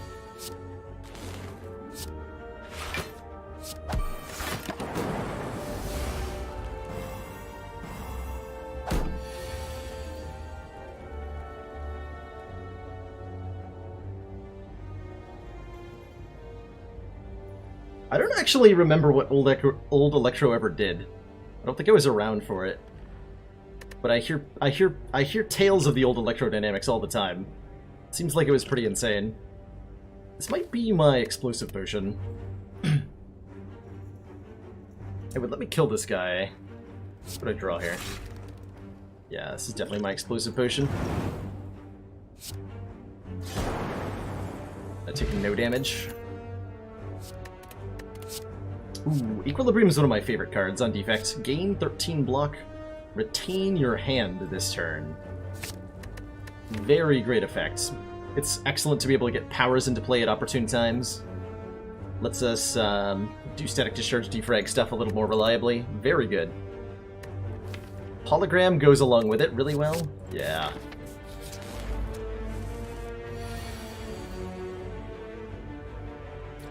Well, static discharge is going to save my life, potentially.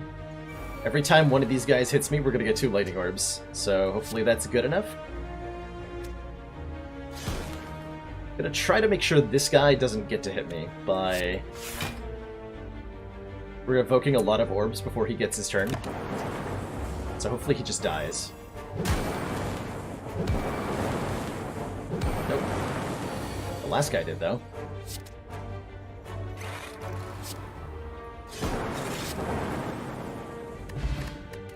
Okay, 27 health is a little on the low side. Take another static discharge and upgrade it before Hexaghost. That sounds hilarious. I want to do that.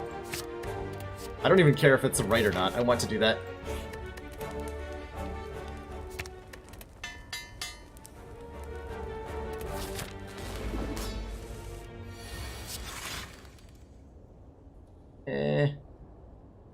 Not great. Double static discharge. Double static discharge! PogChamp. Okay, so whenever we receive attack damage, we channel 4 lightning. This guy's dealing damage a large number of times this turn.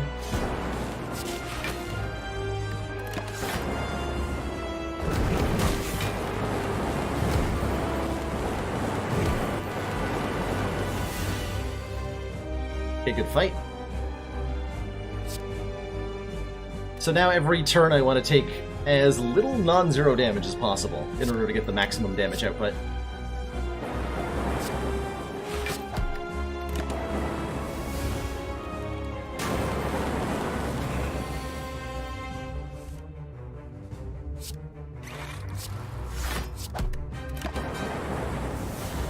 Results in this boss dying very, very brutally.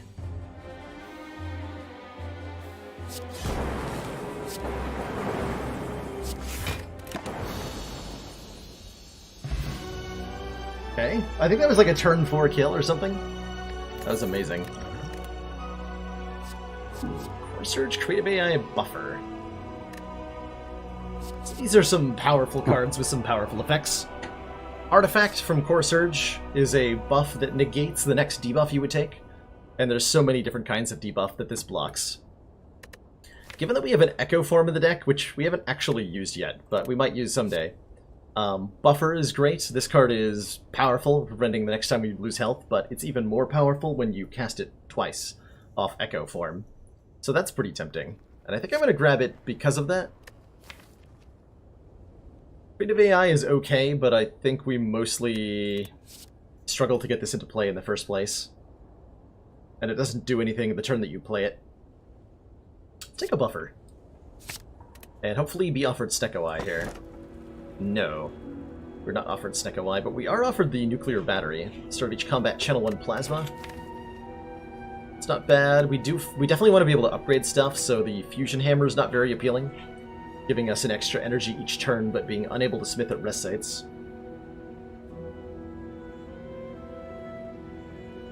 Old Electro was lightning hits all enemies, and when upgraded made lightning hit twice if there was only one. Oh!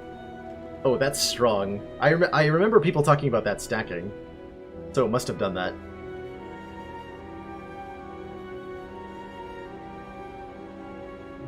That's crazy. And Frozen Core again, giving us free Frost Orbs, but we readily fill our orb slots, so this is not nearly as good as it was before.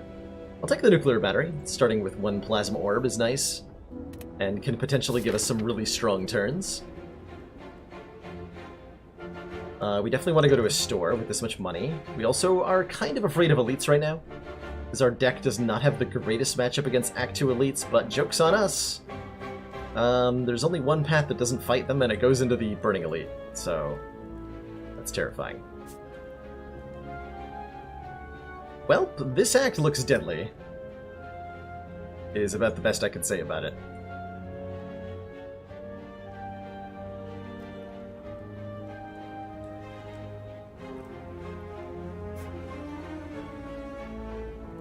Yeah, that's pretty terrifying. I guess I'm going to fight the Burning Elite.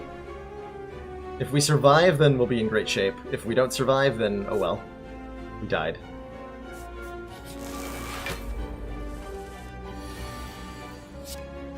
Feels weird to play Static Discharge and Buffer, but alright.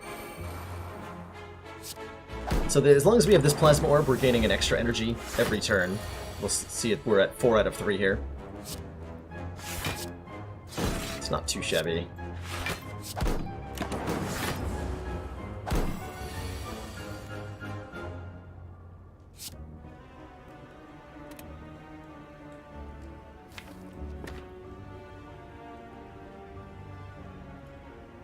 I can zap, hologram, zap, dual cast, the Frost Orb to block, so I can block. I should probably want to hologram Cold Snap, actually. Get another Frost Orb like that. When we evoke this, we gain 2 additional energy immediately. This will be 7 times 2. Which is 14. 22. Yeah, we full block, actually. Cool.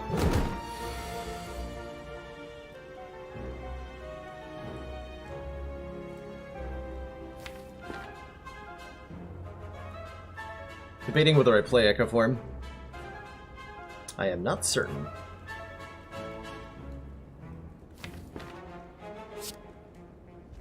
I play Cool-Headed Equilibrium instead.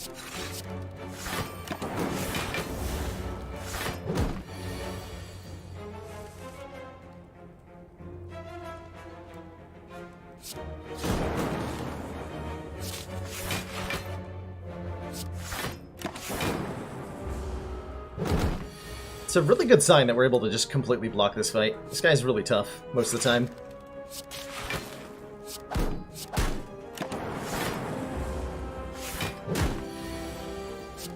So it says a lot about the deck that we shut him down.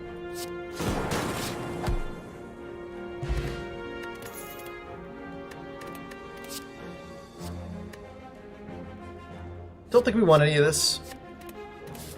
Like I said, we're looking to be pretty discriminating about what we add to the deck right now, given that we're offered so many cards. We really like electrodynamics. Very badly.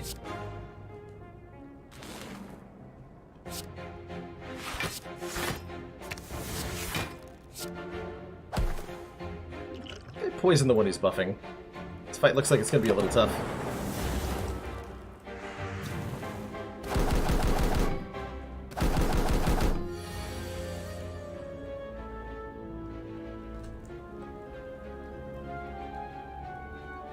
Alternately, I just play both static discharges and let this guy hit me. And hope that the lightning orbs work with me.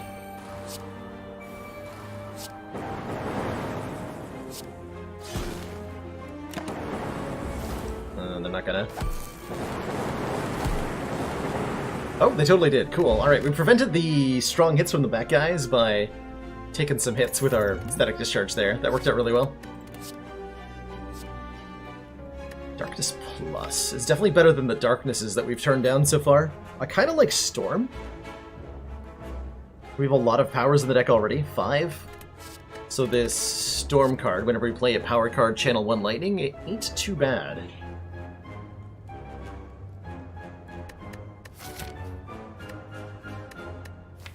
Ain't too bad at all. It's not great either without a Heat Sinks or a Mummified Hand, which is where we really want to crank it up to 11.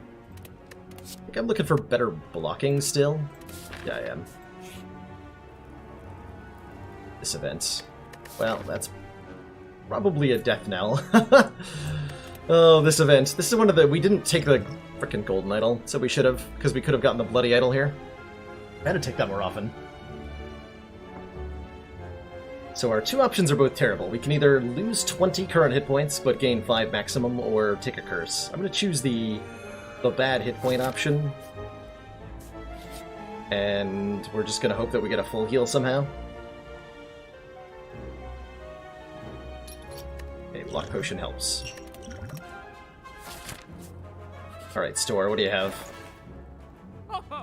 Got a meal ticket. Removing strikes is almost always a good idea, and it's pretty much the only thing I see here that really appeals to me in this store. There are good potions, but we already have good potions, so we're not that excited about potions.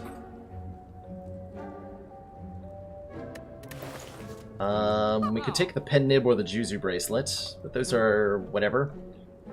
Meal Ticket isn't doing anything meaningful. It's not terrible, hilariously. Whenever you enter a shop, heal 10. But it just doesn't do anything good, either.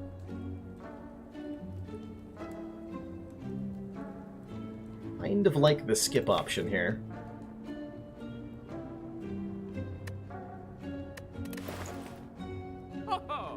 Definitely like the skip option here.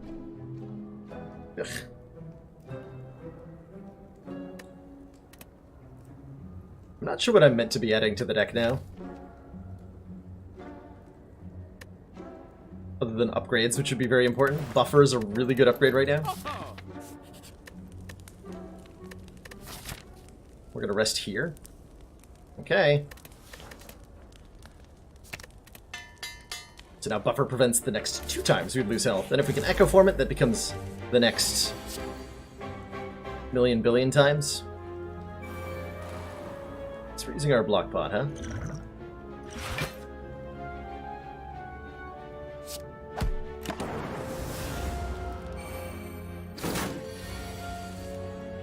Okay, so we can double cast the Buffer. Hold on to these cards.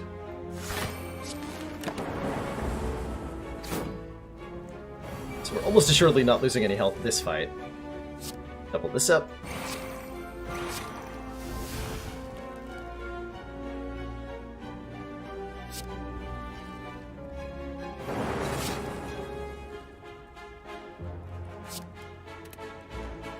Just play cards.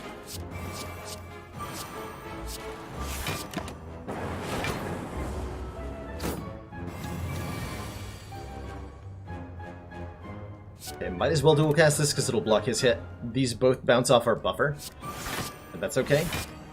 Daily is done, yeah, Nello. We... Oh man, I forgot to change my title back. Oopsie doopsie. Thank you for the reminder.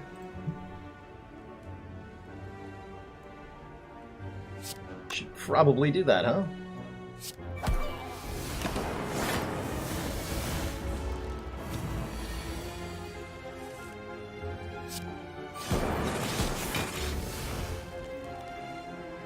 Quite enough to block.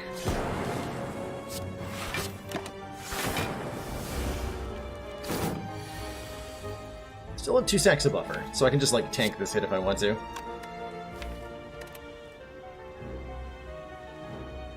See a reason to.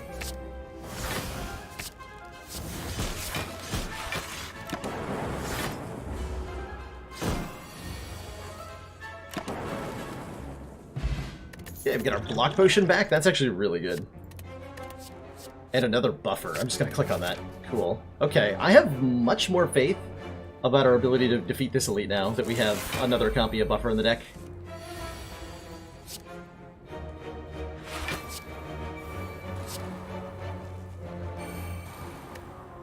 Okay, holding on to these is awesome. When we kill this fungi beast, we're going to become vulnerable, which sucks a lot.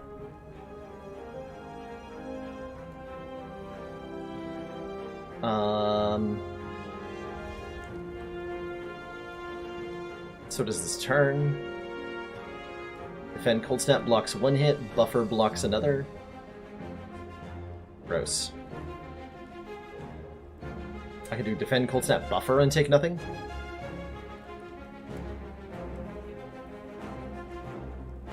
Yeah, I lost the daily. That was a pretty bad daily for me. Not so good.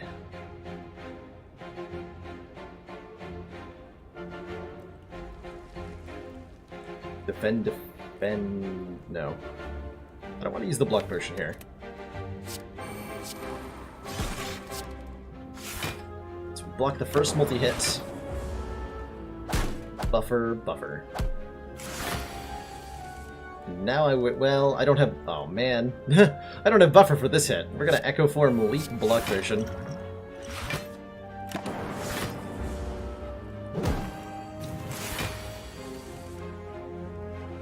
And it gets worse and worse.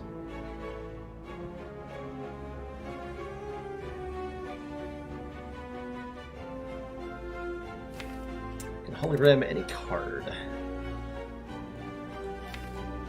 But not if I cool-headed twice.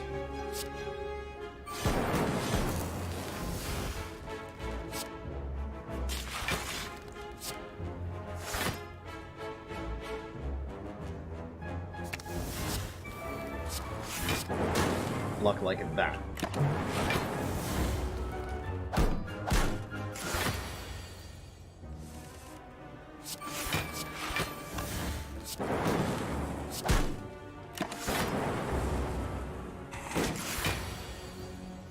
Didn't like that we had to use the block potion, but we're through the other side of this now.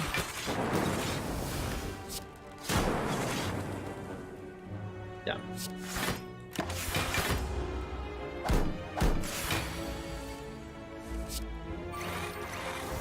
Definitely.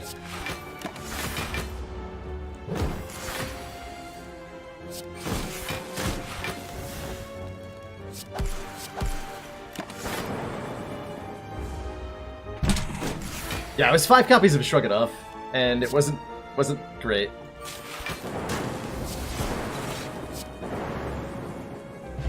Once we get the focus going, that deck works.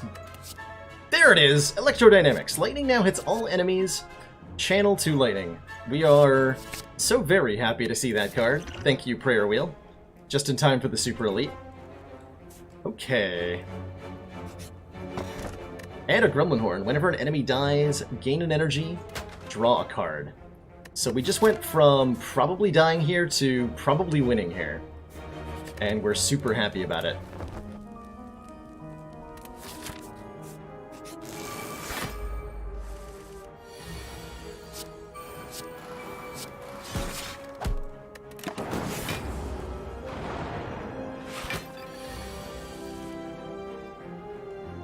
Just buffer up. Probably defrag, buffer, ball lightning. Or can I do some weird shenanigans involving the plasma orb? Probably just defrag, buffer plus.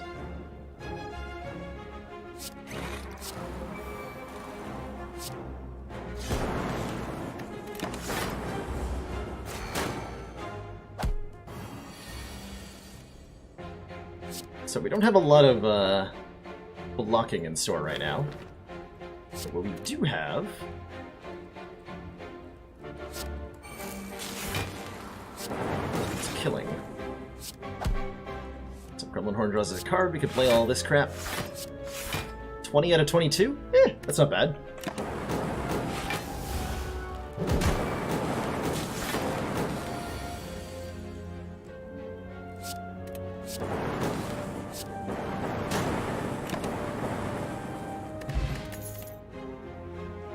More orbs. Compiler is card draw, and it's pretty good in a deck that starts with a nuclear battery in play. Although a lot of the time we're on triple frost orbs here, or triple lightning orbs, because of our static discharges, excuse me. Still think I might want it. Go for the Ice Plus is also very solid. Grab that alongside the Compiler. Get some card draw going here. Max hit point Slavers is terrifying. Compiler can draw 3 cards thanks to Cool Headed here. We have 3 different orb types, and Compiler says draw 1 card for each unique orb you have. So 1 lightning, 1 plasma, 1 frost makes 3 cards drawn. Generally in this fight you want to target the guy in the back, because he can make you vulnerable, and he's super scary. We're definitely going to play this.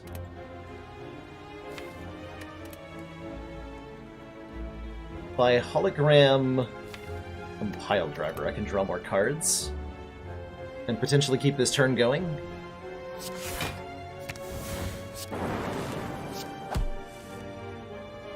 Okay, I'm going to use my energy potion here to gain 2 energy. I probably want to use the attack potion, too. Hyper Beam. Okay, hold on. Yes. Deal 26 damage to all enemies, lose 3 focus. Yes. I wish I'd used that earlier. I could have hologrammed it. But I'll take it. That's a lot of damage output. We're going to energy potion and then dual cast the plasma orb, so I have even more energy. 5 out of 3. Ain't bad, as they say.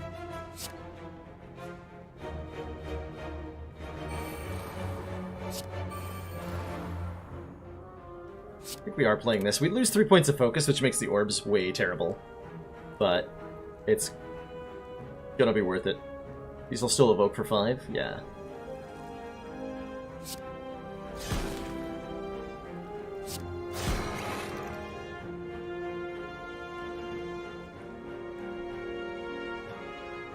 Let's buffer and defend. Block for the same in this case.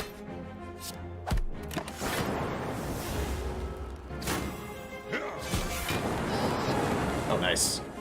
Didn't even take the 3rd hit. Electro is definitely going to get played. Electro is definitely going to get played.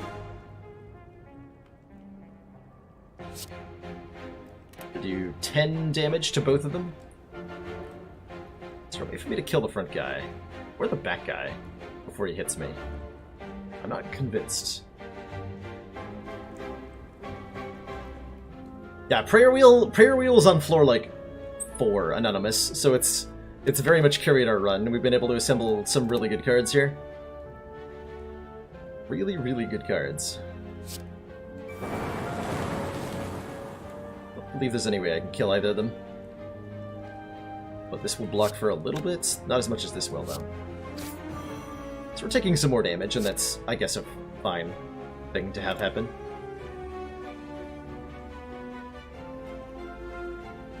Yeah. And then they both die on their turn from lightning orbs.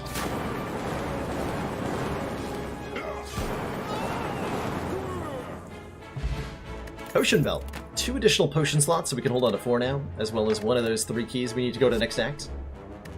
Potion Belt is definitely exciting. I feel like some of these cards are fine to add, but we're mostly looking to keep a relatively small deck so that our upgrades are more important. I'm definitely down to just upgrade Buffer going into the Collector fight and try to win off of that. Oh god. Please no.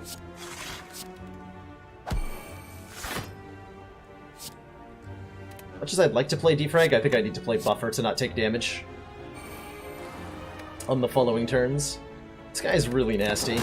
Does some really powerful debuffs on you, followed by some really nasty attacks.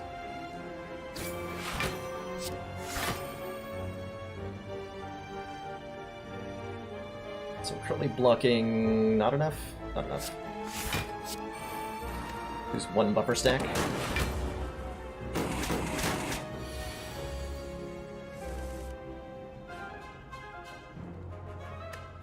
Let's hologram our focus back.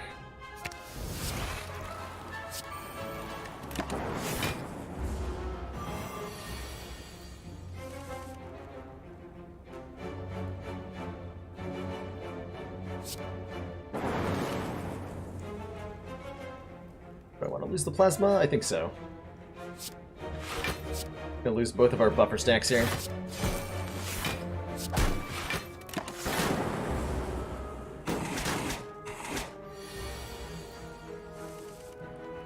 Do I have a plan to kill this guy this turn? Sort of. Static Discharge makes this not too bad. So we go for the eyes, Discharge Leap, which means I can Compile River if I want to. Or this would be... 13 block. We don't want to block for 13. 13's a bad number to block for. 10 is a much better number.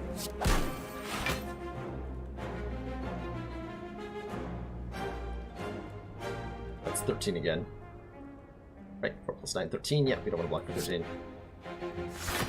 Blocking for 10 means he hits me on the second hit, which triggers Static Discharge.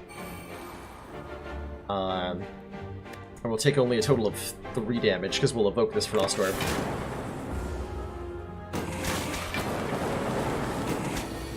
Or no, we'll block it fully, excuse me. 2 damage. Capacitor? Absolutely. Yeah, Capacitor. Capacitor's very good here. Gain 2 orb slots. We do a lot of orbing, and having more slots for them would be very powerful. I did like the Recursion Plus we were offered there as well, but Capacitor's too good. 331 golds. We are going to risk this by fighting these 3. Hopefully we just draw Electrodynamics early, and everything's fine. Relative values are fine.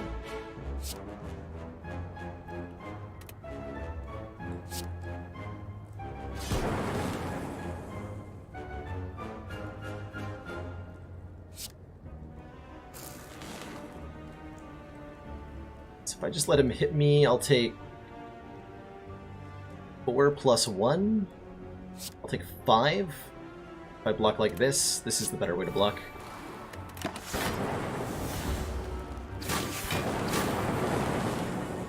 Come on, Electrodynamics. Works too. I think. Or am I just dead? I might just be dead.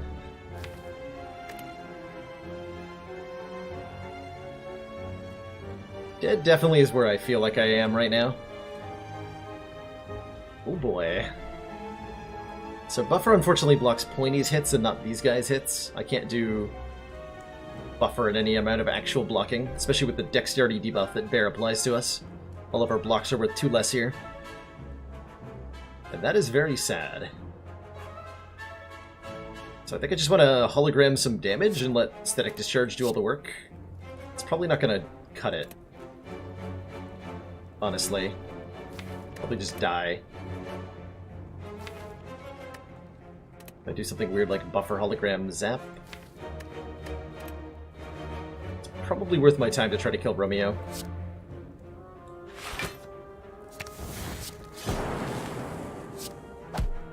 Please die, Romeo.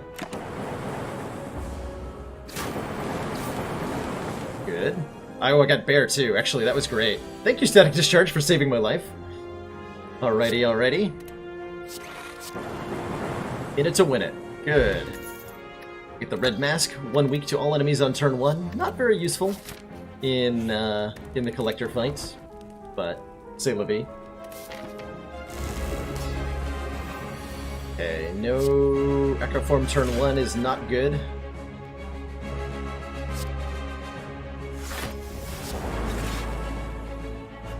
No Echo Form turn 1 is not good.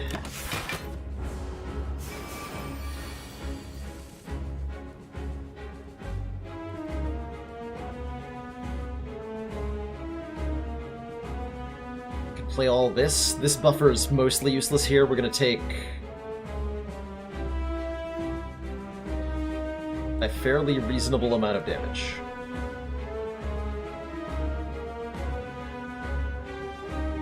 Unless what I want to do is maybe Cold Snap first, Capacitor. No, I don't want to. I could play everything if I want to. And then only Collector hits me.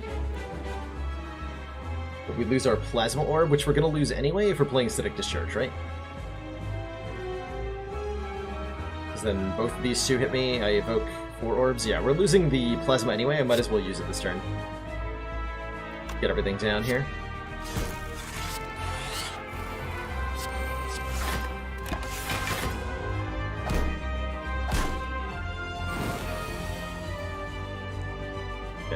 Buffer.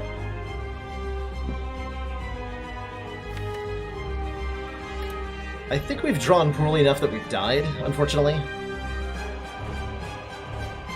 But perhaps not. Let's see, 9 plus 6 is 15, so this is covered. So Leap Buffer totally blocks.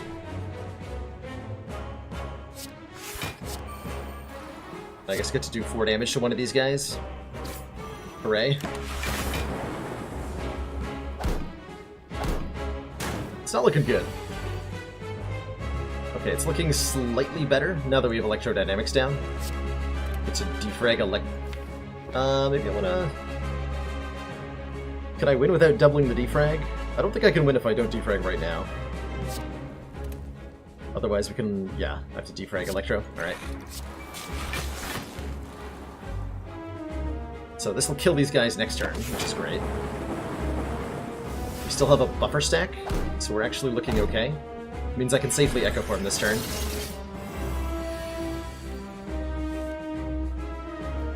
At least I thought it did. So you don't actually die. We have to play this, though? We don't have any more buffer. That's iffy! That is very iffy. So I either play this and lose buffer, or kill you and keep buffer. That's a tough call. That's a very tough call. Does anyone know if a card dupe bug has been reported to the devs? I've never heard of such a thing. What a... So I don't know any such thing, but I'm sure there's some glitches in this game that have not been found.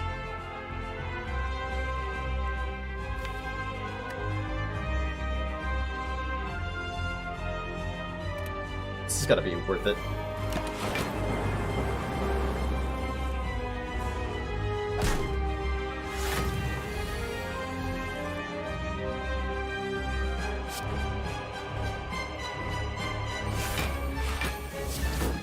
It's 28.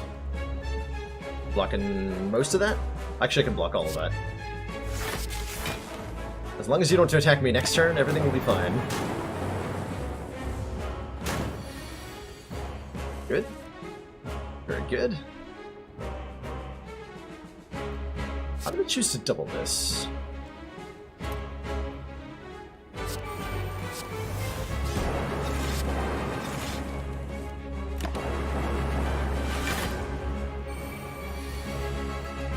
Okay, we survived all the turns of being debuffed, which means I think we're through the other side of this fight now. Also, if we do take damage, we evoke six lightning orbs, which is a lot. It is definitely a lot.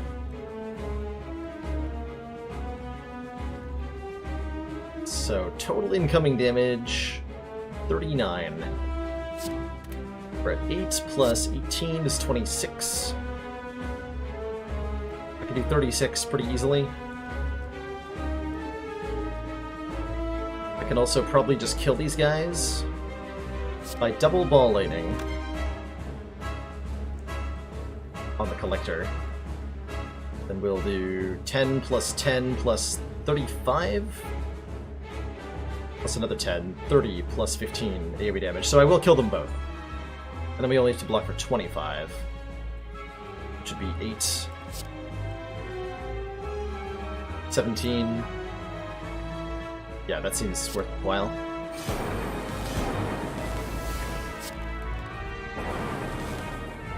Dual cast that.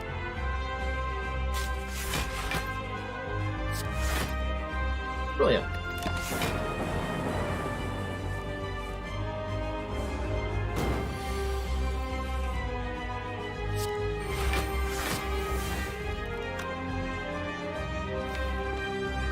Might as well hold on to this because I'm full blocking this turn.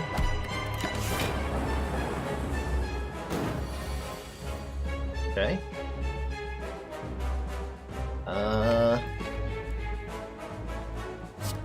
More frost. Still holding out of cards for another turn, so I should put stuff I don't want. During cardboard screens, click on your deck, then open the menu, close the menu again. You take 2 copies of the same card or 2 separate cards. Oh, fascinating. That's an interesting thing to find. This looks like a really familiar turn. Just gonna put that out there. I have vague recollection of being here before.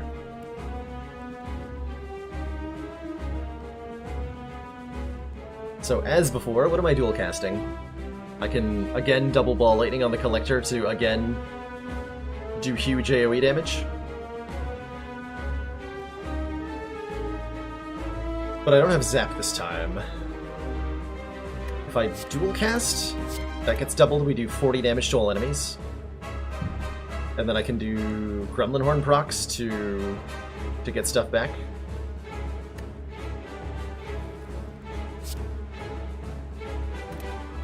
It's an interesting idea.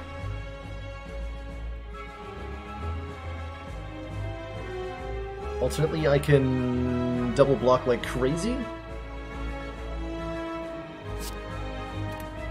8, 26, 36, which is a full block this time because I do have Go for the Eyes. So let's just block.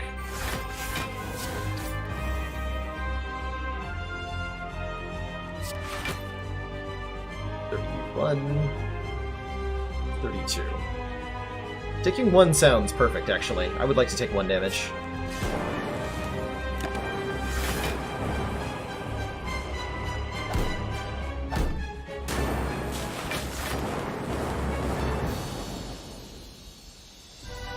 Six free lightning orbs, hey. Is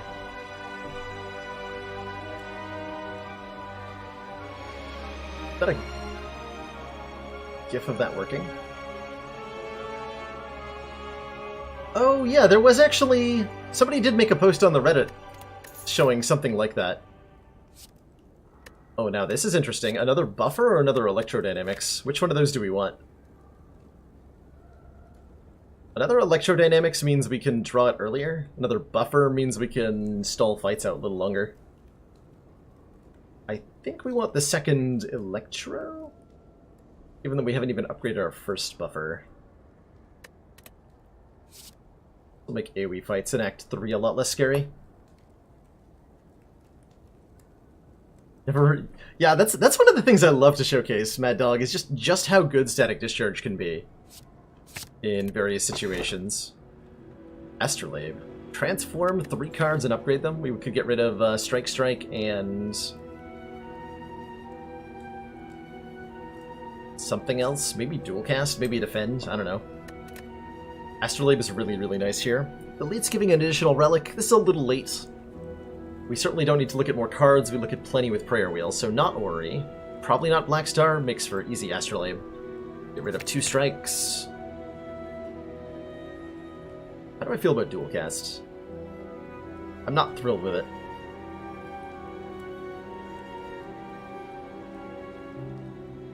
Not thrilled with it. Buffer all the way like your stream.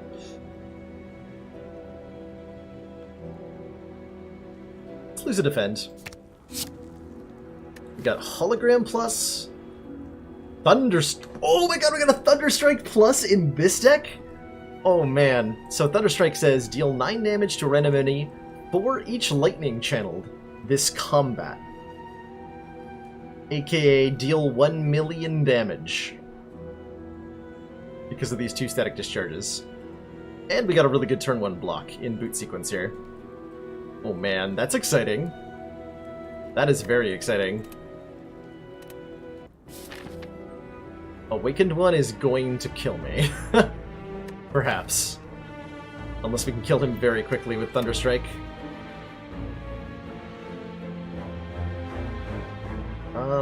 What does our path maybe look like? Kind of terrible? Well, this is pretty sweet. We're definitely gonna go to this store. We have so much money. And courier. And no potions. We really like some potions, please.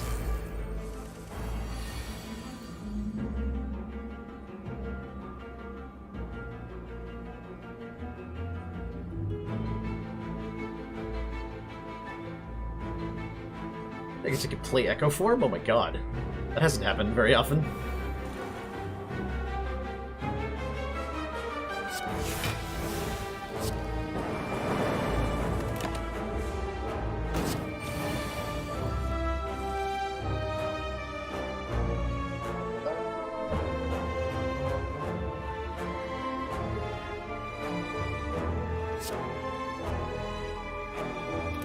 Double Compile River to draw 2.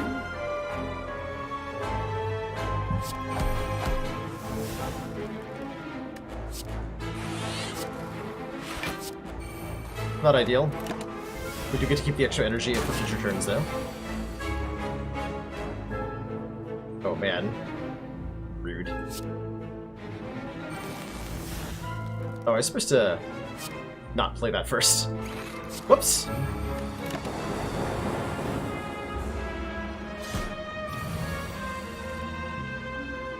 Messed up that turn a little bit. I think we're still okay, as long as I plan this out right. 4 Orb Evocations? Yeah, I think doubling this will kill.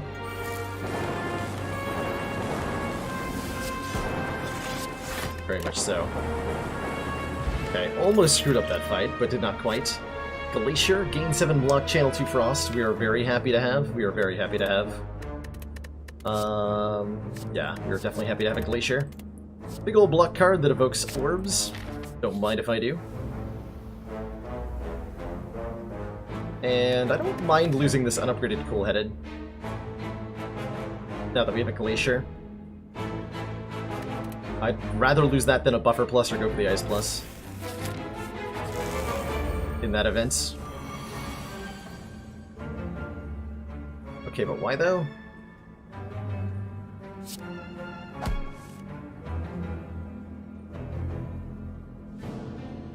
Okay. I have to do this in the order Electro, Cold Snap. Otherwise I run out of energy.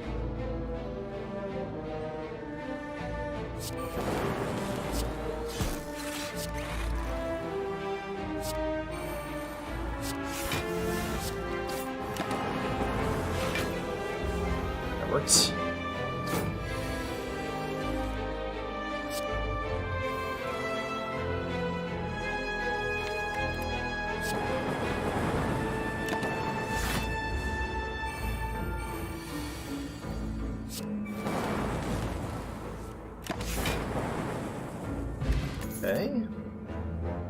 Charged Battery is a pretty good block card in this technically 3 energy deck.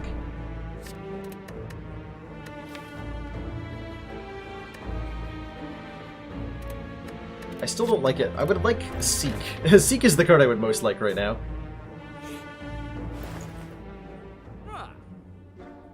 I definitely don't mind a pair of focus potions. That is insane. With our potion belt, being able to have 4 focus in any one fight is kind of busted. In so many ways.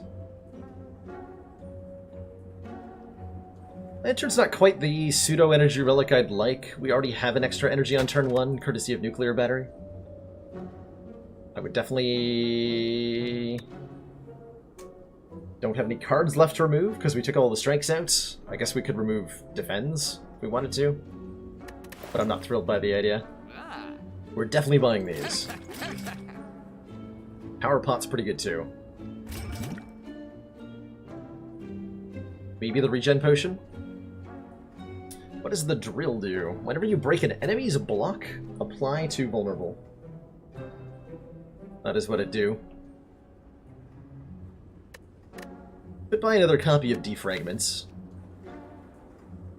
We're kind of maybe at too many powers to beat Awakened One. Is there such a thing? Yes, there is. Surge in case we get Bias Cog.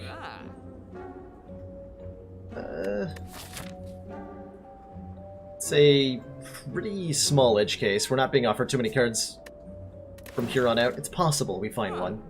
And the artifact does other nice things too, like it could go with this speed potion, which might be a way to beat Awakened One, actually. Alright. Convinced me. So we'll take the speed potion with that core surge so that we can use it to gain 5 permanent dexterity in one fight.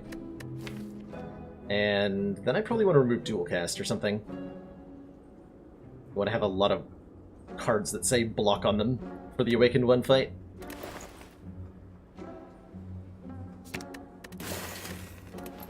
Alright, see you later, dual cast. Okay, this is the Writhing Mass. He's a giant jerk.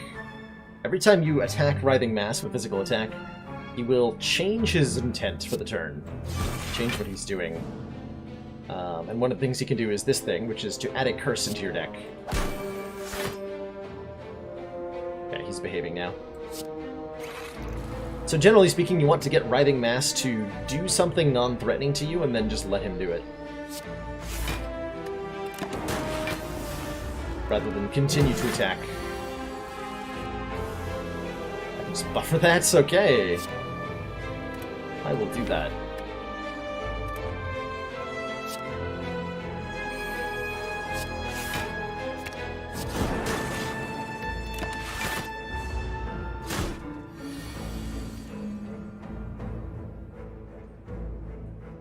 I can Glacier and then Echo Form, because we'll get the extra energy here. That'll be super duper worth it. I don't want him to change what he's doing, so we don't hit him.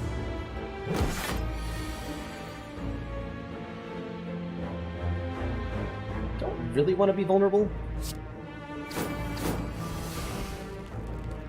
But I guess I'm going to allow it.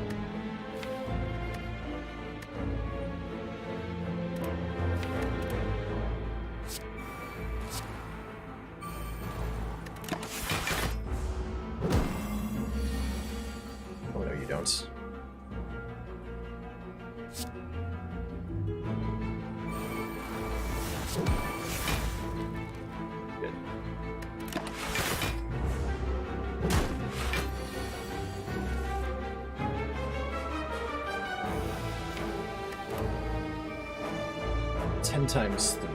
Blocking for 12. We can do 13 plus 5 is exactly 30? Okay.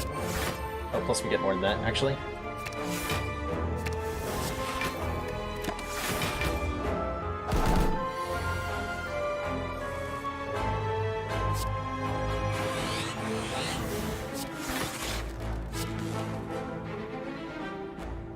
7. Cool. Yeah, we're fairly well set up.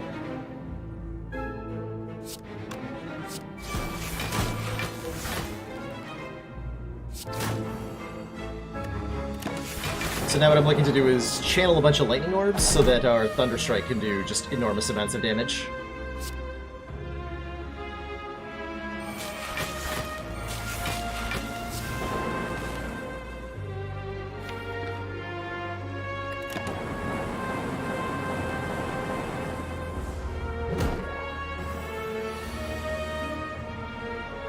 Nine times 9 times 2. Correct. A little late for genetic algorithm. Yeah. Alright. We can skip all this. I don't feel that comfortable fighting an elite. Unnecessarily. I'm probably going to be fighting this one, maybe this one, so this one I think we can avoid. And we'll fight Transient instead. He's totally a gentle fellow who doesn't do tremendous amounts of damage or anything. So for those of you new, this guy behaves a lot differently than the other fights in the game. He's got a huge hit point pool and looks very scary with a huge damage number. But we don't have to block all of this, nor do we need to kill that huge pile of hit points. Transient, as his name might imply, he's a temporary foe. He'll fade away in 5 turns and leave us to our own devices, so we only have to survive. Additionally, every time we hurt him, he reduces his damage by an amount equal to how much damage we did. Also, he's very vulnerable to have buffer blocking him.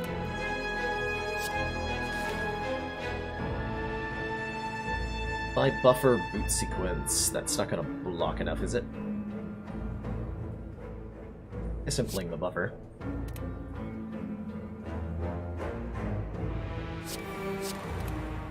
No, we don't play boot sequence? Yeah, because it's not going to be enough.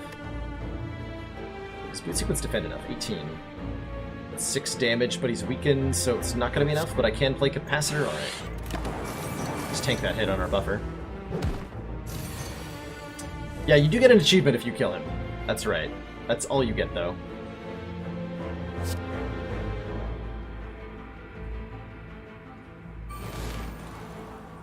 Dare I lose my plasma orb here? Yes.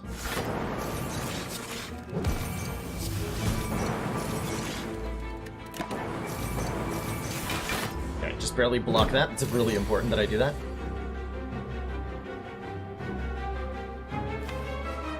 I can hologram the boot sequence. Is it going to be enough to block, though? By equilibrium, hologram, boot sequence, that is 16 plus 13, 29 block. That's not going to be enough. So we're probably tanking this hit on our buffer. But I probably just want to equilibrium, hologram the boot sequence and just have it in hand, so that I can block for 13 next turn. That seems reasonable.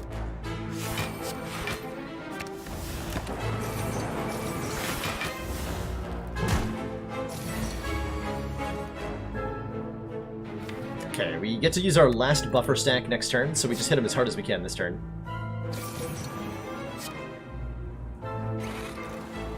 Which is probably not going to be hard enough.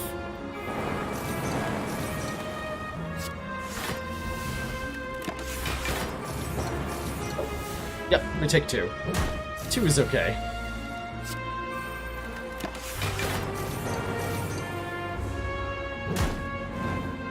See you later, dude. Self-repair plus. Okay, charged batteries. We've been turning down the regular ones. I will definitely take an upgraded one. Gain 10 block. Next turn gain an energy. That'll be really helpful for beating the awakened one, as will a skim. Some card draw is pretty valuable here. Kind of valuable. It's hard to draw cards and play the cards at the same time. We don't have that much energy in our deck. We do not have that much energy in our deck. Skip. Self-repair is really nice leading up to this fight, and then at and after this fight is terrible. So I think I'm going to skip it. Okay, this should be easy. Get Echo Form down, that's always a good sign, yeah?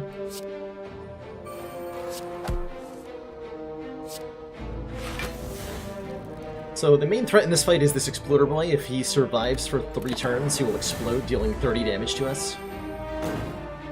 The other shapes aren't too much of a danger. Unless they all attack at one time. In which case, they are totally a danger. Very large danger. God damn it. Could have drawn literally any of these cards. Well, Thunderstrike wouldn't help. That's about the only one that wouldn't. Damn. Why, Power Potion for an answer here? I feel like I need to. Okay, Heat Sinks will draw us a card when I play Static Discharge. Let's try that.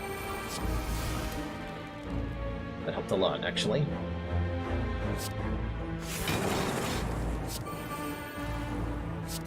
Yeah, that helped a lot. Heat Sinks!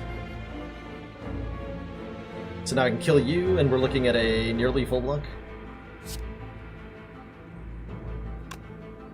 Nice.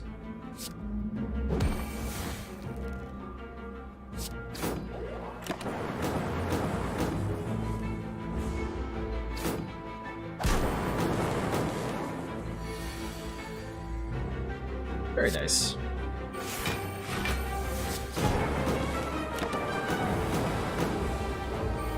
A real 4th energy instead of the nuclear battery would have been nice. But stay la vie.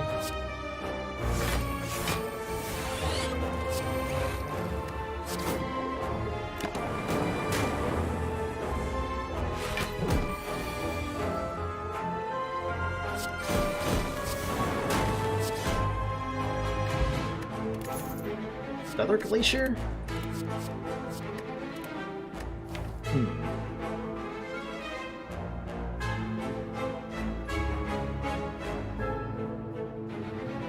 There is such a thing as too much glacier.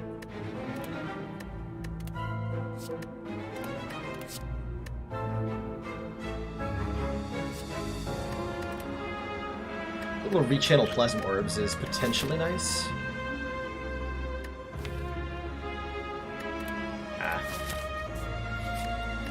Get that Ruby Key now.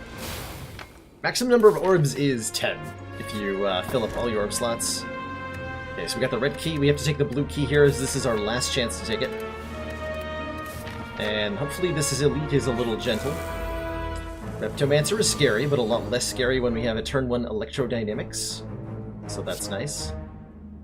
Her big gimmick is that she continually summons these daggers. 6. 6 plus 7 is 13.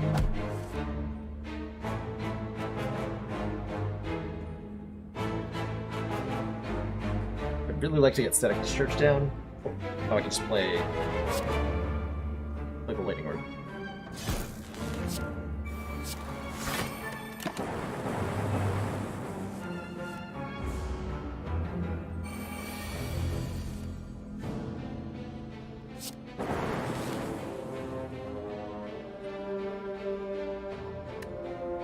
Equilibrium. My defrag's down there.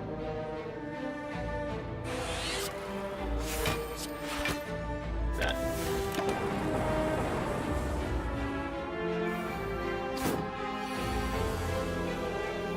Okay, 16 times 2 is a little scary because I can't block that very well.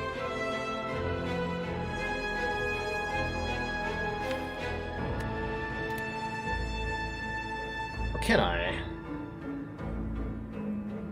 I play Glacier. Actually, Buffer, Hologram, Food Sequence might do it. Depending on the order people go in, this guy's gonna die. I can actually get a free card and an energy if I just kill you now. So let's start with that. I got a free Frost Orb. Buffer plus, okay. That I can work with. I think. Right, work with that. By hologram. No.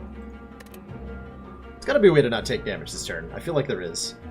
My opinion on Snecko Eye, Fluffy, is that it's one of the best relics in the game. It does need a certain... It does warrant certain cards much more so than others. There are cards that are normally, like, mediocre that are way, way stronger with Snecko Eye. And there are cards that are normally really strong that are much, much weaker with Snecko Eye.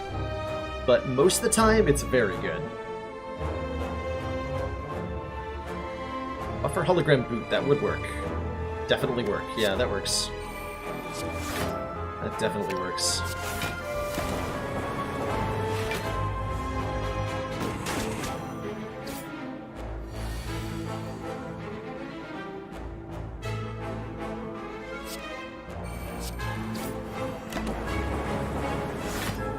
There, we got Echoform into play, and now I'm feeling really safe.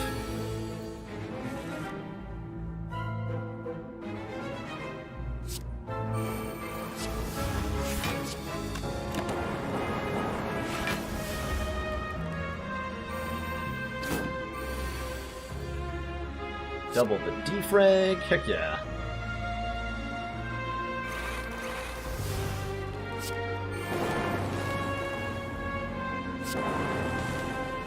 Now Kremlin Horn's actually like going off in a meaningful moment.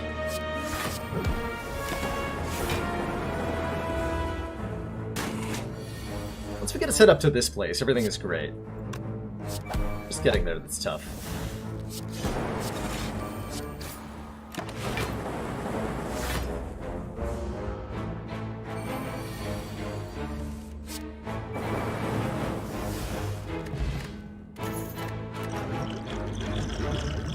That's ridiculous. 3 focus potions?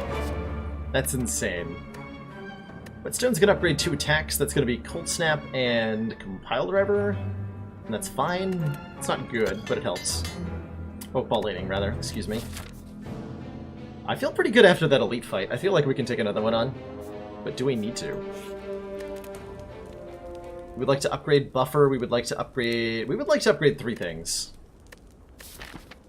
We would definitely like to upgrade 3 things. Alright, fair enough. So I think I'm going to avoid the Elite, just to keep our health high. Although we should beat Giant Head pretty easily. Nemesis could be tricky.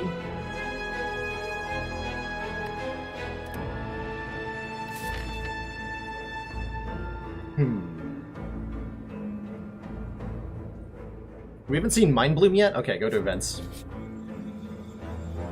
We'll look at 1 colorless card. We don't have enough health here.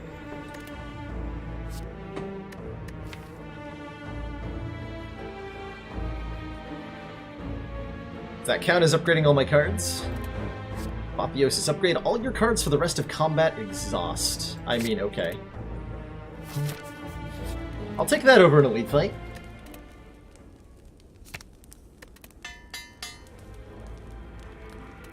Mind Bloom? Mind Bloom! Hey! We can upgrade all of our cards.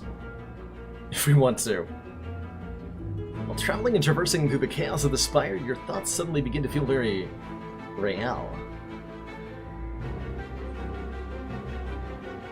So, upgrading all cards when we have Apotheosis that we just upgraded seems bad.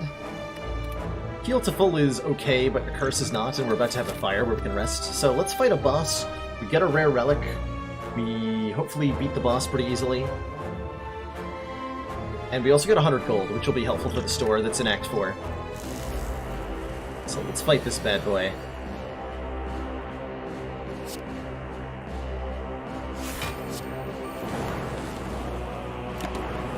Look it on, slime boss. The Act 1 bosses are generally very easy in this event. Capacitor, Electro Core Surge. Sure hope I'm splitting next turn. Or Buffer. Buffer would also be excellent.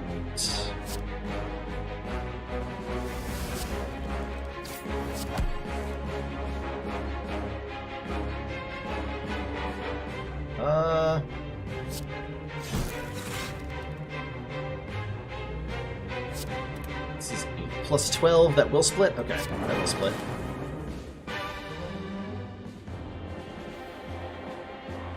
Yes, that will split.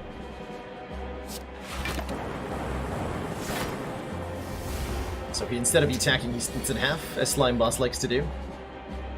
Just get these down, and we should win this fight without further ado. I am filthy, and we all know the reward. I like that.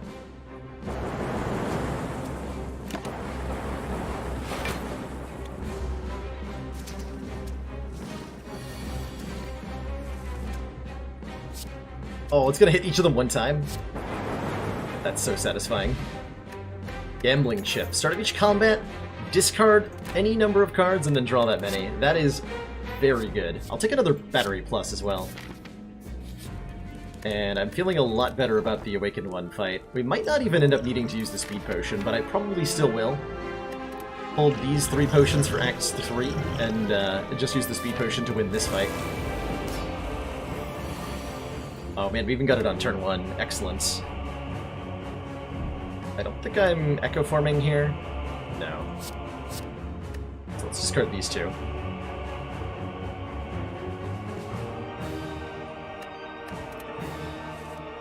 Yeah. So this fight's a little scary. This is the Awakened One. His big gimmick is that every time we play a power, he gains a strength. So Capacitor will make him stronger, Buffer will make him stronger, etc., etc. To help counteract that, I'm going to use this Speed Potion. Gain 5 dex. At the end of your turn, lose 5 dex.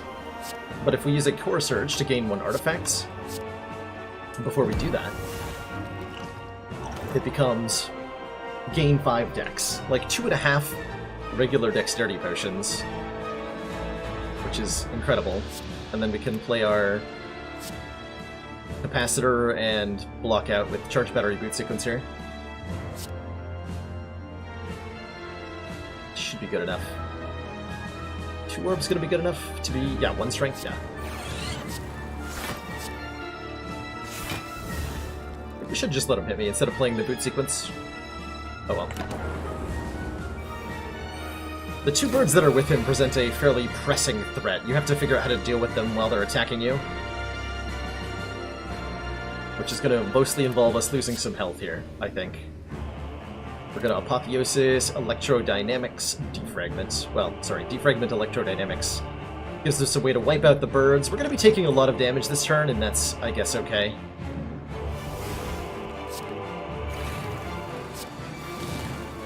Strength crawls upwards. I'm not killing the birds by playing Ball Lightning, am I?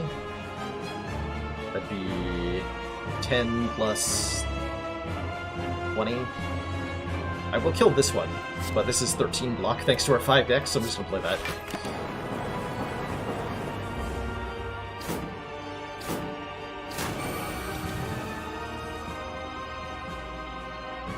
Okay, terrifying.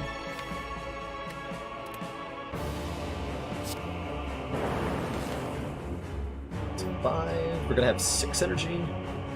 More than that, actually, because this is gonna give me a Gremlin Horn proc when I play it. Okay, Go for the Eyes is a really important card here. Weakening the Awakened One makes his really big attacks a lot more manageable. I can now Hologram Charge Battery and get a just obscene amount of block. I also get to play this, I guess. Beautiful.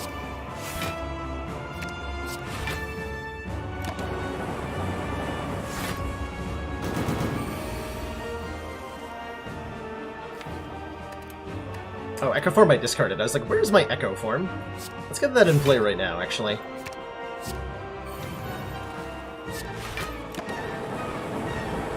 That's definitely an important one.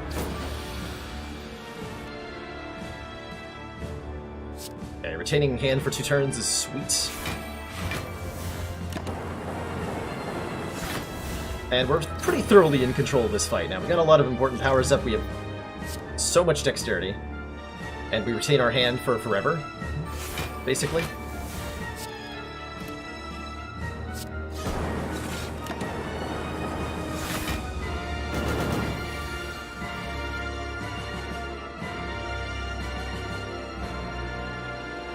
Guess we want to charge up the Thunderstrike now.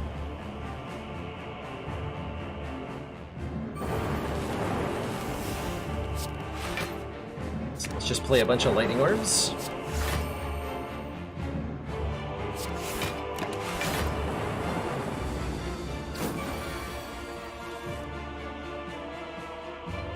This is now 8 lightning. Play this becomes 9 times 14. That's a lot of damage. Yeah, let's continue to build up the Thunderstrike.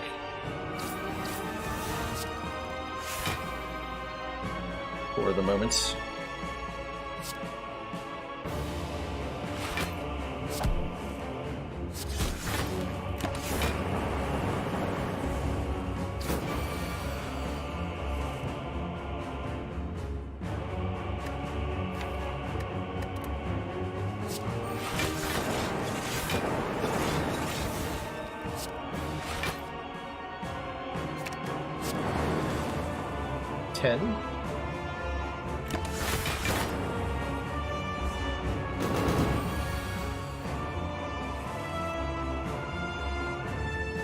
Do better.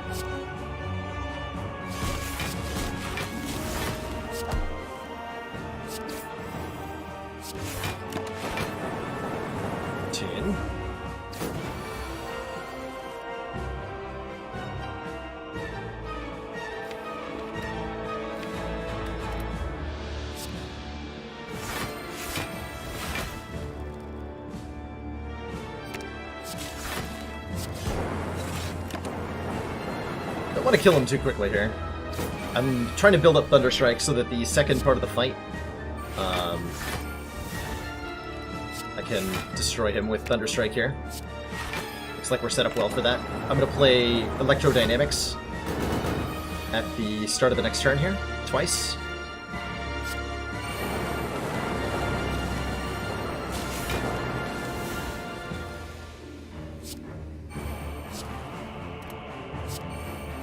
Buffer up here. Now that the first form is dead, we can play powers without giving him any strength. Also, Thunderstrike deals 9 times 20 times 2. Zip.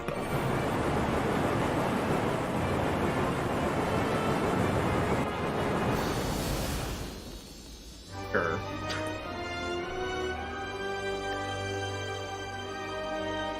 So what we're hoping to do is beat the heart in the exact same way we just did that. With 3 focus potions. It's just cruel. Animal abuse. Mods! Mods? Okay, we're missing 7 health with the Apotheosis in the deck. It's unlikely that I want to upgrade anything other than... or that upgrading anything is more important than resting, but buffer upgrade might be. Still just gonna rest, though.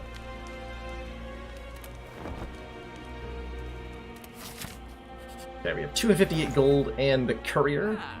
Happy Flower is really good. Every 3 turns gain an energy. We're not that good on energy. I could remove a card.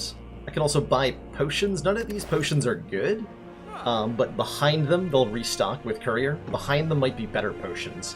So we probably want to buy the cheapest potion and see what's behind it. Cheers, Joji. So impressed with how well I play this run. Oh, thank you. We got some pretty good cards. Like, I like to think the early Prayer Wheel has done a lot to make this run very, very, very, very strong. Okay, Dex Potion is definitely better than anything else. I'm pretty down for a Dex Potion and 3 Focus Potions as our potions for the rest of this run, and we just take the Happy Flower here. Probably Smoothstone might have been better than a Dex Pot, but I don't think it is. Anyway, I'm definitely happy with this. Do I dare add a Leap? I think we have enough block cards now. We added a lot to the deck. 2 charge batteries and another Glacier. No, we only have the 1 Glacier. But these 2 charge batteries we added specifically to deal with the Awakened one. So I think we have more block than we probably care about.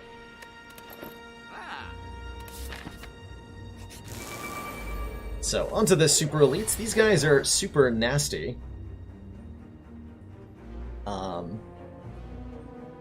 They are super nasty. I have a really good opening hand, though. Actually, I might want to just keep exactly these cards in hand. How much are we blocking for? 23? You're going to be attacking for 4 times 2? Could be a Dex Potion?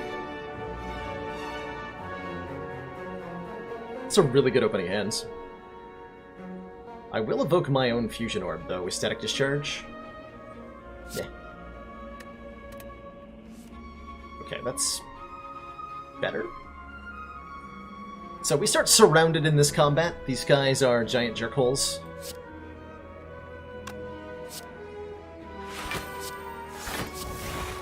And they won't let us escape. And whichever one we're not facing deals bonus damage to us. We can change our facing by targeting them with a card. I meant to consider using the Dex Potion, but I've lost that opportunity. Alright, let's take a little bit of damage here. I lost a point of focus. This guy attacks us and can debuff our focus, which is super rude. Just the rudest. I may want a Dex Potion now, because I'm not feeling great about life.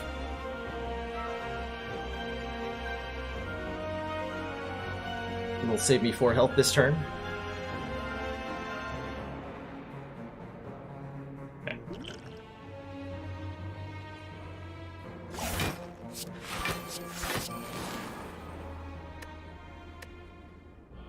Okay. With Electro down and a bit of focus, we're going to kill them pretty quickly, at least. This turn is scary. We do have a buffer. That's good. Means we're going to take this hit the old-fashioned way. Do I just buffer Echo Form, and then we're, like, fine?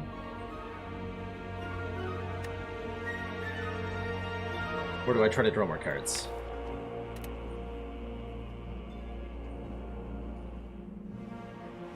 Buffer Echo Form sounds pretty good. We block this hit, we block the first hit of this, and we just take 6.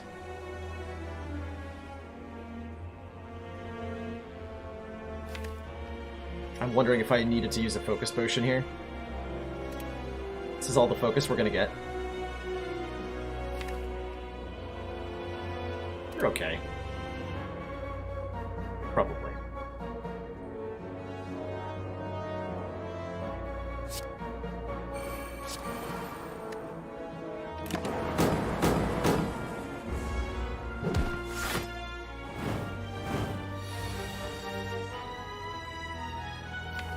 Okay, I would like to hologram my Equilibrium so I can keep these cards in hand for next turn, which is going to be super spooky.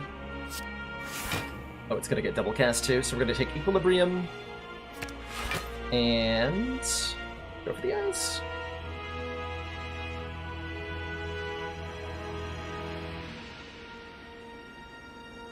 Yeah.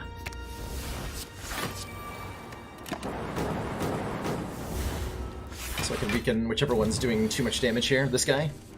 Definitely too much damage. Definitely too much damage. And actually weaken them both with hologram here.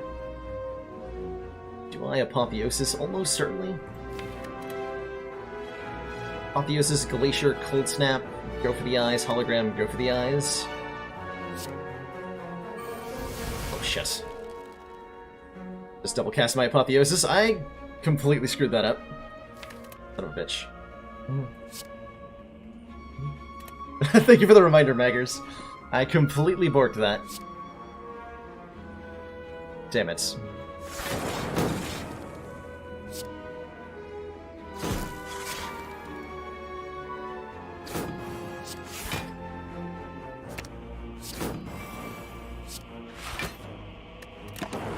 We're taking a lot more damage than we needed to because of that.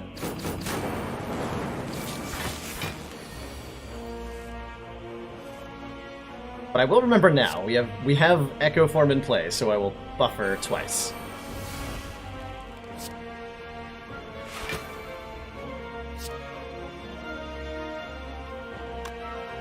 Hopefully I can turn around next turn.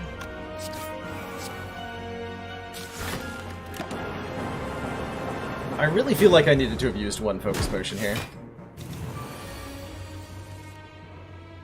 Okay, we get to dual cast this.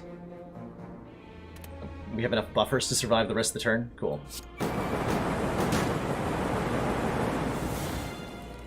Cool. Okay. Okay. Oh, that was supposed to be hologram. Whatever.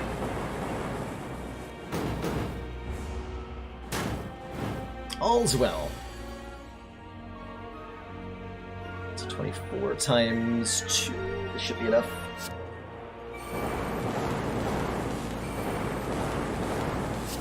Okay. We successfully held on to the potions. We got an Art of War if we don't play attacks during our turn. Gain an extra energy next turn. I don't think we need Consume, given that we have 3 frickin' Focus Potions, and a Stack Plus is kind of mediocre. It's a decent block card. I think we need better than a decent block card. 46 health going into the Heart Fight. We get to double Static Discharge on turn 1. That is so exciting. That is so exciting. That means the first multi-hit is going to eviscerate the heart, basically. Let's keep these. Capacitor, nice. We just drink, drink, drink. So the heart has a couple notable effects. He's got Beat of Death. Every time we play a card, we take 1. Which we're a little bit sad about. I'm not playing Electro. We're gonna do Capacitor, Cold Snap, Static, Static. Yeah. We'll take 1 from each of those, and that's fine. And then we might actually be dead next turn. We'll see. Depends on what we draw. Because he comes in with a really big attack very quickly here. We draw buffer, though, so we're fine.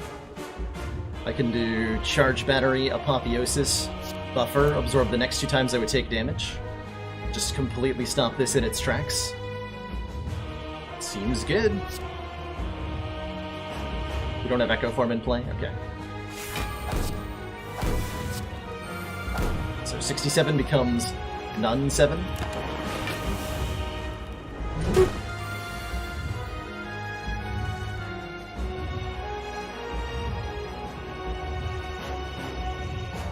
This I actually have to figure out if I want to let him hit me here. Do I have a choice in the matter is a better question. I think Thunderstrike next turn would be really nice. So if I Equilibrium, get rid of the Slimed, I think. Hologram something.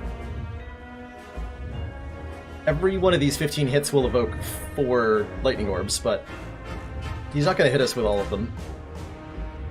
So I'm definitely playing Equilibrium. I don't have to think too hard about that. So we're at 19 block, and we gain an additional 11 when this evokes. So that's effectively 30 block.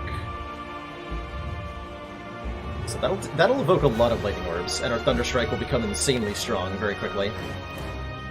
And we'll do a great deal of damage to the heart.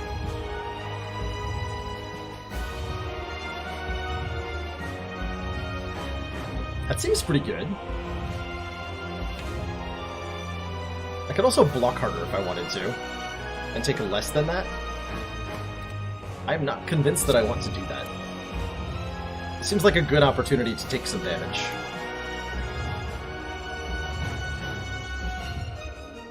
How do the turns count? I'm not sure what you mean by that. Doge. If you mean the hearts per turn damage cap, it's from the start of the heart's turn to the start of the heart's next turn. It resets at the start of its turn.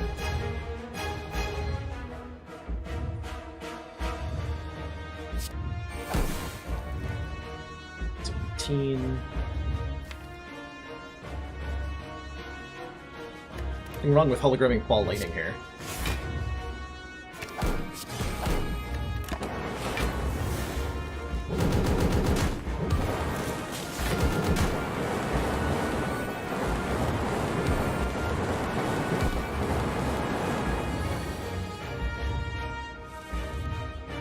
Channel 22 Lightning. Oh, but that counts. Oh, yeah. I can only actually do 62 more this turn, though. So I want to hologram Equilibrium so that I can hold on to Go for the Eyes. We're actually in trouble here.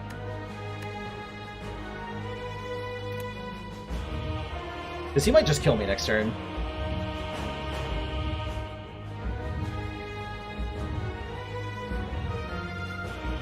So I definitely want a hologram Equilibrium and play that. So that we can hold on to the stuff in our hands.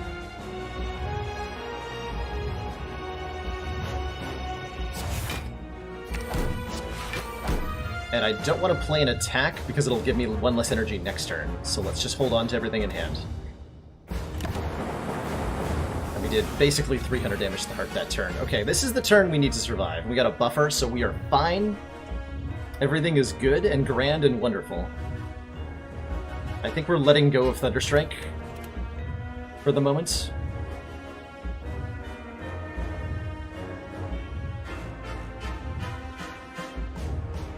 Yeah, I think I have to let go of Thunderstrike here. We gotta play Charge Battery Buffer to block this hit. Go for the Eyes won't weaken him because he has an artifact charge, so this will just bounce off.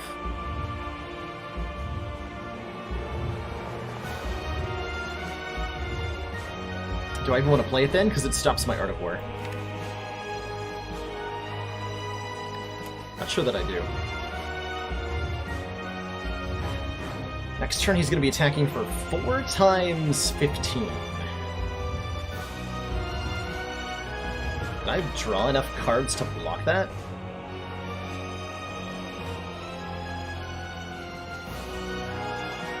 If I don't draw Glacier, I might die next turn.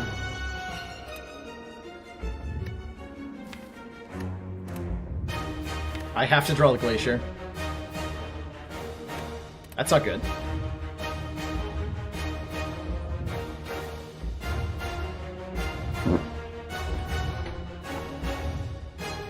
Oh yeah, the reason we got so many Lightning Orbs there was Static Discharge. Whenever we receive attack damage, channel 4 Lightning.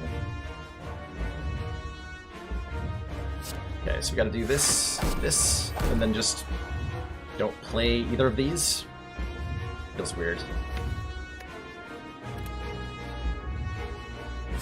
Doesn't matter whether we play this or not. Feels very bad to not play this. Please. Please. Aw.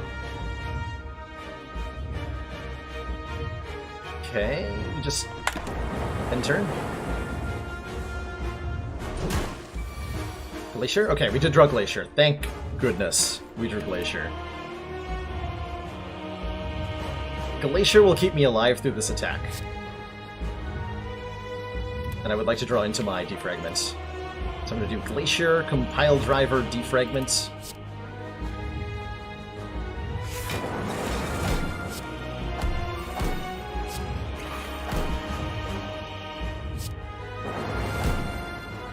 I think we're playing Defend.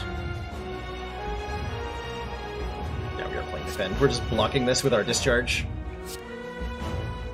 I should only end up taking like 4 damage here.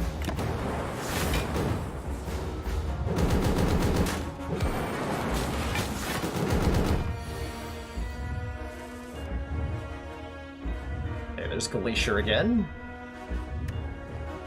I can Glacier... No, I can't Glacier Hologram Glacier. How unfortunate.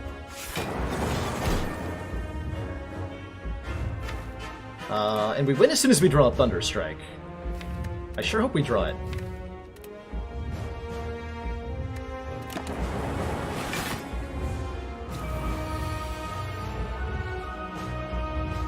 Okay, I can work with this. We have 20 block here. This is another 16. That's enough to survive? It's looking a little iffy, wouldn't you say? I think I Compile River first, because if Compile River draws Thunderstrike, I immediately win the fight. So we're going to take... Beat of Death is now 2 damage per card. I think we just take the 2 damage. Let me make sure that's not going to kill me, right? We're... Yeah, that's not going to kill me. Okay, it's not Thunderstrike.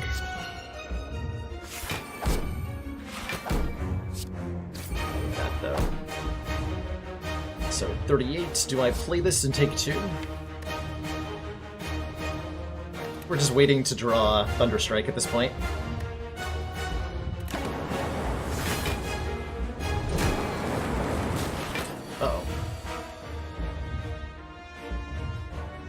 Forgot I was gonna evoke that. I'm glad I didn't play that.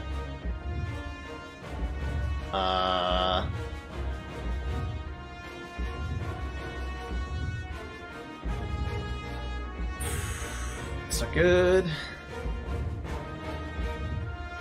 Math time! So, we can't block that. And therefore it looks like we're dead, right? Or are we? What if we weren't dead? What if instead of being dead, he was dead? Instead. Only 141 health, right? And we can evoke... These are 16 each when we evoke them. So I think if I Electrodynamics Zap, we're gonna fill these. It's calculator time, by the way. Let's see, if I Electrodynamics Zap Cold Snap, I'm gonna evoke all 4 of these. For 16 times 4 is 64 damage. We'll have 4 lightning orbs that do an additional 44, so 64 plus 44 is how much?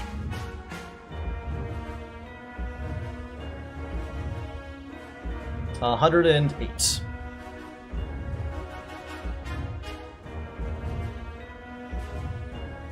And we're gonna have a lot of lightning orbs in play.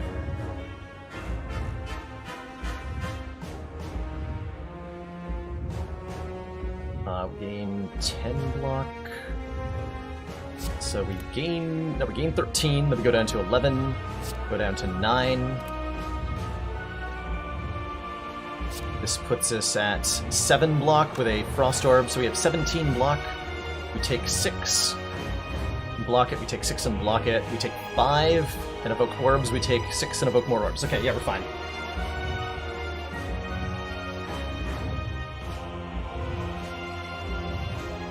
So, Electro Zap Cold Snap should be winning here. And I don't know if we win at either... I'm not going to do enough math to tell me if we win at 7 health or 1 health. But we win at one of those 2 values.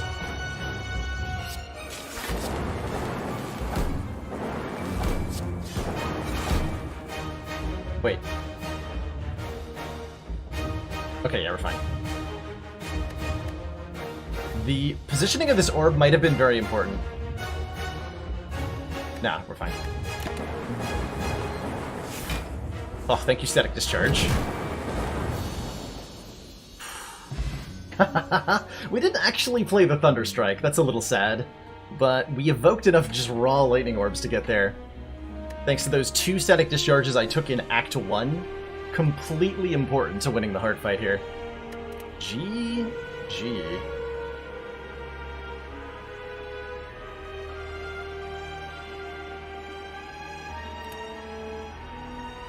Hot diggity dog. I love Static Discharge wins. My favorite card became so good when they released the heart. What a run. Is that 3 in a row? No, I feel like I lost a run recently. I must have lost the run prior to this, right? Feels like I did.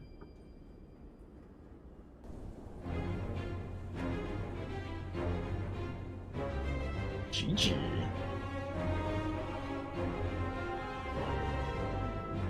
Kind of annoying you can't skip this at the end.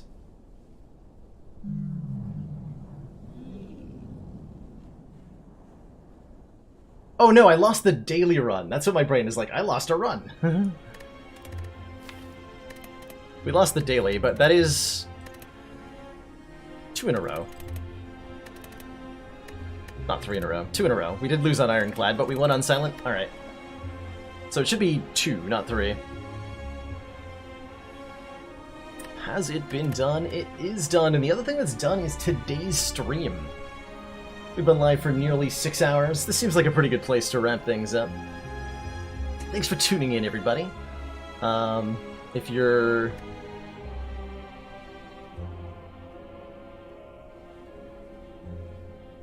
new to the channel and you enjoyed today, I hope you understood a little bit more about the game. I have such an understanding English. Thank you, Seb. You too. I appreciate that. Yeah, if you're new to the channel, I hope you had a great time. Don't forget that there's that follow button above the stream if you'd like to be notified of when I'm live. You can also get live notifications in our Discord, linked up in chat here. Half expected BaylorBot to try to time itself out there. As well as talk to me when I'm not on camera. We will be, of course, live tomorrow evening at 4 p.m. Eastern Standard Time, as it is Thursday tomorrow. Yes, it is, which is excellent. And I hope to see you all then. Alright, where can we direct our lovely viewers?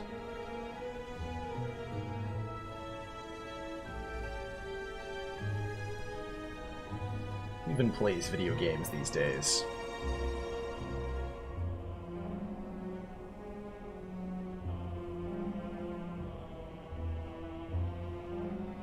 Oh, Munchdown's playing some Ascension 20 action. Let's show Munchdown some love. Everybody who's a regular here knows Munchdown well. Very, very good friend of the channel, one of the oldest compatriots of mine since the Ascension 15 days. So I'm going to throw a host over to her, and we'll say hello. Thanks for watching, Tom. It's always good to have you in chat, doing your mod things. I appreciate it. Have a good night, everybody. Thanks for watching.